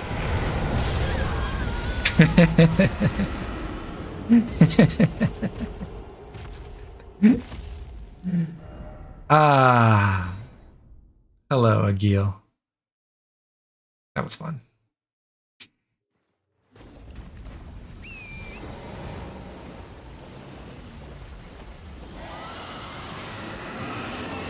Alright, don't mind me. I'm just gonna go get my runes back wherever they are.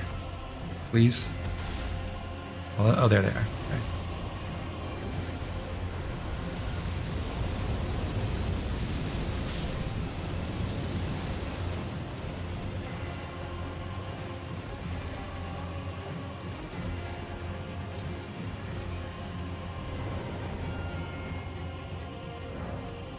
Activate the summoning pool to go get some friends, maybe. Only. Okay, let's try not to get killed, but I want to equip this.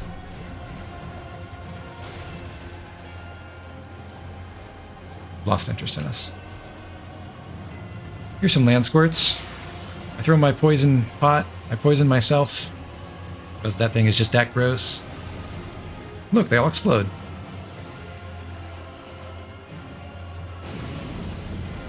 I think Agil's a good first boss to find in this game, even more than Tree Sentinel.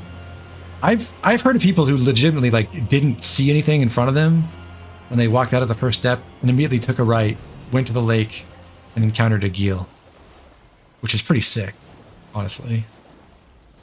All right, so our effort in blowing up all those land squirts is we get some runes from their deaths and then a single Arteria leaf. Puzzle solved.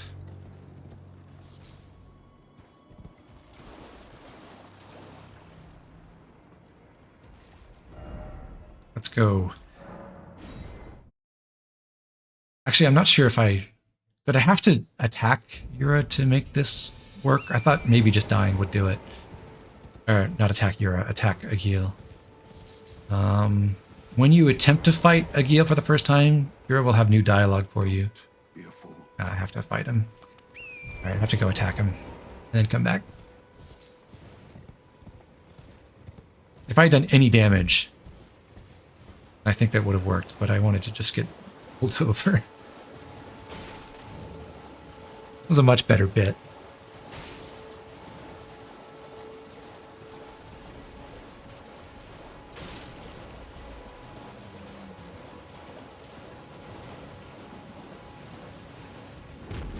All right, I'm out of here. Bye-bye.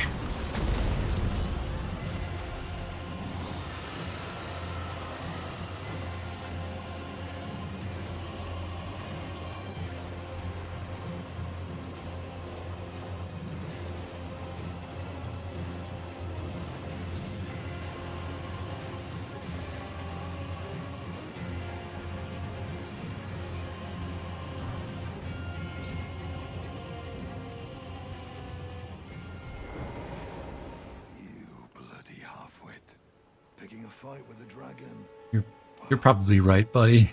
I can tell you want to see it through. Seems I'm forever crossing paths with hotheads like you. Interesting. So he's known other people like us before. I can tell you want to see it through.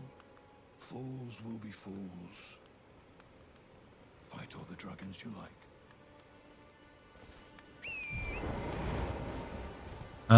Agil's a good boss to fight on horseback. Yeah, that can work really well. Fortunately, we're going to do something that will take that option away from us.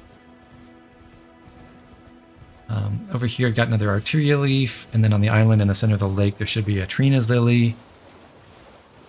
We're not going to bother with Agil right now. He seems too scary. So we're going to check out what's going down in this stream that we've been crossing over a few times before.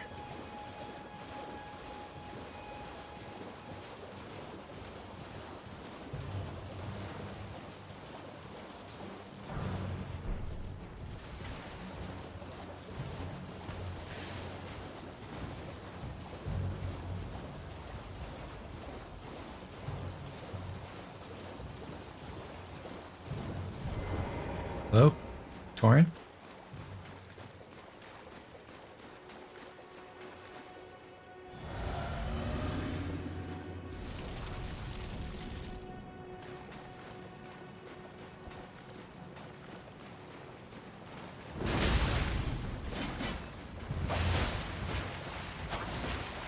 Nereus is kind of scary.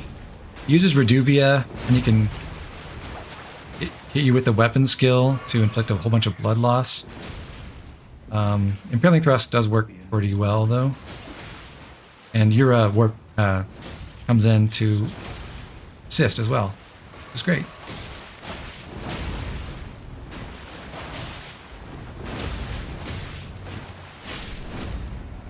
Ha.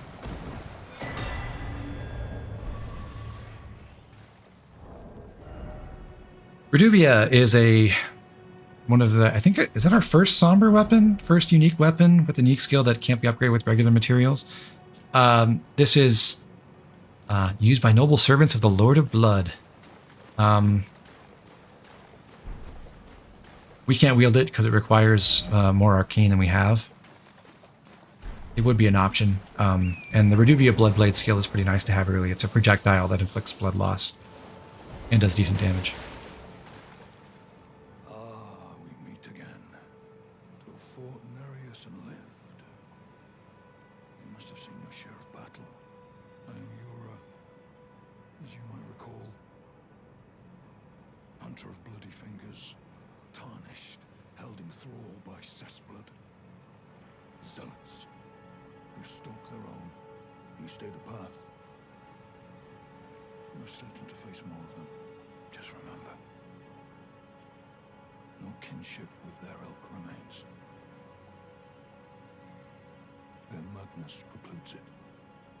Are they really irredeemable, do you think?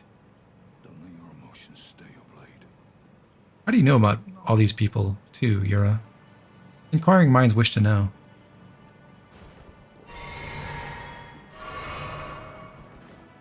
Be on your way.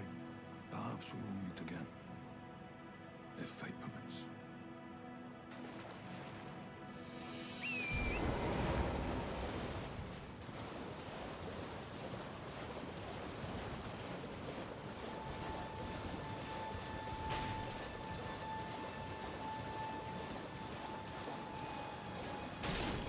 There's this cave in the side of the stream here. Check it out.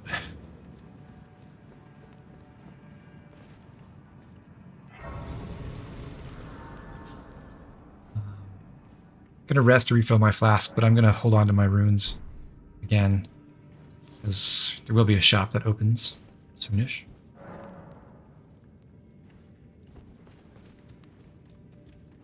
Actually, so we encountered the chain traps that ring the bells over in the highway camp a while back, but they're also in here. So if you run into those, you'll summon all the enemies out of the side cave here. These are highwaymen. They only appear in this dungeon.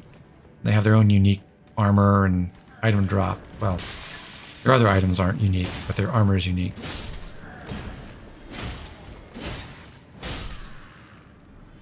Decent place to farm some short swords and daggers, though, I think.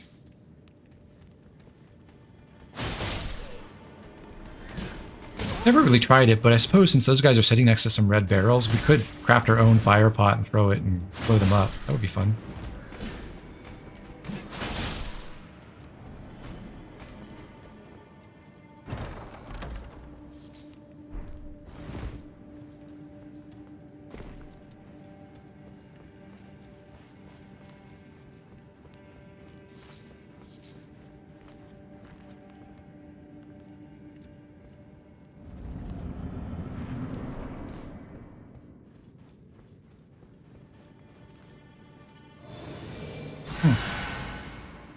Unattended chest. What could this be?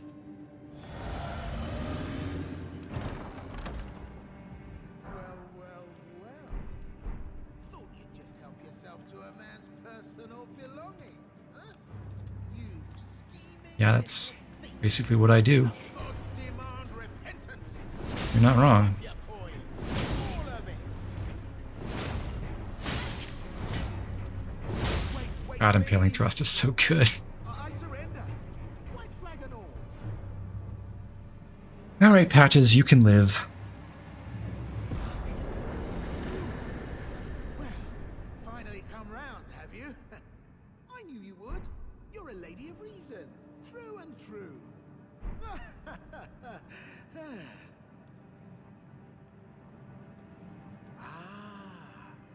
Well, what do you know? You're tarnished, like me.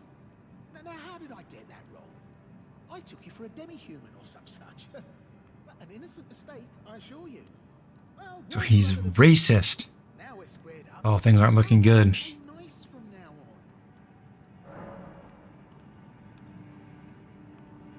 on. Slow down. I can forgive the attacking me, but man, talking that way about the This demi-humans? simply isn't like you. You've always known an innocent mistake when you see one. Suit yourself. I'm Patches. Patches the Untethered. Tarnished like you, only free-spirited. Nomadic, you might say. Only for now, those retired soldiers turned bandits. Patches is notably one of the only NPCs that uses gendered pronouns referring to the player. There are a few. Showing them the ropes. But honestly, this looting We talked to one earlier, didn't we? I distinctly remember ready to wash my hands. someone referring to me as she or her or something like that. So don't be a stranger. I'll be ready to wheel and deal come next time. You just obliterated Patches before he had a chance to surrender on your first playthrough. I think there is a mechanic where you can't one-shot him, but if you have like any kind of follow-up damage or anything like that, you can kill him then by accident. Don't forget to pop back for another visit, friend. I'll be ready to wheel and deal come next time. All right.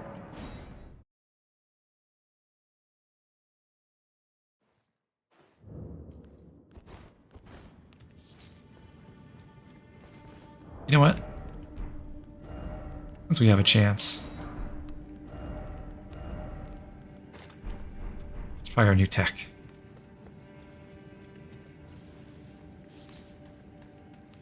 Need my stealth torch.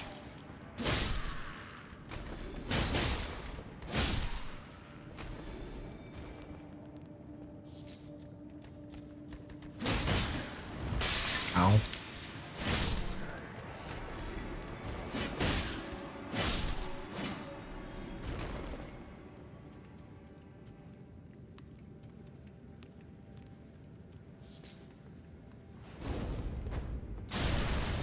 got him.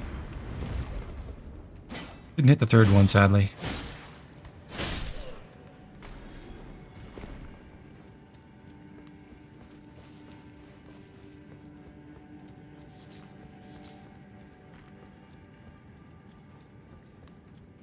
Okay, Patches, what do you got for me? Well, nice of you to drop in finally.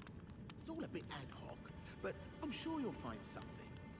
And welcome to Patch's Emporium, where you won't need a refund, because everything's top notch.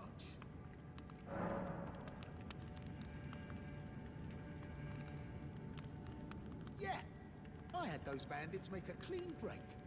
Now they're all suppliers, and good ones at that. I mean, they don't understand a word I'm saying, but it hardly matters. We have a natural connection.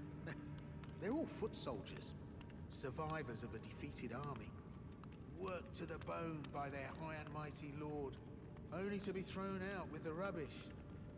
Something tells me those highwaymen have not made a clean break with their bandit past.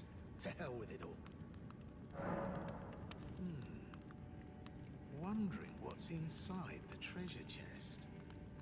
Well, it's nothing too special. Just something I'm saving as thanks for a very valuable customer. But then again, it would fetch some spectacular coin. And besides, this valuable customer could be a long time coming. Huh?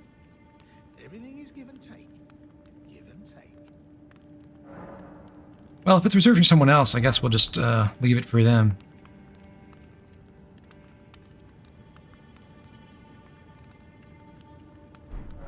Cheers for that.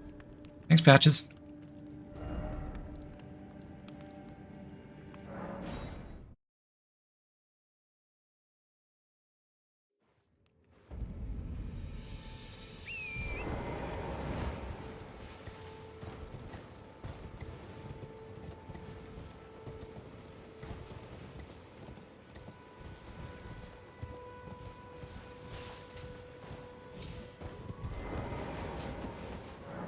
Checking out this statue, this is another one that will show us the way to some catacombs. Turns out there's another dungeon at the end of the stream up here, and we can get down there again using the spirit spring.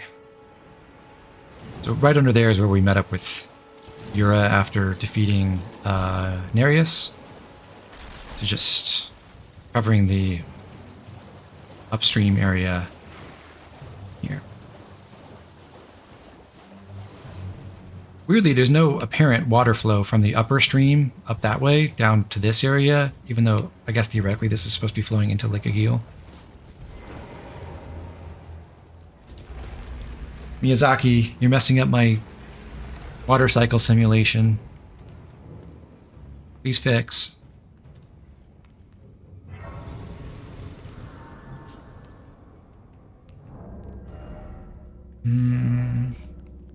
You know what, let's see how we do with the club against some imps instead of our spear.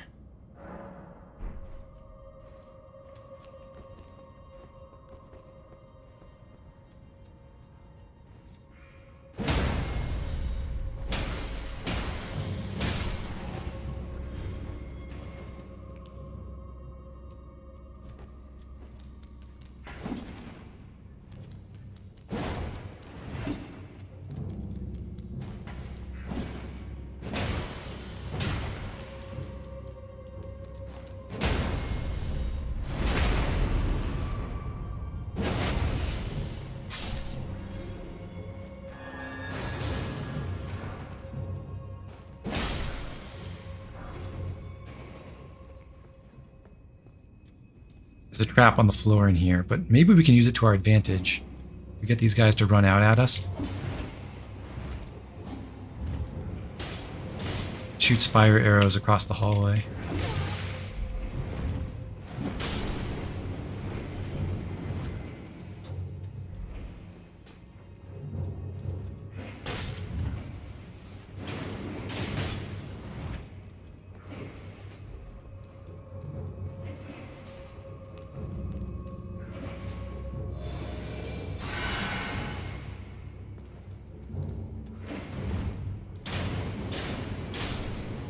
Alright.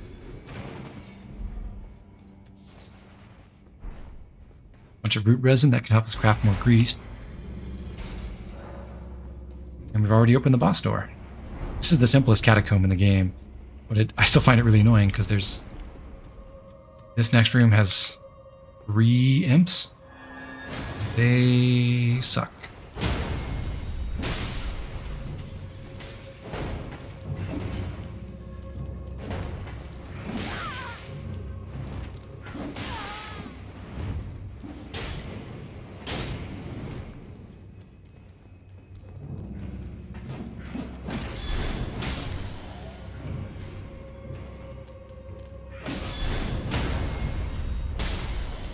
Okay.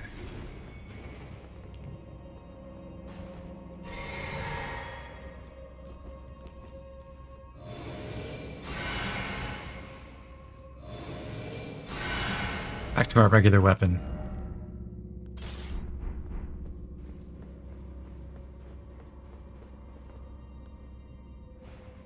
Flask, got a fire grease. Yeah, Nats, welcome back. Yeah, I plan to be going for just a little bit longer.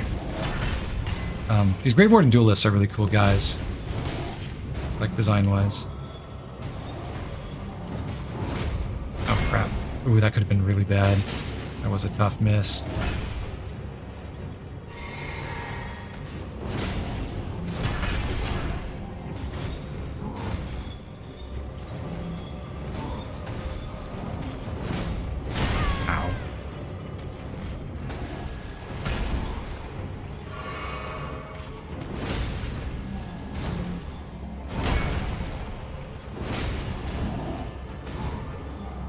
There we go, stance break. Alright.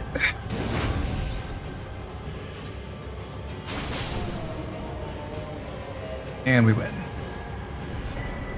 The Spirit Ash Banished Knight Ingval is really strong. Both of the Banished Knight Spirit Ashes are quite good, so that's a nice one to have if you have the FP to use it. We don't have enough mine right now because we're capped at 91 and it costs 100 FP to summon him. Ingval is a him, right? Yeah. One of the 2 knights dubbed the Wings of the Storm. Despite his banishment, he rejected the invitation of the grace-given lord, that would be Morgott, instead keeping watch over a masterless castle for many years, gaining renown as a hero of the fringes. Interesting, because it's Morgott the grace-given, but I don't think there are any banished knights around Morgott's territories. Huh. Let's go visit Patches again. And I think I have to sit down with the grace to make this advance properly. So we'll go fight his highwaymen one more time. At least some of them.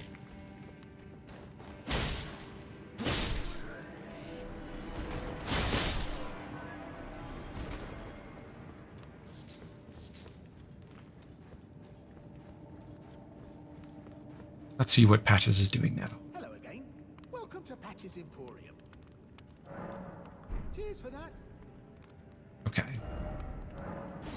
The rest again, I think.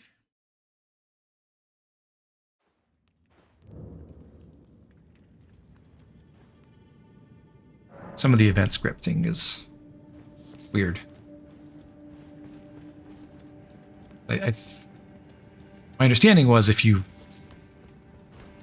visited Patches after you opened a shop once and then came back again, then you would have new dialogue, but Highwayman gauntlets, new gloves. I guess we have to do it multiple times. Hello again. Okay. I do want to actually shop here, so let's sell our runes and buy Margit Shackle. Briefly binds Margit once imprisoned to earth. Fetish bathed in golden magic. Shackles were used to bind the accursed people called the Omen, and these ones were made to keep a particular omen under strictest confinement. Though faint, the shackles still retain vestiges of power, enough to trap the once bound Margit on earth, if only for a short time. So whoever this Margit is, they were an omen, it seems, and they were imprisoned. And now somehow Patches has this. The stone sword key that Patches sells is really expensive, so I'll forego that. We'll buy the cookbook so we can craft our own gold pickled fowl feet. And since I'm here, I'll take the parrying dagger and the horsecrest wooden shield as well. But we've also got this new dialogue option to talk.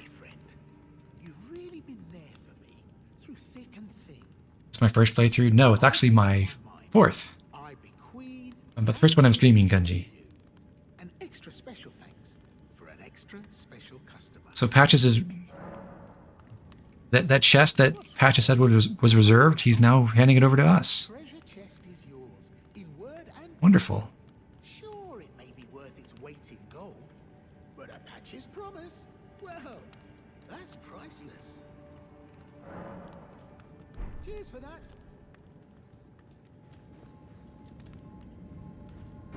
How can I say no to... Oh. You played a ton of this game? Me too, honestly. I was very thorough in my... Especially in my second playthrough. I thought I'd never wrench that thing open. You're the finest customer a man ever had. So that's some rare dialogue right there. If you wait for Patches to hand over his chest, tell you can have it, then when you get trapped and transported, he'll basically thank you for opening it, the chest, saying it was going to be a pain to do that. He couldn't figure it out. But if you just open it before he gives it to you, then it's more explicitly an intentional trap on his part. This pond, which has a couple of rune bears around that we do not want to fight, a bunch of gold fireflies. Those are useful for crafting gold pickled fowl feet with that recipe we just got. We are back in the Mistwood. We're just off the road that we came down before. Just west of it. So the minor erd tree's on the other side over there. That way. We just want to get out of here right now, so... Now that we've picked up that golden rune, I'm going to... right out of the forest. Will take us to a part of the game trail that we were sent down with that note from Kale, but we didn't go down this way. We went up the slope toward the artist shack, and then came down up there, above Kenneth. So we didn't come across this grace before.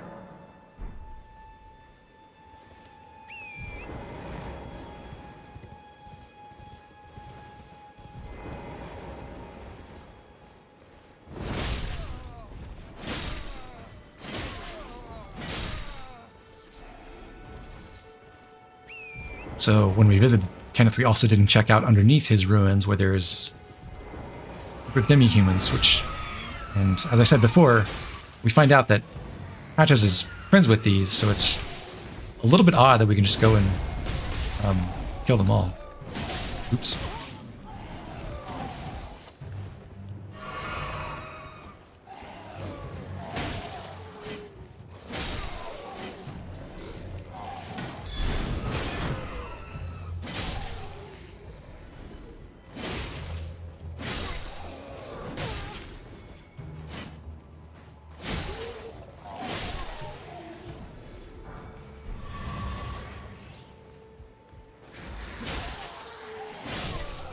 Magic grease is exactly like fire grease, only it's magic instead of fire.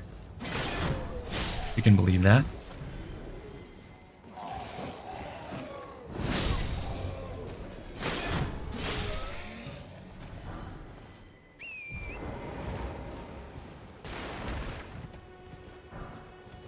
Ooh, a second falchion.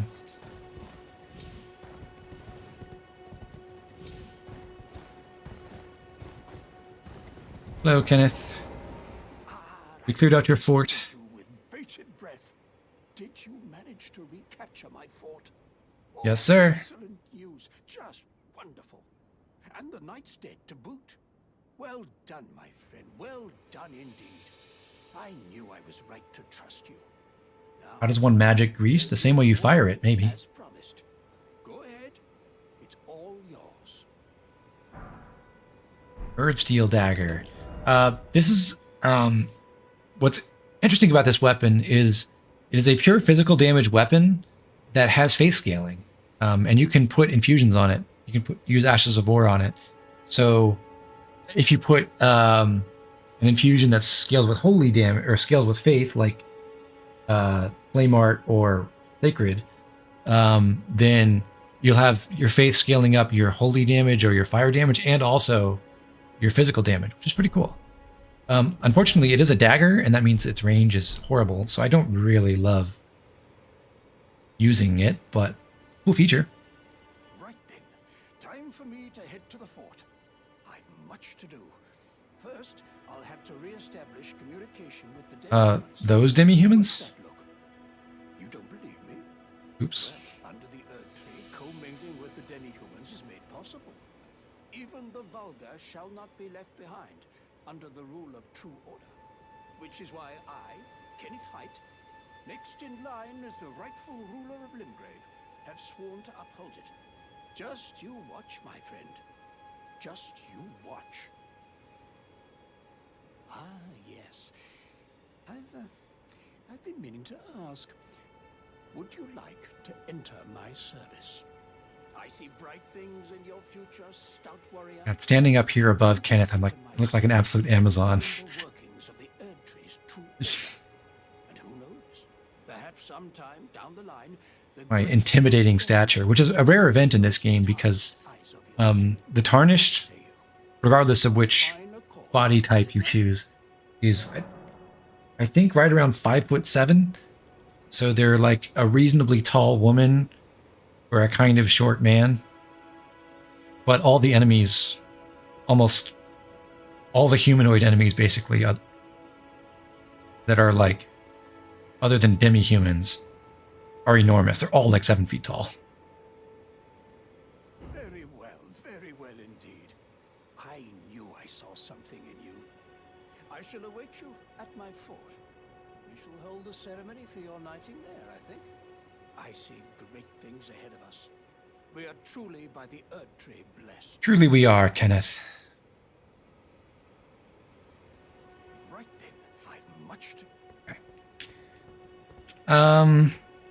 Well, all we want to do now is make our way back to Patches. I could take the long way, but we'll just warp back.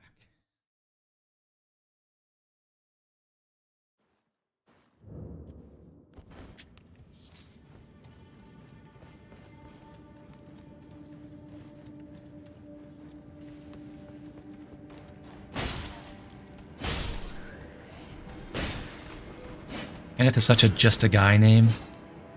That's a way of putting it.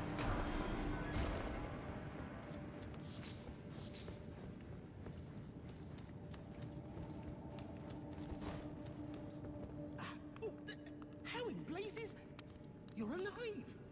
We had me Yeah, I'm fine. Thanks for the concern. like that. Who on earth spends their time booby trapping treasure chests? No way. Yeah, it is weird, Patches. But still, I apologise. It's all very unfortunate. At any rate, it's nice just to see you safe. Don't miss all the bargains here at Patches Emporium.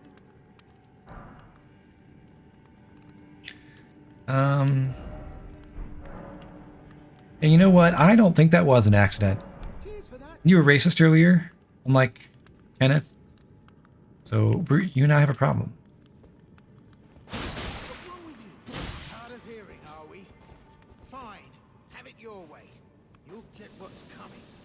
Don't go back to the time of soul touch. Last chance to surrender, mate. Grovel, and I'll forgive you. New gesture. Extreme repentance. Okay.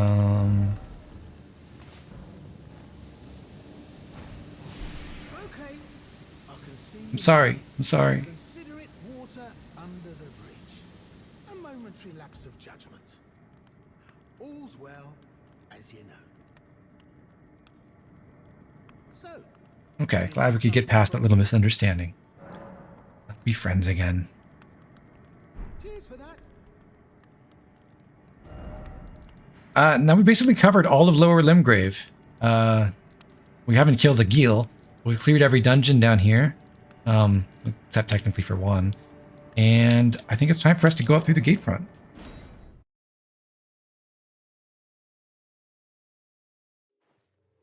You just learned something today, Cartoon Critic. You never got that gesture, did you?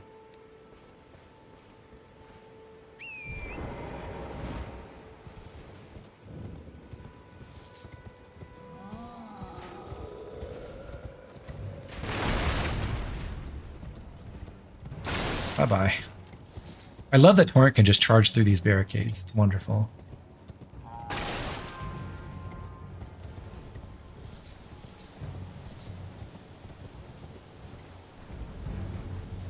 Oh, you never knew that it worked like that. Yeah, it's pretty cool.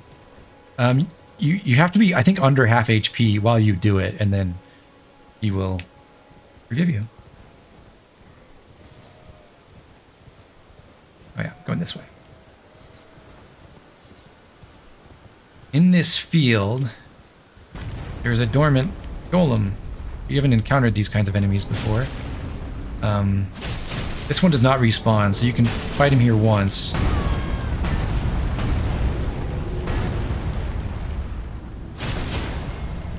And you see the... Oh, I'm on the wrong side. Hope I can get around. The glowing parts on the feet. It takes... I think they have 120 stance points, but the feet take double damage, so just a couple of charge attacks. Double stance damage. So just a couple of charge attacks can bring it down.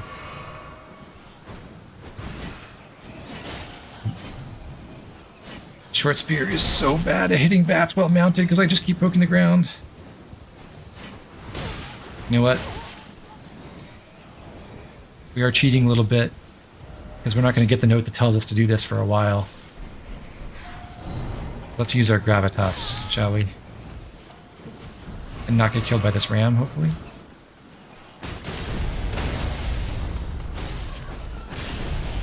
Gravity attacks knock down flying enemies.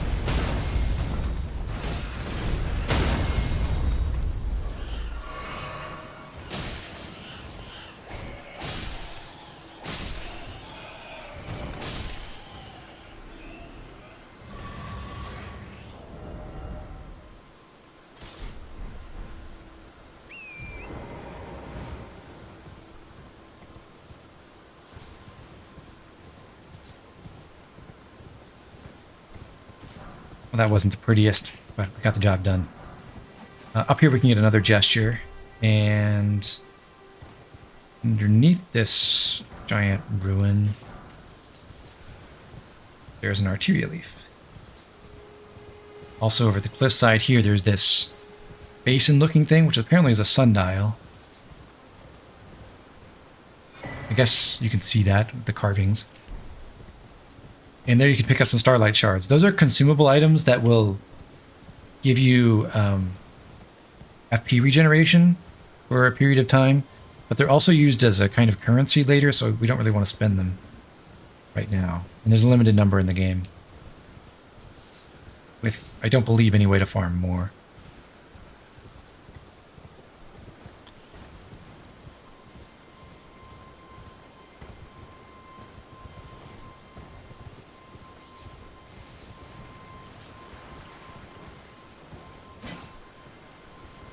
Some skeletons in this graveyard. I'm just gonna ride through without trying to fight them, though.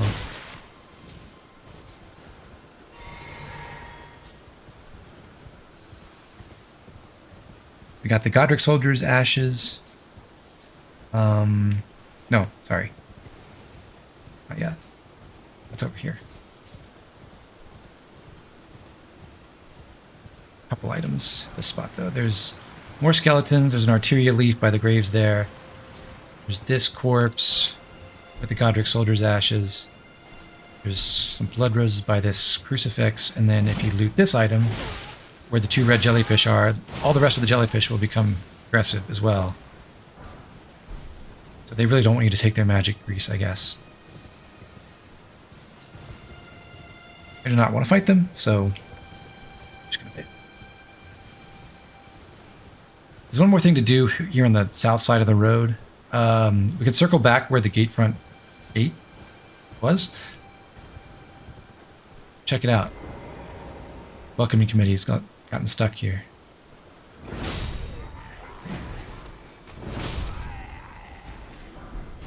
Ooh, foot soldier greaves. Better pants? Maybe? Worse pants.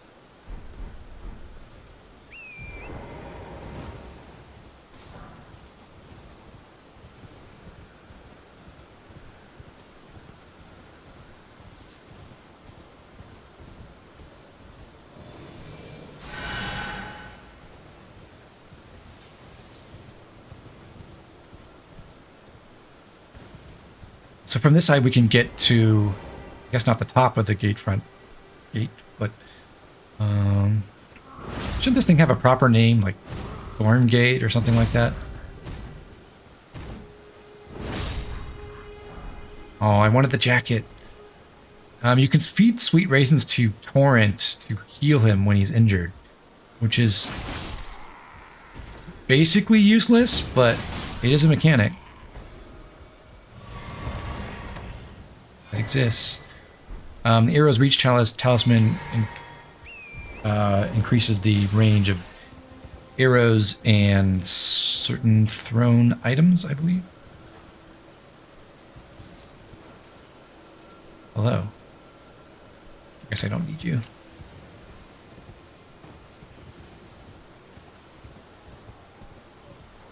Ignore the dogs, but over on this ruin, we moved far enough away that the troll got reset. So now he's up here again.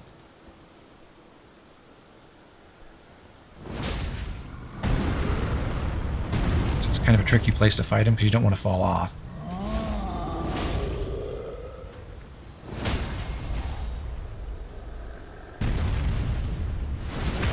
Kind of amazed we actually got that critical hit to work, because when you have uneven terrain, sometimes the game doesn't register register critical hit opportunities where it should. But it worked out. Come on, get over here.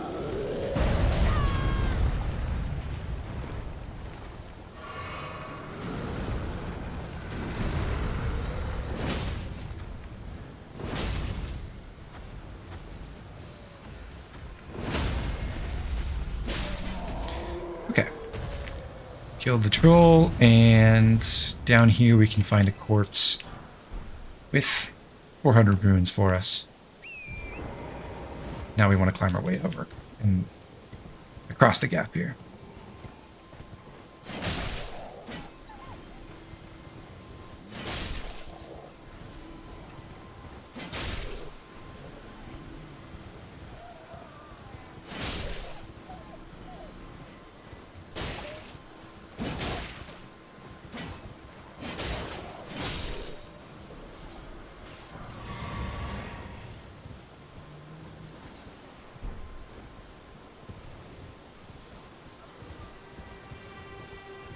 This little pond, there's a giant octopus who's actually guarding a Trina's lily on the other shore.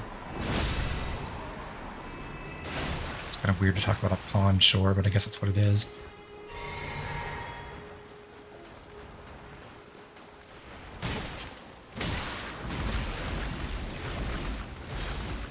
I wish the giant octopuses could team kill like the crabs can.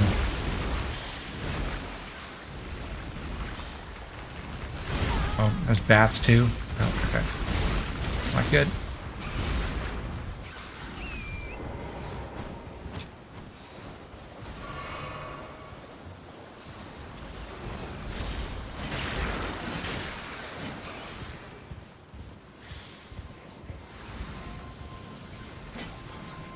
It's a dangerous place at nighttime.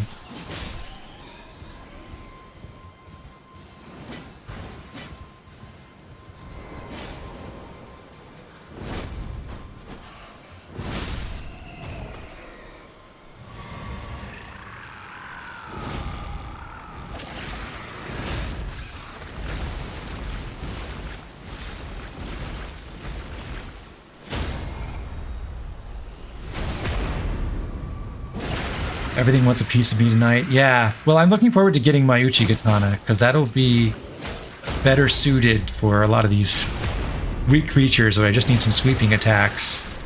Hit them easily.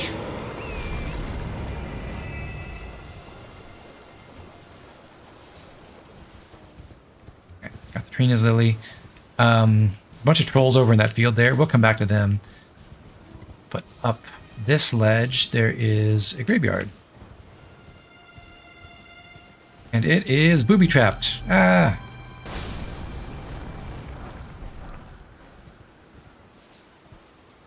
Hello?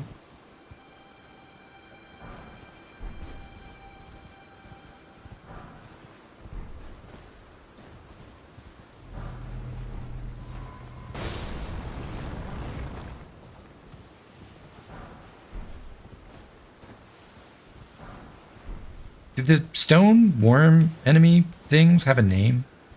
Officially? I don't think they drop any items that give them a name or anything like that. Oop.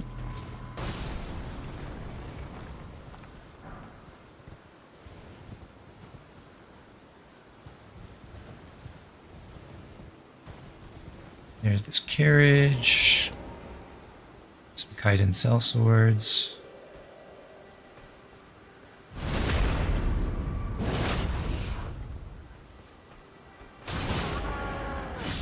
Dang. Backstab into a charged R2 does not kill him. What's that? Give me your jacket.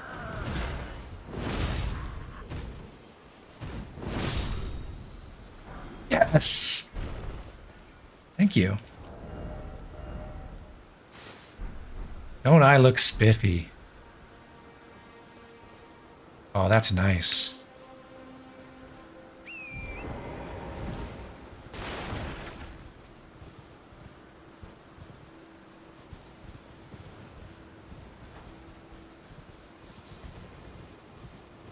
You could be spending the first several hours of this game, you know, killing some high-level bosses with cheese and getting like level 80 and running around and picking up all the upgrade items and getting a unique weapon at level rank 9 and just killing everything. Or you can have moments like that. All our efforts killing all these Kaiden cell swords have paid off. Yes, we've got... Oh, I'm getting turned around. We looted that corpse on the chair in the field, so do want to clear back of the storm gate before we move on. Oh, it is called Storm Gate. I didn't make that up. Cool.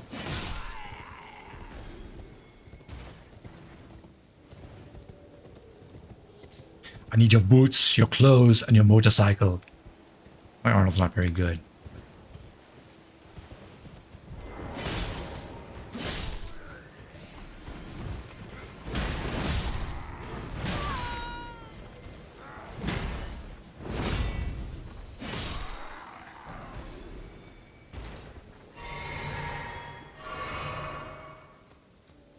Yeah, that is really the trouble, Atlas. You can, like, if you just want to, like, take a new kind of weapon and go fight all the important bosses with it, which is a goal that I totally respect, yeah, it makes total sense to power level. But if you want to, like, experience the journey with a new character, with a new playstyle, I think it's great to go, like, do basic sort of region locked and actually fight all the stuff in the opening areas.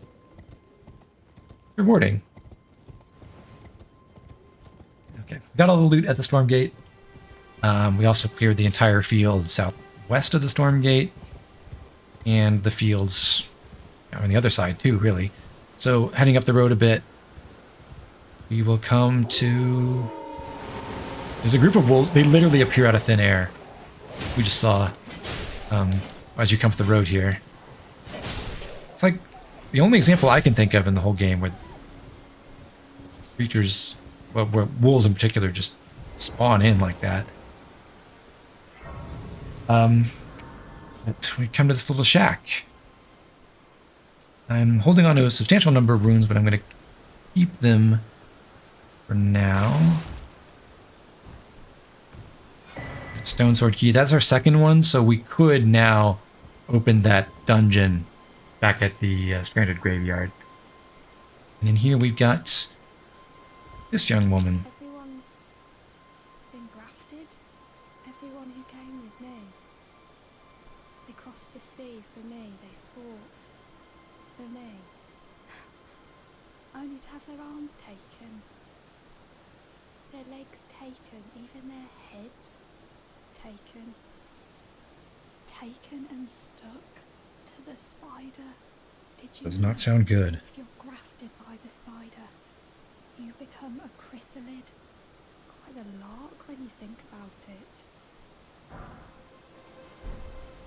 You're all on your own, are you? And heading to Stormvale Castle? Enticed by the one in the white mask, I suppose. She met Vare too. Oh, I guess he also told her to go to Stormvale. Well, that makes us two peas in a pod. But I don't. And yeah, I don't know what you're talking about, lady, but I did not come to be one with the spider. Or legs, or your head. No kidding. To be like everyone else, but I'm just too scared. I'm nothing but a craven. As Roderica's men all got captured and delimbed and grafted, she feels bad about it because she's too much of a coward to join them in their fate. I would say that's just good sense.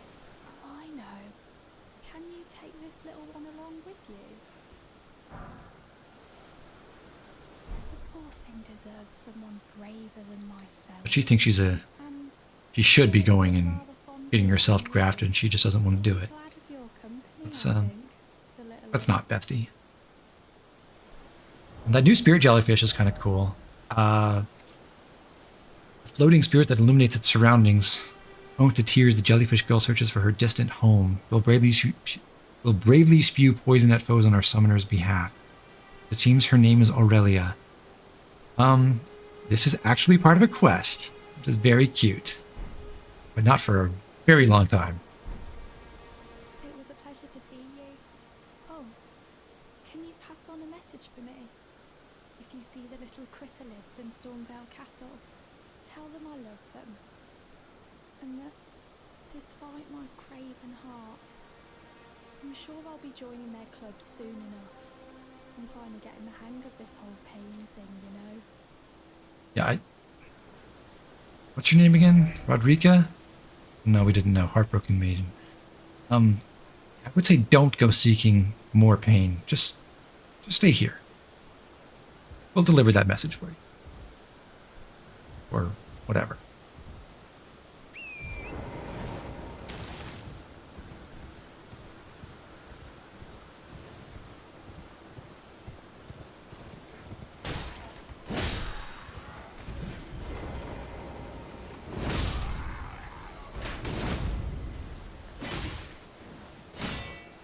Out of stam.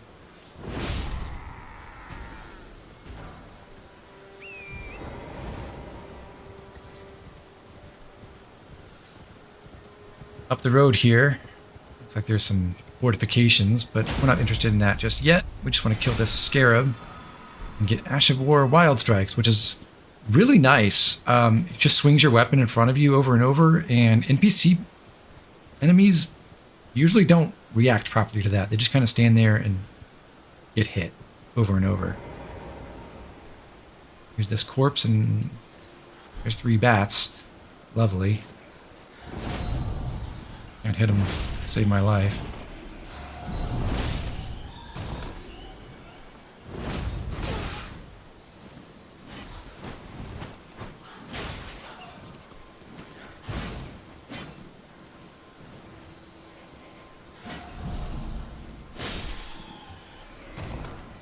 Okay.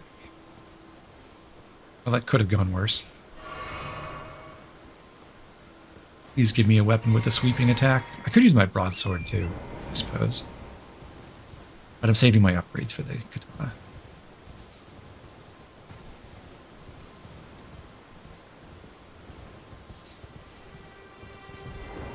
Who's this? Please, I can read them. Your finger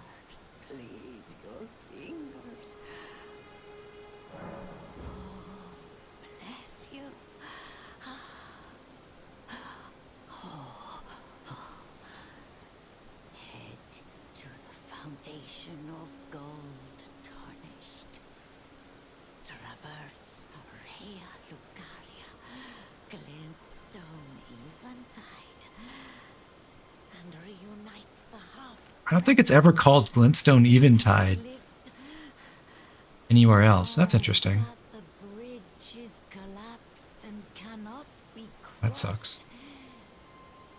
Only, why should that matter? Stormvale Castle still stands tall.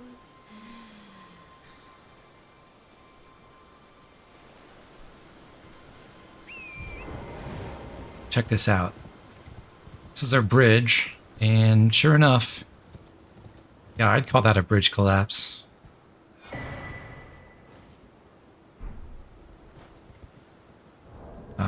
That cookbook lets us craft soft cotton, which eliminates damage from non-lethal falls, and I think also silences your footsteps. Stanching boluses, which remove blood loss buildup, and rainbow stone arrows, which are arrows with rainbow stones on them that you can use to shoot rainbow stones a distance. We haven't used rainbow stones. We probably will at some point get that deep in the run. We do have some nice utility.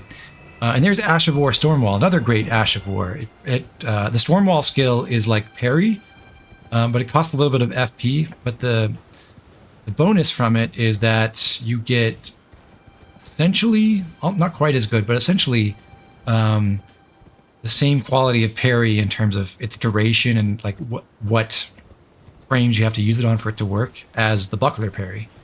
So you can put it on medium shields even, and normally their parry is really crappy. It's really hard to time it right. But with Stormwall, it can be quite effective.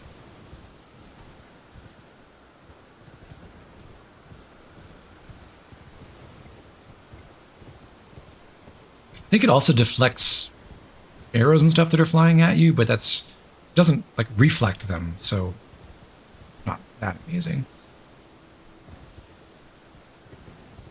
Or projectile defense. You don't just blocking with your shield.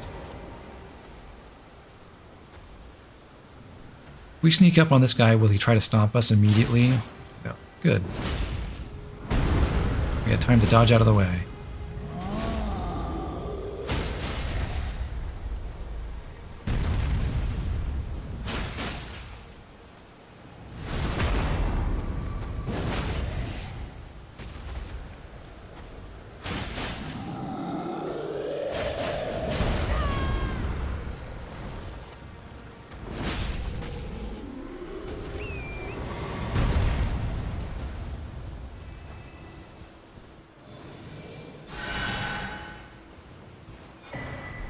Strength Knot Crystal Tier, really useful for, well, it'll be useful for us even, but really useful for strength builds. So that combined with the charged attack tier can really supercharge those strength characters early in the game. I grabbed the Arteria Leaf next to it, didn't I? Yeah. Okay, so let's head over to this building over here, which is Big Coliseum.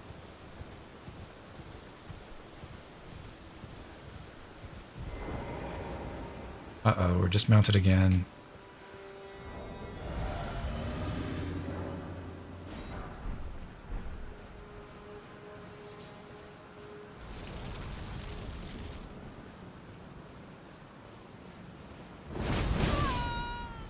Nice dodge.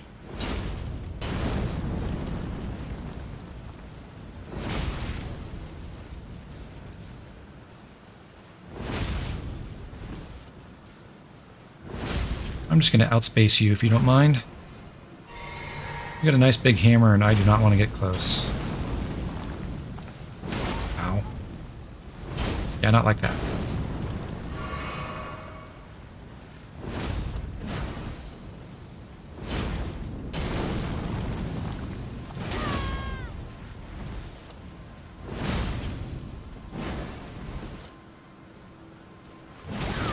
So an interesting thing about Recusant Henricus is you can't really tell with the red glow and everything, but he's wearing the Aesir coat, which has Gideon's emblem.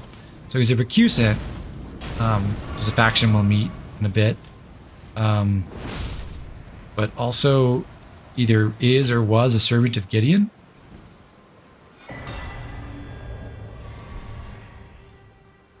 Hammer Talisman helps you break down enemy shields faster. It's not really that useful for much of anything, honestly, in PvE. The small red effigy that the duelist furled finger to help to let you do duels. And in here is Limgrave Coliseum, where you can do arena matches, which of course we're not doing.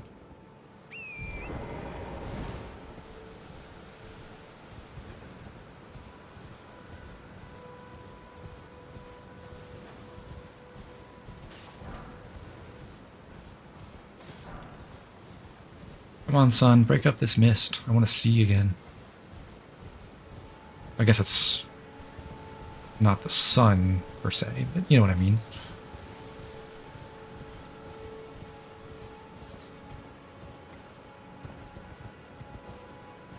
Where is that? I don't remember.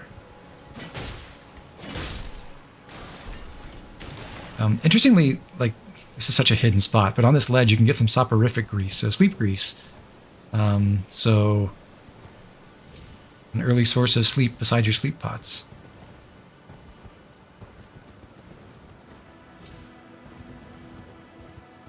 Down here is the Trina's Lily. And up this way is a really important enemy.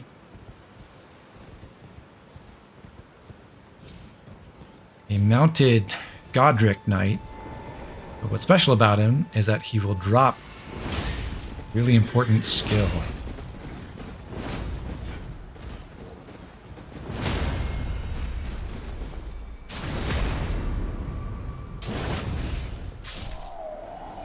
Ash of War, Golden Vow. So there are a couple different versions of Golden Vow. The Ash of War version gives you the skill that you can put on a weapon, and when you use that, it will give you what's called an aura buff. There's a couple different categories of buffs, and you can basically have one from each category. Golden Vow is an aura buff that will give you, and allies nearby, a certain amount of extra damage dealt and some damage reduction. I forget the exact numbers, but I think for the skill version, which is the weakest one, it's like 10.5% more damage dealt and 7.5% less damage taken or something like that. Which doesn't sound huge, but it is a thing that you can do for basically free. It costs you some of your FP. And it makes you that much stronger for, I think, 45 seconds with the skill version. So you can use it before a boss fight and be both stronger and tougher for most of the fight. Down this way, if we jump onto this ruin, we can reach a corpse on the top, which has the lance, which is a heavy thrusting sword. In the base game, it's the only infusible, not heavy thrusting sword, a great spear. In the base game, it's the only infusible great spear. All the others are uniques that upgrade with Sunburst smithing stones. Well, they're at least uniques and can't be infused. That's the only one you can put Ashes of War on.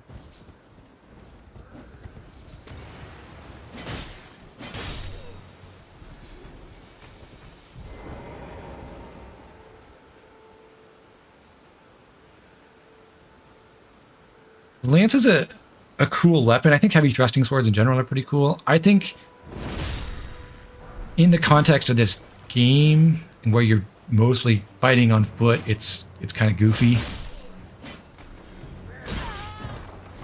That lance is very specifically like a jousting style thing. It's really odd to be running around with it when you're unmounted. So I don't really like it for aesthetic reasons, but cool weapon type. And it works great when you are mounted. So that at least tracks.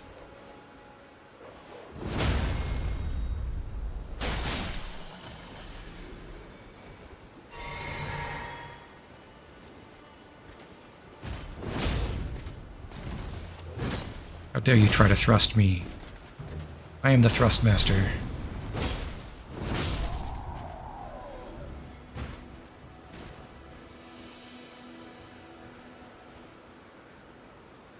If you like the style, you can just go straight to a pike for all the same stuff and arguably better. Basically, but the pike is a spear, technically, right? So, slightly different moveset. and not as much stance breaking power, I think. Anyway, in that chest, we did loot the Beastcrest heater shield. This is a free heater shield. It's our first one that we can get with 100% physical negation. It is a nice upgrade from our large leather shield. So 100%, and it's not as good against lightning or holy, but that's not as big a concern. It's got better guard boost, so it will take less stamina cost when we block with it. It is heavier, but total physical damage negation is quite nice.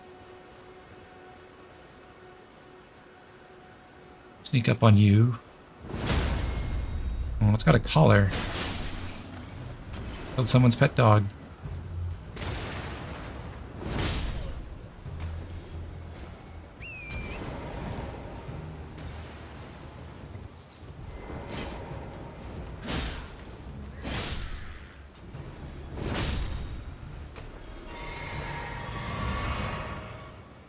Fun fact, if those red or blue flask trails are coming towards you to refill your flask, and you use more flasks while they're coming to you, you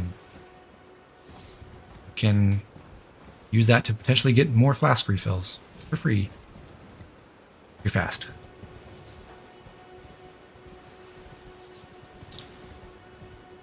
Okay. So making our way back southwest. We've just basically we covered this area. We went over to the bridge here and came back to the Coliseum, cleared out this sledge, dropped onto this camp here, and now we're coming back to this shack at the intersection. This is where we found that cart where we got our jacket. This is the graves. So we've covered the western half of Stormhill, basically. Not seen you before. Name's Bernard. Tarnished. The only time we see Bernal without his helmet. I wonder why they did it that way. Are you here in the lands between to take up the fight? Does your faith in the guidance In this location, I mean. Despite the collapse of the Golden He was asking us, do we still have faith in the Golden Order? And I don't know. I would say I did get exiled for my visions of a calamitous fire, so maybe not. honest to a fault, I see. Such thoughts won't behoove you as a tarnished. Maybe we shouldn't have said that. There's nothing wrong with that. Any interest in bearing the torch of my battle arts? All I know is the sword. Picked up a fair few tricks in my time, too. Now's the time to pass them on. To a good tarnished like you. There's a myriad of battle arts in these lands that I've yet to discover. Mementos of all the warriors who raised their arms in battle, lost and died. A fine tale, all told of true chivalric romance. That's how I fell in love with the sword, and the arts of combat. It grants meaning even to falling in battle, to death itself. You know, that's actually kind of sweet. Bernal feels inspired by the people who've developed these techniques before him and gives meaning to battle. Aw. Anyway, he sells us a bunch of skills, or Ashes of War, that can apply skills. We're going to buy... Well, I guess we have enough money to buy all of these, so maybe we might as well. But the ones I think are most useful are Endure. This gives you a lot of poise for a few seconds and damage reduction, so you can use this and then enemy attacks won't stagger you, generally. And I found this really useful with my Dragon Communion playthrough because those spells take a while to come out, and I could use this on my small weapon I was holding and then cast my spell and not be knocked back or broken out of it, which is great. Impaling Thrust is amazing. We've been using it on our spear all this time. But I described it before. I really like it on Greatsword, so maybe we'll get a chance to see some of that on a Greatsword. Quick Step is useful with navigation. Lets you slide through some areas that slow down your movement more easily. Stormblade is, from what I've seen, really, really good on dex builds because this shoots out a projectile that scales with your weapon level and your dex stat. It's not really based on your weapon's own strength. And one of the lost skills of Stormveil. Has a nice long range and does a good amount of damage. And it can be used pretty quickly. And then we got Ash of War parry, which we don't really want. A lot of shields come with this. Some shields don't have a parry skill on them, though. So you can use this to put it on. Stormwall is better. And so the main thing that Ash of War parry does that the other parry Ashes of War don't do is it can be applied to things that aren't shields, like daggers and curved swords. Those parries are horrible to use, so not something I would recommend. I'll grab no skill as well, so that I can put that on my torch, and that way, you may not have noticed, but when I have my torch out, I can't use my weapon skill. But if I put no skill on it, then it will stop overriding my right-hand weapons skill. Torch will put no skill. Beastcrest Heater Shield, that'll take Stormwall. I think, let's see. Let's put...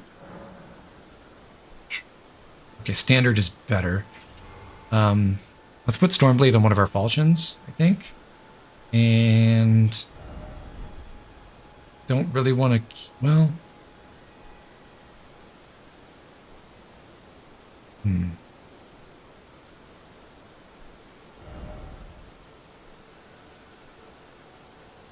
Square off is great on the broadsword. I'll just keep that for now.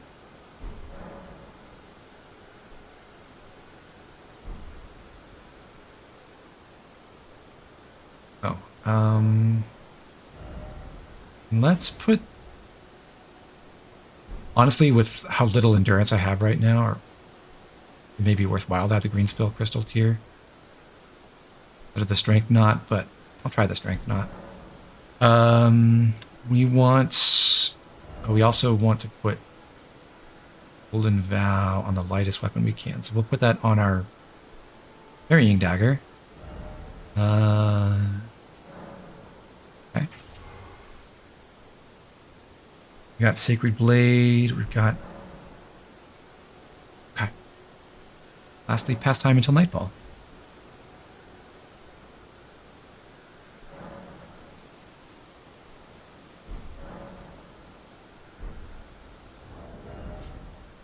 Okay, I want to carry...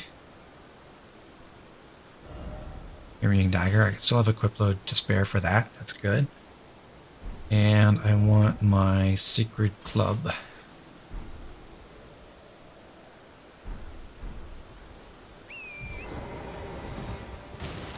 Well, I lied. Let me have my regular weapon back right then.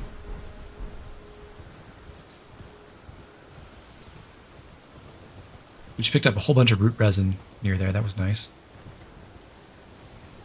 There's a couple of good spots for it right next to the War Master's shack. Help us get more greases.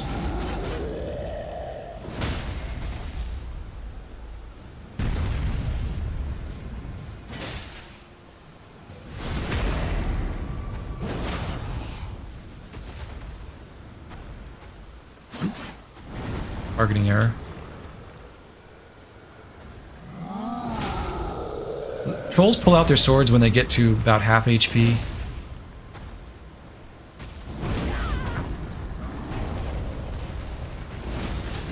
That does make them a bit more dangerous. And I lost all my stance pressure there, sadly.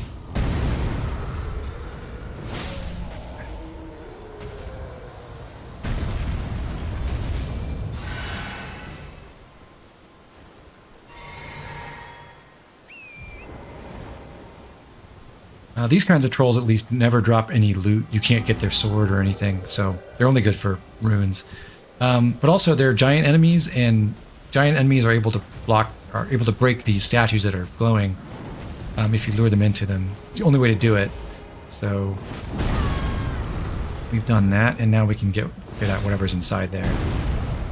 Which happens to be a handful of smithing stones. Including some level 2 smithing stones.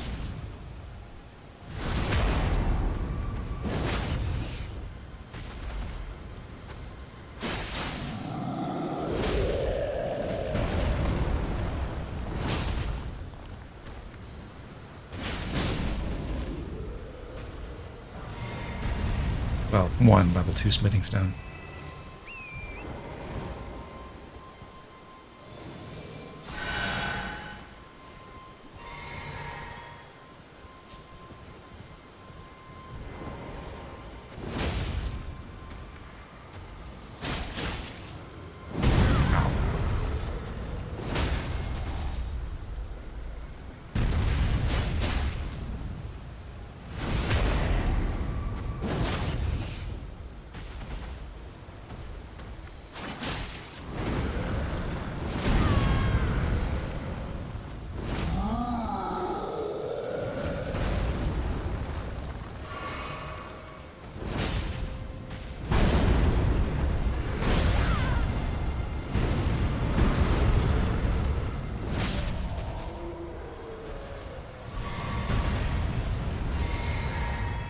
Okay, 3 trolls down. We got the smithing stones from the statue.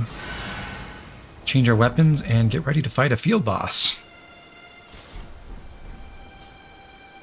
I was definitely surprised by this next one the first time I came to this area.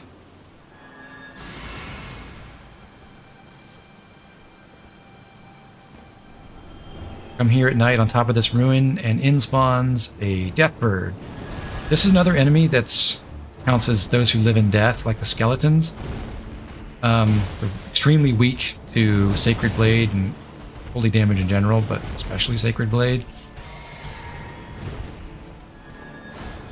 It's also weak to strike damage, so a strike weapon with Sacred Blade on it works really nicely.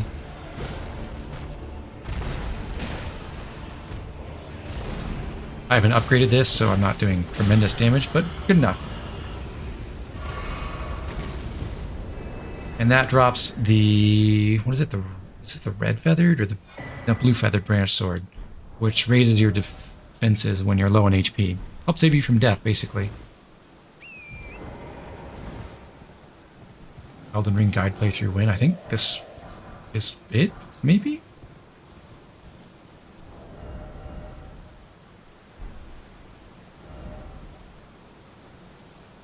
You know what, just for fun, let's do some jump attacks. We've got 2 falchions, why not? Ah, slicing weapons. Thank you.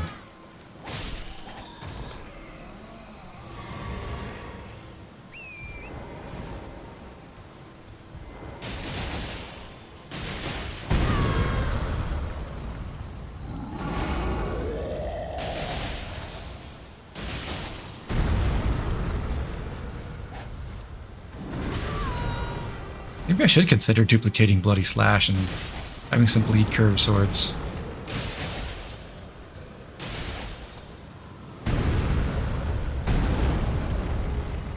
Oh, I'm also on heavy load. Ouch.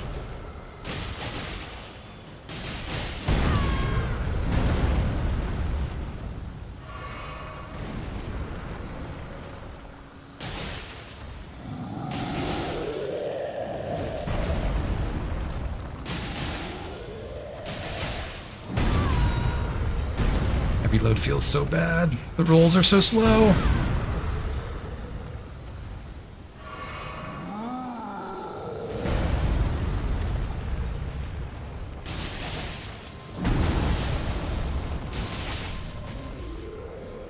Well, that was fun. But let's lighten our load for a bit.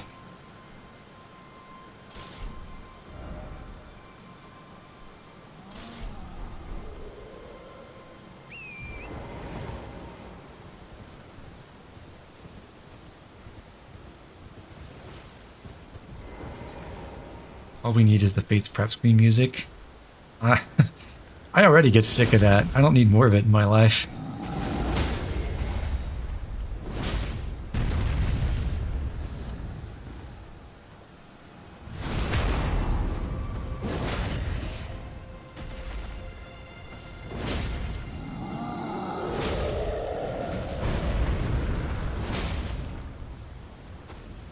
I'm amazed that didn't give me a stance break.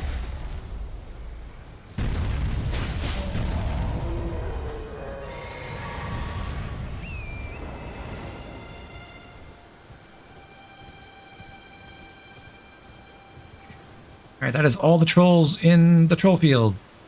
Hooray, 5,000 runes plus what we got from the Deathbird.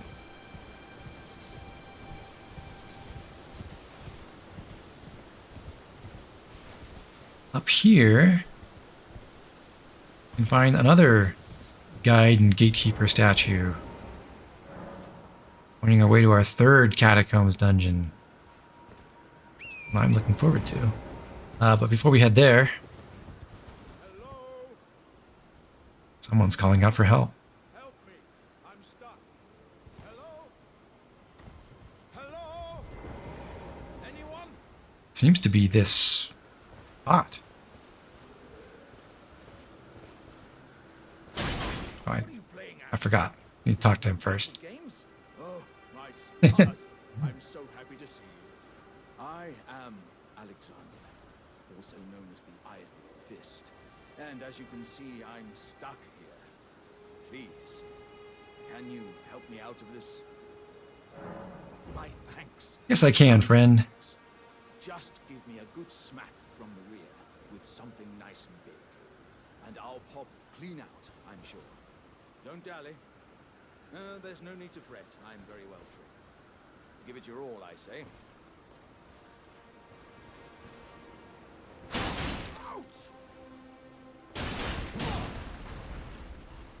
Triumphant delight.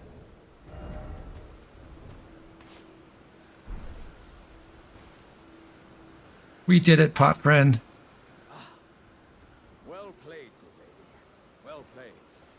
Though that mighty wallop of yours almost spelled the end of me. Ah. Well, I'm out now, and that's what counts. I thank you. And as a token of my appreciation, I'd like you to have this. Ooh, exalted flesh. Thank you. Once again, pleasure is mine. I am the warrior Jar known as Alexander. Iron Fist Alexander. Pleasure to meet you. I journey to the east, where I intend to further my education in the ways of war. And beyond these lands lie the scarlet, rot-blighted Caelid Wilds. And upon their southern edge is Redmane Castle, in which a festival of combat is being held. I'd heard whispers of such festivities before.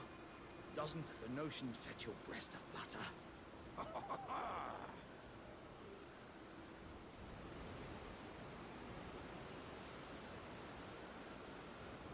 I'm heading eastward. Well, sounds like, maybe not immediately, because we've been told to go to Castle Stormvale first, but we should make our way to the Caelid Wilds and check out this festival. So at this point, we could straight up murder Alexander here, and that would get us a talisman that improves our skills, like Impaling Thrust. 10% more damage, which is pretty nice. Or we can wait till basically the end of the game and do his entire quest. And then we'll get a better version of that talisman. I'll wait. Because I would feel really bad about killing him right now.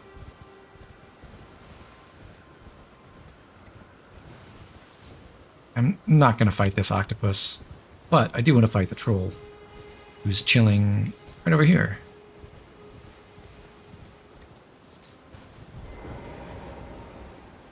He's standing by an arteria leaf.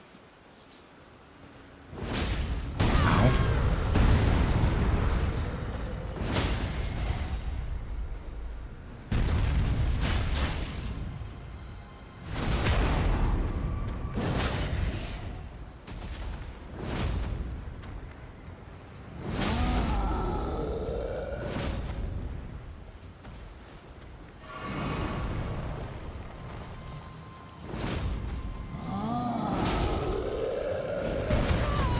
Uh-oh. Don't roll off the cliff. Okay.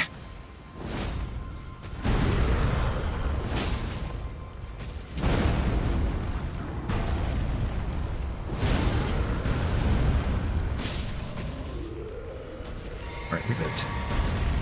This was, in fact, the exact same troll that we encountered before. That was that corpse we got on that the ledge there after we went to the camp with the fire grease recipe.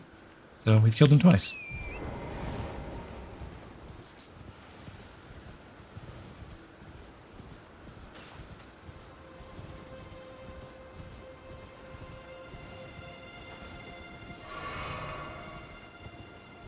Don't really need to kill the scarab because there's a site of grace right down here.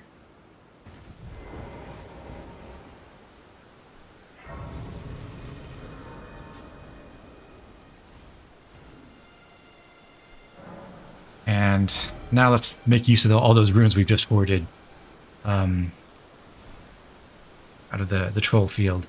We got 15 decks. That's good. So what I'm going to do now is pump some endurance so we have a little bit more stamina and more equip load. And then we'll go right back towards some more vigor. I'll take it to aim for 25. Vigor actually has accelerating returns up till, I believe, all the way until you get to 40. Like, each point in vigor starts giving you more and more points of HP instead of less, which is really interesting.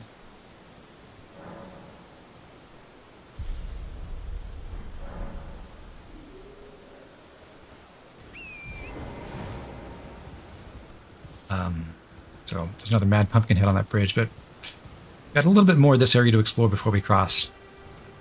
Starting with that catacomb that we've just gotten pointed out to us. Well, maybe not starting there.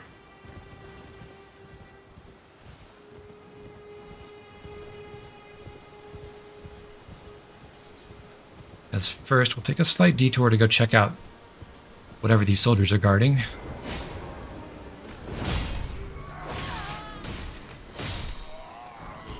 More gauntlets. I have 3 copies of those now.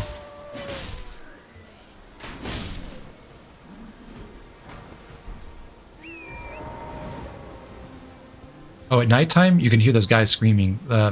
Because nobody really dies in the lands between, so all these poor people who are being crucified, they are just stuck there, coming back to life every night and getting tortured and dying again. Sucks. Have you played Thracia before? Would you play it for the channel? I have not played it before. I don't have any serious intentions to play it for the channel.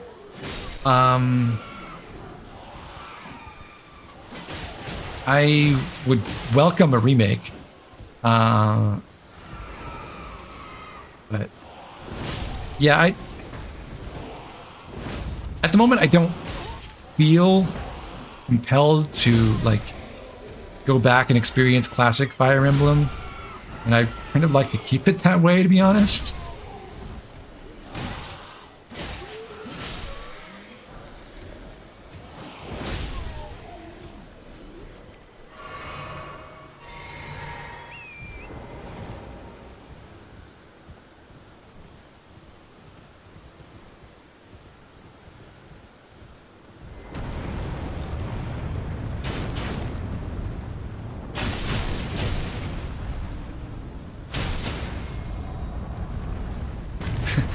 Funny how these guys end up snapping upright when you break their stance before they even get up off the ground.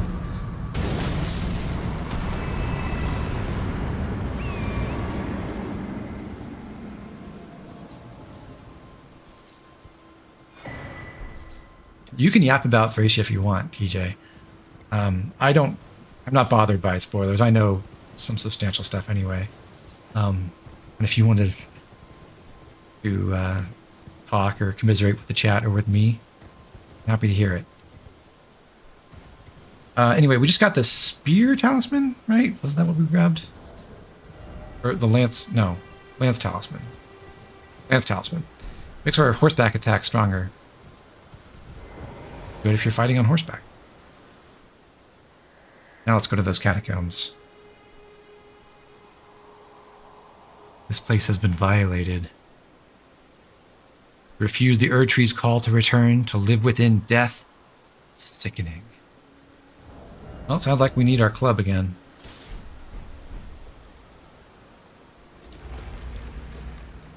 The talisman 10% more damage? I think it is. Might be more, but I think it's 10%.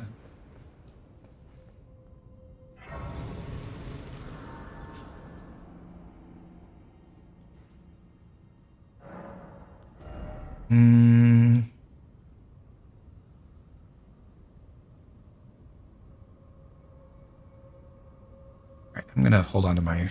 I could level up again. I'm gonna hold on to my runes because there is another merchant coming up.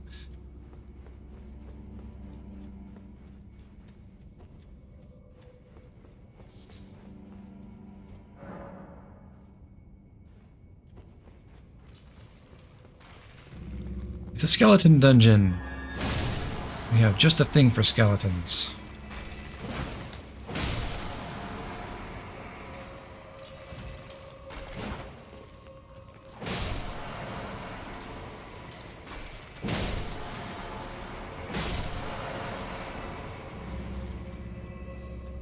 Once you loot the plant over here under the stairs, 2 more of them will resurrect. Drop something.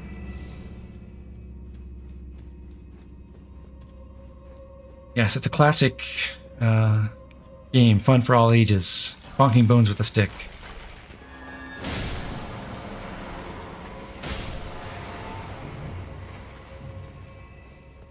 Here it is.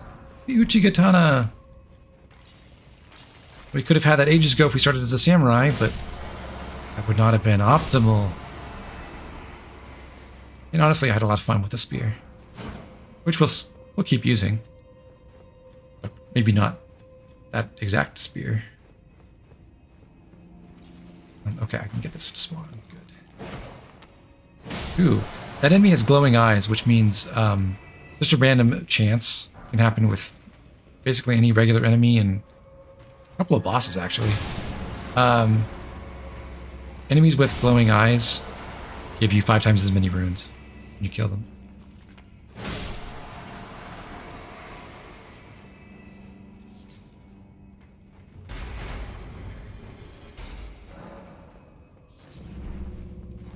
Hello, Mr. Bones.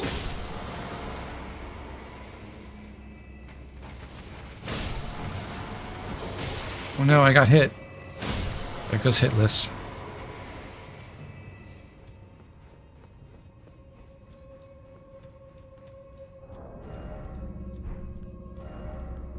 Give me some of that grease. And regular weapon.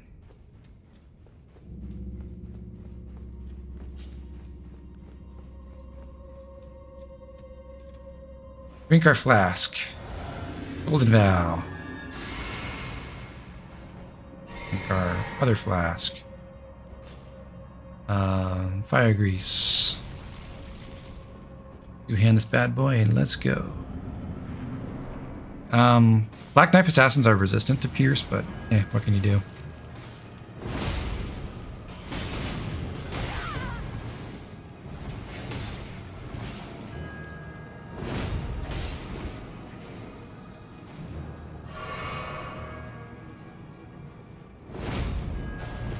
I'm getting spaced.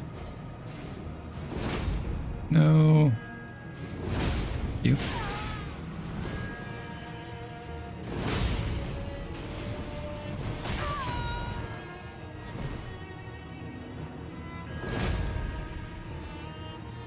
You coward. Come fight me like a real woman.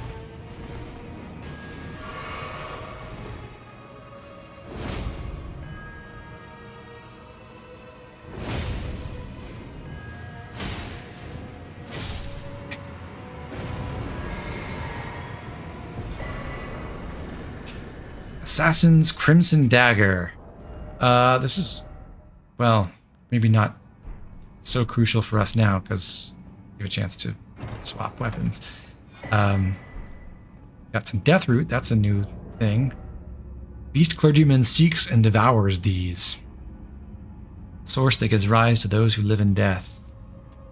Beast Clergyman found at Bestial Sanctum in the distant east collects and devours these roots. On the night of the dire plot, the stolen Rune of Death enabled the first death of a demigod. Later, the Rune of Death spread across the lands between through the underground roots of the great tree, sprouting in the form of death. And also we got this Crimson Dagger, modeled after the darkly gleaming blades used in the Night of Black Knives. Not Black Knives. Those which gave the demigods their first taste of death. So this will give us some free healing when we score critical hits, which is nice. However, I think I'll stick with the Axe Talisman, because what I'm going to do is warp over to the Church of Ela real quick.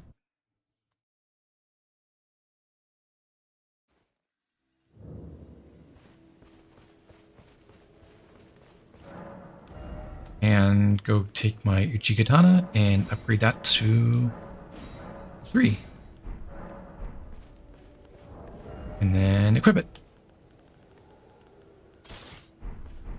New sword, yay! I want to check. I want to keep Unsheath as my skill, but is it... No, I don't get more damage with Keen than I do with Standard right now, so I should just leave it. Let's go to Saintsbridge.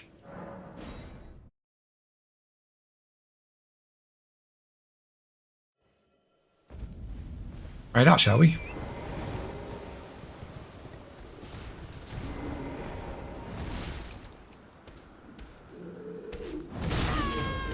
How did you hear me coming?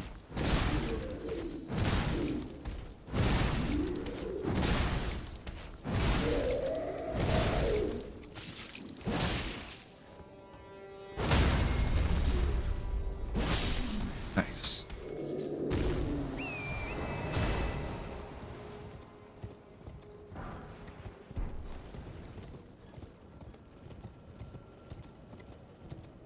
We are going to check out what's down this Spirit Spring. Back down in Lower Limgrave. We came to this part of the river way earlier. We actually fought our first giant land octopus down at the south end. Got a couple more guarding these Trina's lilies.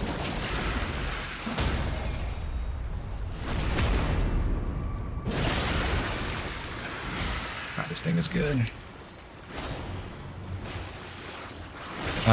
Land octopuses are weak to slash, I think is part of the phenomenon here. At least they're much weaker to slash than to pierce.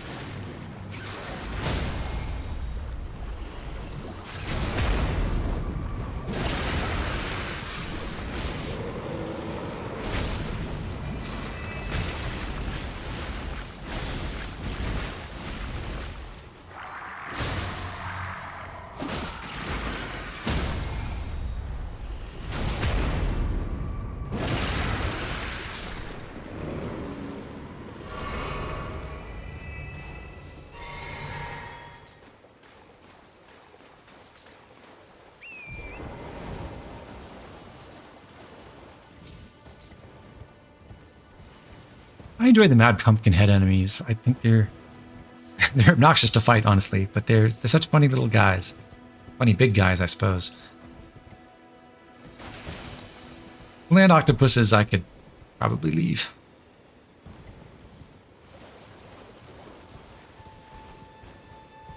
That guy killed a turtle and took its neck.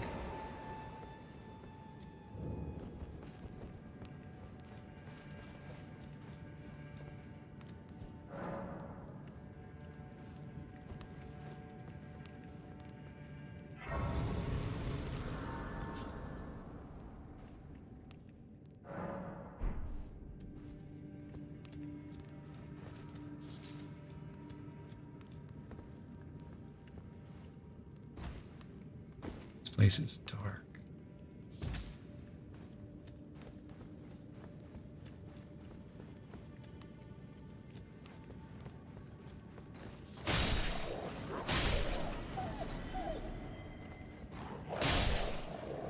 Genuinely so much easier to hit everything with wide slashing attacks than with pokes from a really short spear.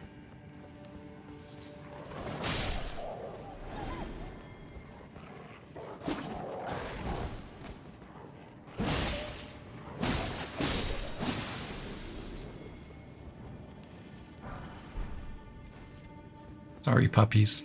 I had to get this one golden rune.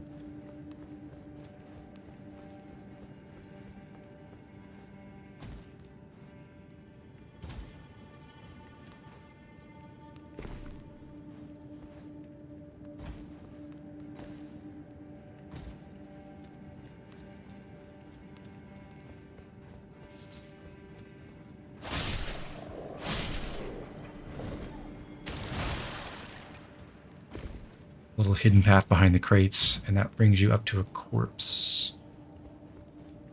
Also kind of a shortcut. A little bit. Down below me there is a white wolf we will jump attack.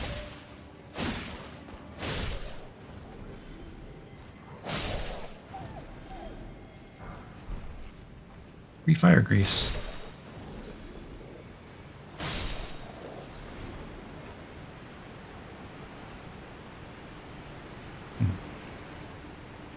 Waterfalls. I'm actually going to swap to my falchion and test out Stormblade real quick, because it would be nice to have a ranged attack for these bats.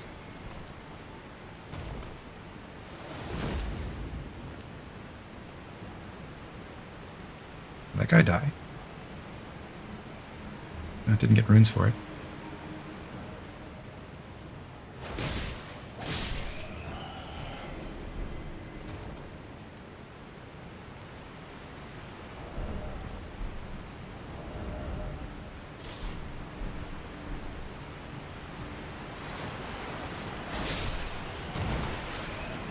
Kind of freaky when you use unsheath and you put away your torch temporarily while you're sheathing your katana and everything just goes dark. It would be really awkward to pull off in practice.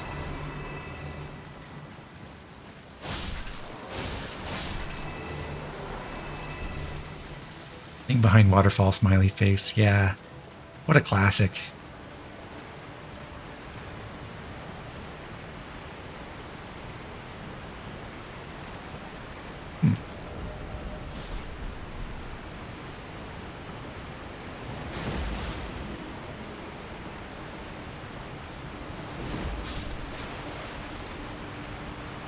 Who knew you could stand there, honey?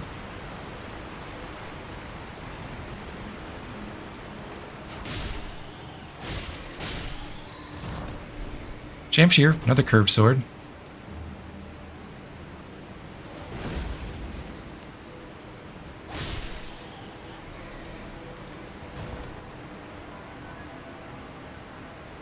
Okay, so we could jump across this way to get to that waterfall, but if we take a detour, we can reach this corpse up here. This is only tricky because you don't need a running jump, but it's helpful. And it's hard to do a consecutive running jump like that. But if you go to the menu, you can basically buffer your run input so that you start running immediately when you close the menu again.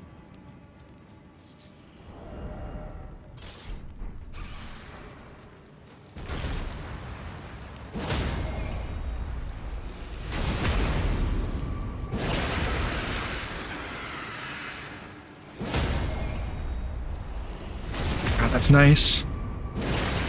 Breaking its stance in one charged R2.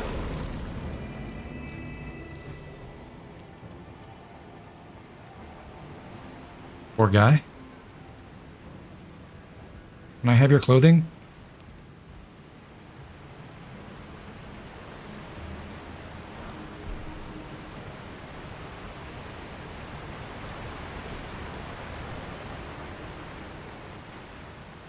For calling Finger Remedy is another multiplayer item.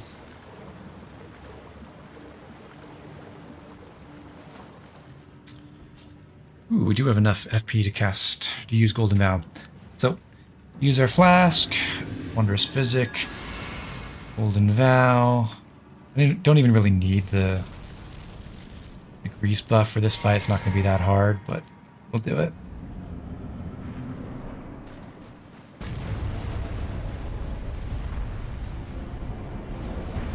We fought a few of these guys already.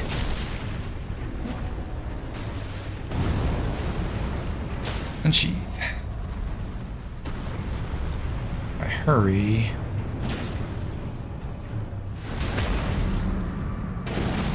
Big crit. Nice. Beautiful. Blue Dancer Charm raises your physical attack power, only physical damage, when you have very low equip load. In absolute terms, not in terms of your percentage of your maximum. I don't really like running this because I like having armor, but you can, and it's almost 20% if you're like next to zero equip load. It's kind of cool is the lore here. The dancer in blue represents a fairy who in legend bestowed a flowing sword upon a blind swordsman. Blade in hand, the swordsman sealed away an ancient god. A god that was rot itself. We haven't encountered rot, but that sounds amazing. And maybe it was the Shamshir. I don't know. That the blind swordsman was using. I am not able to warp because I am in combat. Great. I guess that bat is still alive and doing something somewhere? Could also quit out, and that would solve this, but let's go see if I can find him.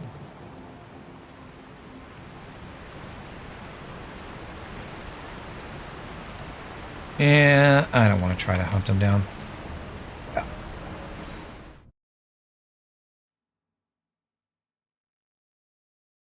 You hold your shield or torch while running, you always get the far jump? I didn't know that.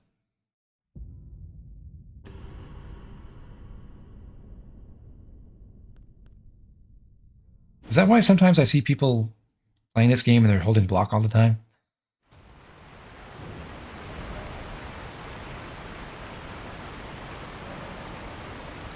Back up to Saints Bridge.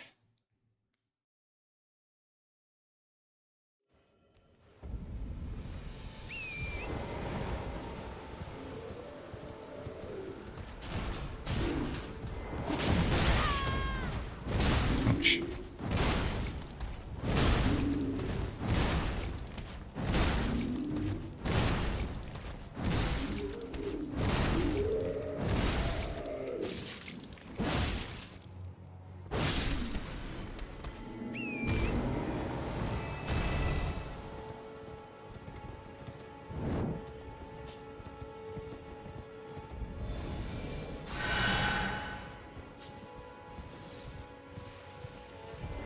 Hello, Mr. Merchant. Nice instrument you got there. I don't know why the bow has a hand on the end. That's kind of freaky.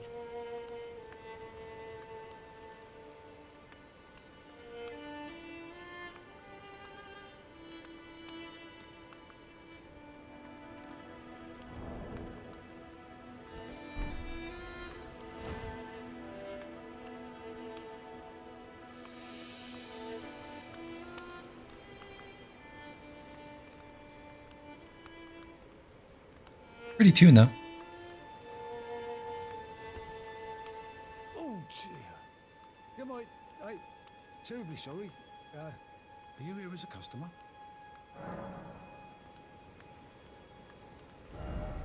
Yes, I will buy some smithing stones, a cracked pot, a cookbook, and pickled turtlenecks, and some poison stuff.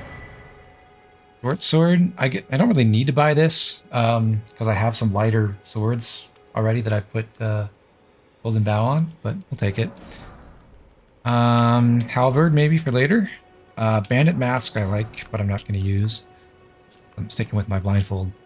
And then we can buy note flame chariots. Contains information about flame chariots. I must apologize. I'm right there with you, Wronghouse. I like the bandit mask a lot because you can see your hair. And it looks good on a lot of different, with a lot of different chess pieces too. What did we just buy? Beware the fire monks' chariots bearing the faces of giants. A well-aimed blow to the chimney on top may prove effective, but opportunities for a plunging attack will be rare indeed. Okay, let's file that away for later. Never seen one of those flame chariots.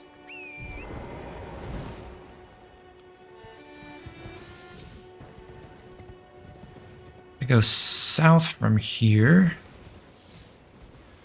Here's the Weeping Peninsula way off in the distance. There's the Mistwood. And here's some stray dogs.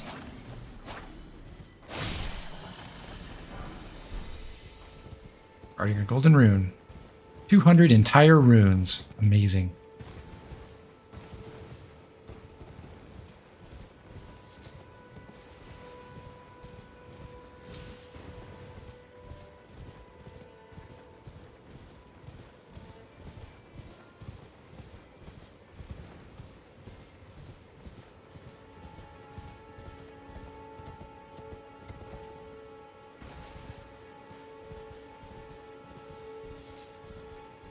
Trina's Lily. Down here, we can see the kind of bizarre interior sea of the Lands Between. Out here is also, we're actually right next to the shoreline when we went to the High Road Cave down that way too.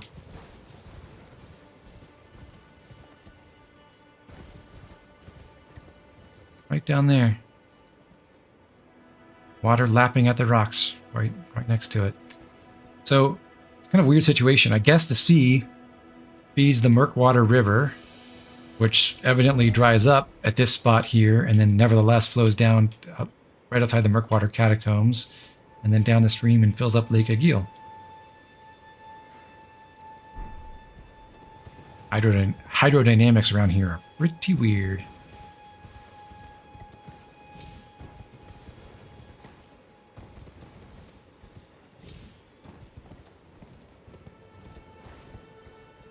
This fellow. There's no mistake, is there? Death has left its mark once again. Ah, a tarnished, are you? How'd you know? I hunt down those who live in death and weed their death root. Heed my warning.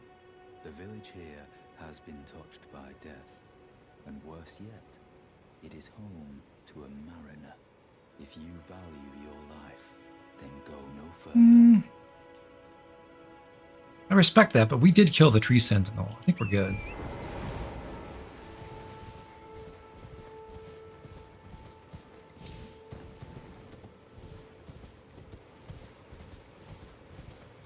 I actually enjoy riding around Limgrave on when the weather is clear and you can just see all these different vistas. It's really cool.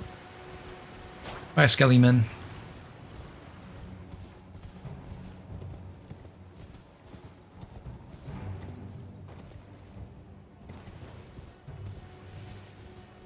Is that the Mariner?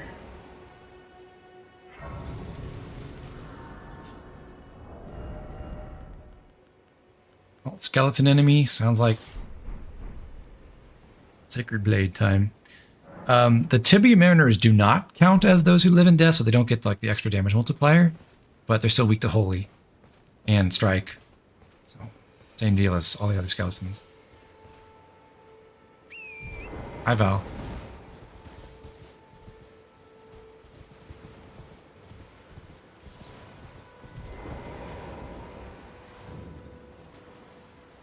Do it all sneakily.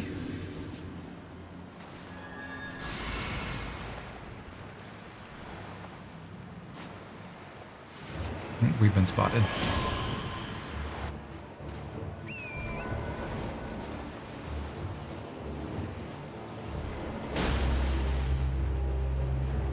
Those his horns to summon a bunch of skeletons.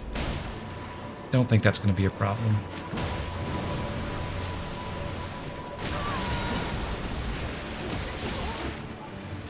Says and then gets poked by a couple skeletons.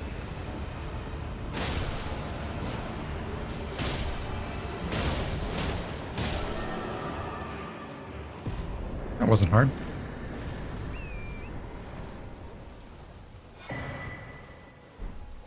Second death root. Sweet. The skeletal militia ashes are kind of cool because they behave like other skeletons. They fight for you, but if they get killed and the enemy doesn't hit them when they're down, they will regenerate. Get all their health back. Another Neat. fool who won't listen to reason, eh? But with a prowess for weeding deathroot. How would you like to earn the strength of beasts? If you're inclined to hunt more of those who live in death and weed their deathroot, then I'll introduce you to Garank, the beast clergyman. I have a matter of my own to attend to, and the beast himself wishes for someone to take my place. What say you? You want us to hunt the Skellymen? Okay. Very well. Show me your map. I've marked the location for you, of a hidden gateway. It will lead you to Garank, the beast clergyman. I have a matter of my own to attend to. I spotted the mark of the centipede here in the village. An ill-omened symbol that should not be. Someone or something threatens the sanctity of the Golden Order and must be eradicated. That does sound terrible. Quick question, can I have your armor? What is it? Still milling about? The map indicates where the gateway is hidden. It will lead you to Garank, the beast clergyman. Yes, that's a no.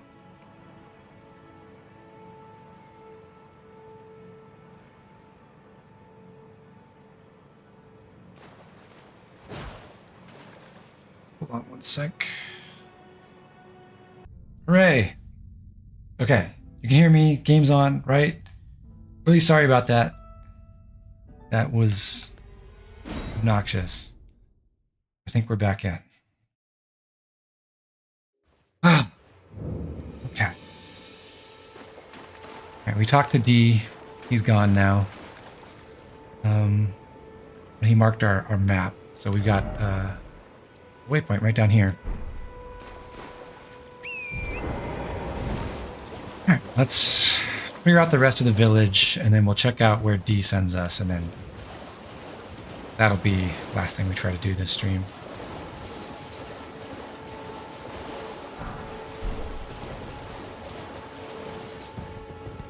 Wow, this headset is not meant for video game audio.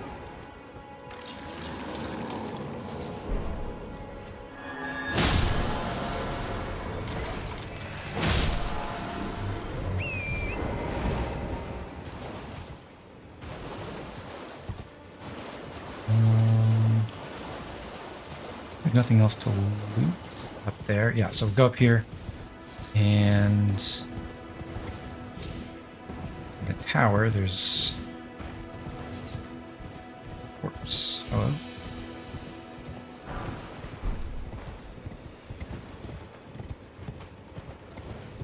Okay, maybe I really should have done this while the video capture was broken, but turtle lovers, don't look.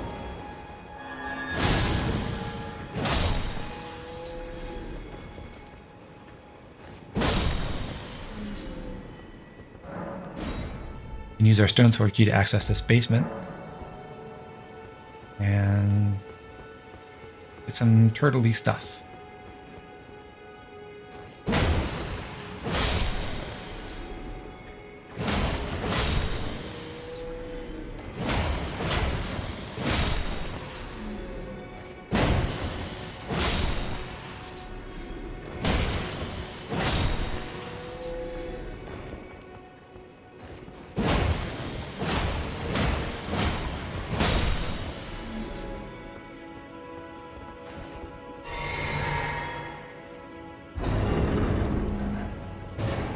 Okay, you can look now.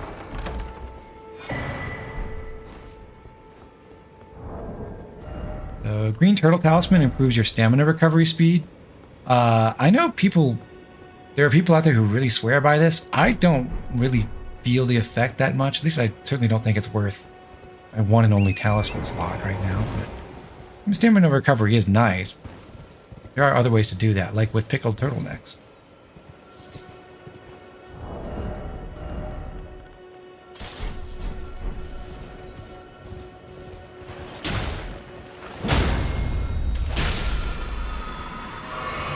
That was that backwards.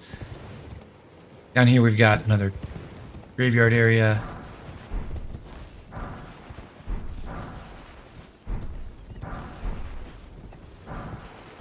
Money.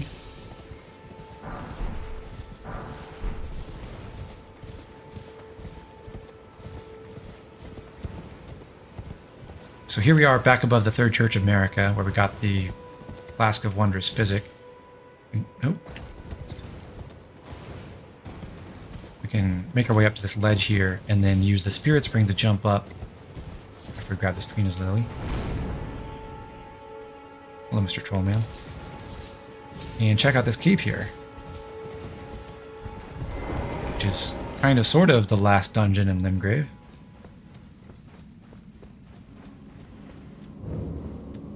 Gale Tunnel.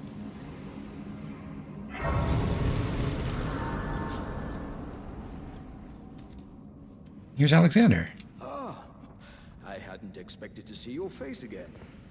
Are you heading to the Festival of Combat too? Oh, no need to be coy with me. Judging by the fine wallop you gave the old backside earlier, I would venture you're something of a warrior yourself. Not wrong. The mere thought of such a festival gets the blood pumping, eh? Now, according to my calculations, passing through this road should lead us to the Kaled Wilds. But, however you slice it, it seems we've reached a dead end. I'm sorry to have raised your hopes. It seems my calculations must have been off. Dang. I was created to be a warrior vessel. Many great warriors reside within me, ever dreaming of becoming a great champion. It's my destiny, and the reason for which I quest. It is my ordeal, you could say. To test myself, to better myself, to fell ever greater foes. And then, one day, we'll be a single great champion. The greatest of them all. What do you think, eh? How do you rate my chances? Really don't know about all that, Alexander, but if you meld warriors inside you, you do you. My first Smithing Stone 4. We have no 3s though, so we have no way to use those anytime soon. And this is an active dungeon. We can't make any progress here, but you're also not allowed to warp out from inside a dungeon you haven't cleared, so we have to run outside. So we'll do that, and then we'll make our way down to the Third Church of America so we can get to Sending Gate that he marked for us.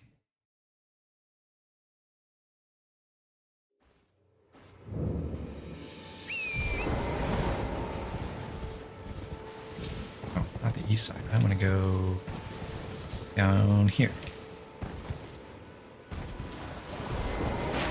Would you look at that? Travel to another location? Yes.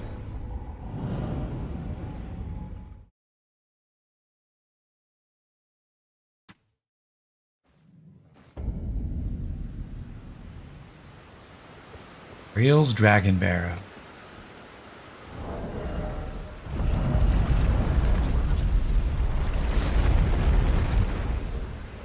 I like the gauntlets better with this jacket than the Godric Soldier ones.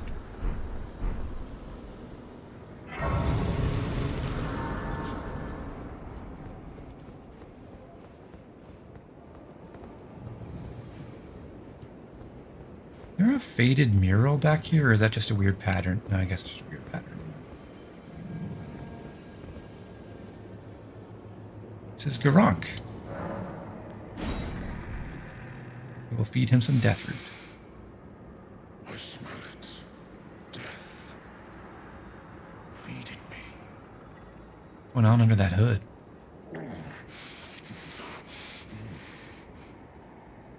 Tarnished. Bring more death. I shall grant thee eye and claw. Feed me more. Hallmark Seal and Beast Eye. But this is a Sacred Seal. It's not really better than our current Finger Seal because it scales with Strength. It scales Incantation Power with Strength. And we don't have a lot of that. We do have a lot of Faith. And then the Beast Eye just indicates to you when Deathroot is near. We did get a second Deathroot, though, from the Tibia Mariner. And after we'd gotten the one from the chest behind the Black Knife Assassin before, so we can give him a second one, and that will give us a new incantation as well. Bestial Sling. This is boosted if you use the Clawmark Seal. Does physical damage. I don't really like it, but it said that in the time before the Erdtree stones were the first weapons of the beasts who had gained intelligence. I think we've got fire now. That's all we can do with Garank right now. We're out of Deathroot. I do plan to rest at that Grace, but before I do, got a platforming challenge, because, you know, 3D open world RPGs really perform best when you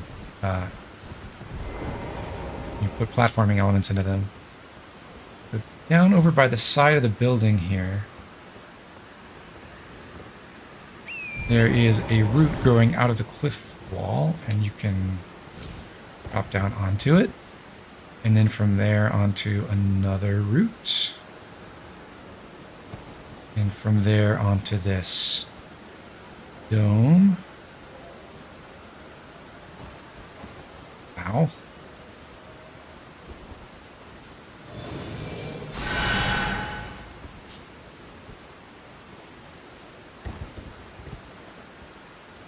I want to go to the second. Jump out to the outside. Keep that bat over on the ledge there. And the other one down here. And the one on that side ledge over there. But we don't want to fight too many of those because this is a high level area. Now I have not been able to take this fall without getting damaged. I don't know if there's a way to do it without that, but I am doing it. So I'm going to hop this way. And then... Actually, there's another bat below me. But...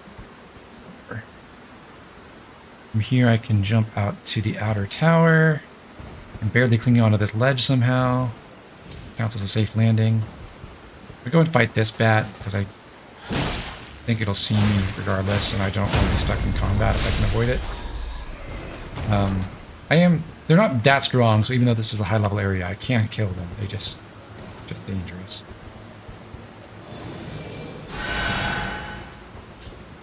Another bat.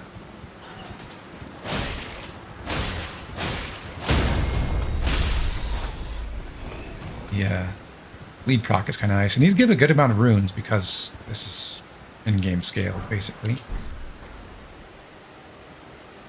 Alright. Continue around to this tower.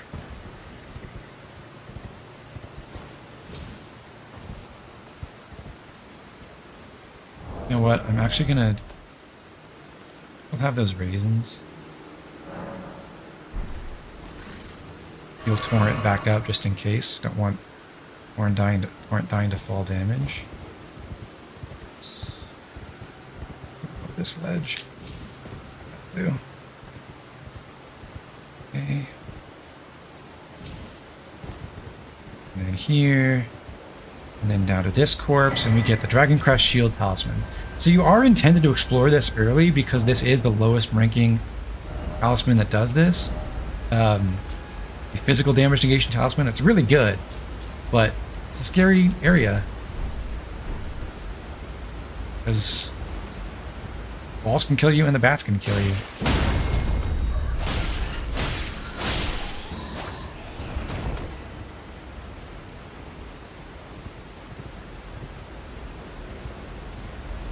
And finally, out on this balcony, we've got the Chinkadea dagger, which also boosts Bestial incantation. So you can have that in one hand and the Claw Mark Scale in the other, and you get two, I think, 10% boosts to those Bestial incantations that Garant gives us. We managed to get down here while killing all the enemies who could have aggroed us, so we're not stuck in combat. If... Oh, whoa, I almost daffed off the balcony. If we'd been stuck in combat because there was some bat up above that had aggroed on us, then we couldn't escape from it, but we also couldn't get it to come down to us. What I would do is equip the Sacrificial Twig Talisman and then just jump off into the ocean and die. And what that would do is it would let me keep my runes instead of dropping them when I die, and then I just replace it. But we made it just fine. So back to the Sanctum. And then we receive an invitation from Melina. Forgive me. I've been testing you to determine if the Elden Ring would truly have you. If you had the mettle to endure this long and arduous path. It seems my worries were unfounded.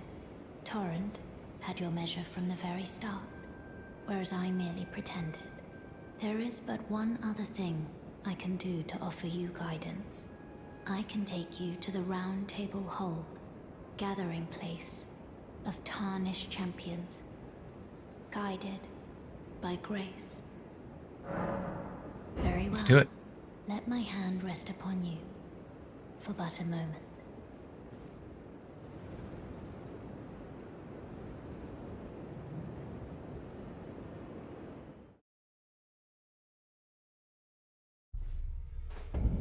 And with that, we've made it to the Round Table Hold. We have a lot of characters to meet here and a lot of talking to do, and it's pretty late for me, so I don't want to stick around doing that for a while longer. So next time, we'll come back and we'll meet everyone at the Round Table, and then we'll move on to cleaning up Limgrave and the Weeping Peninsula from there.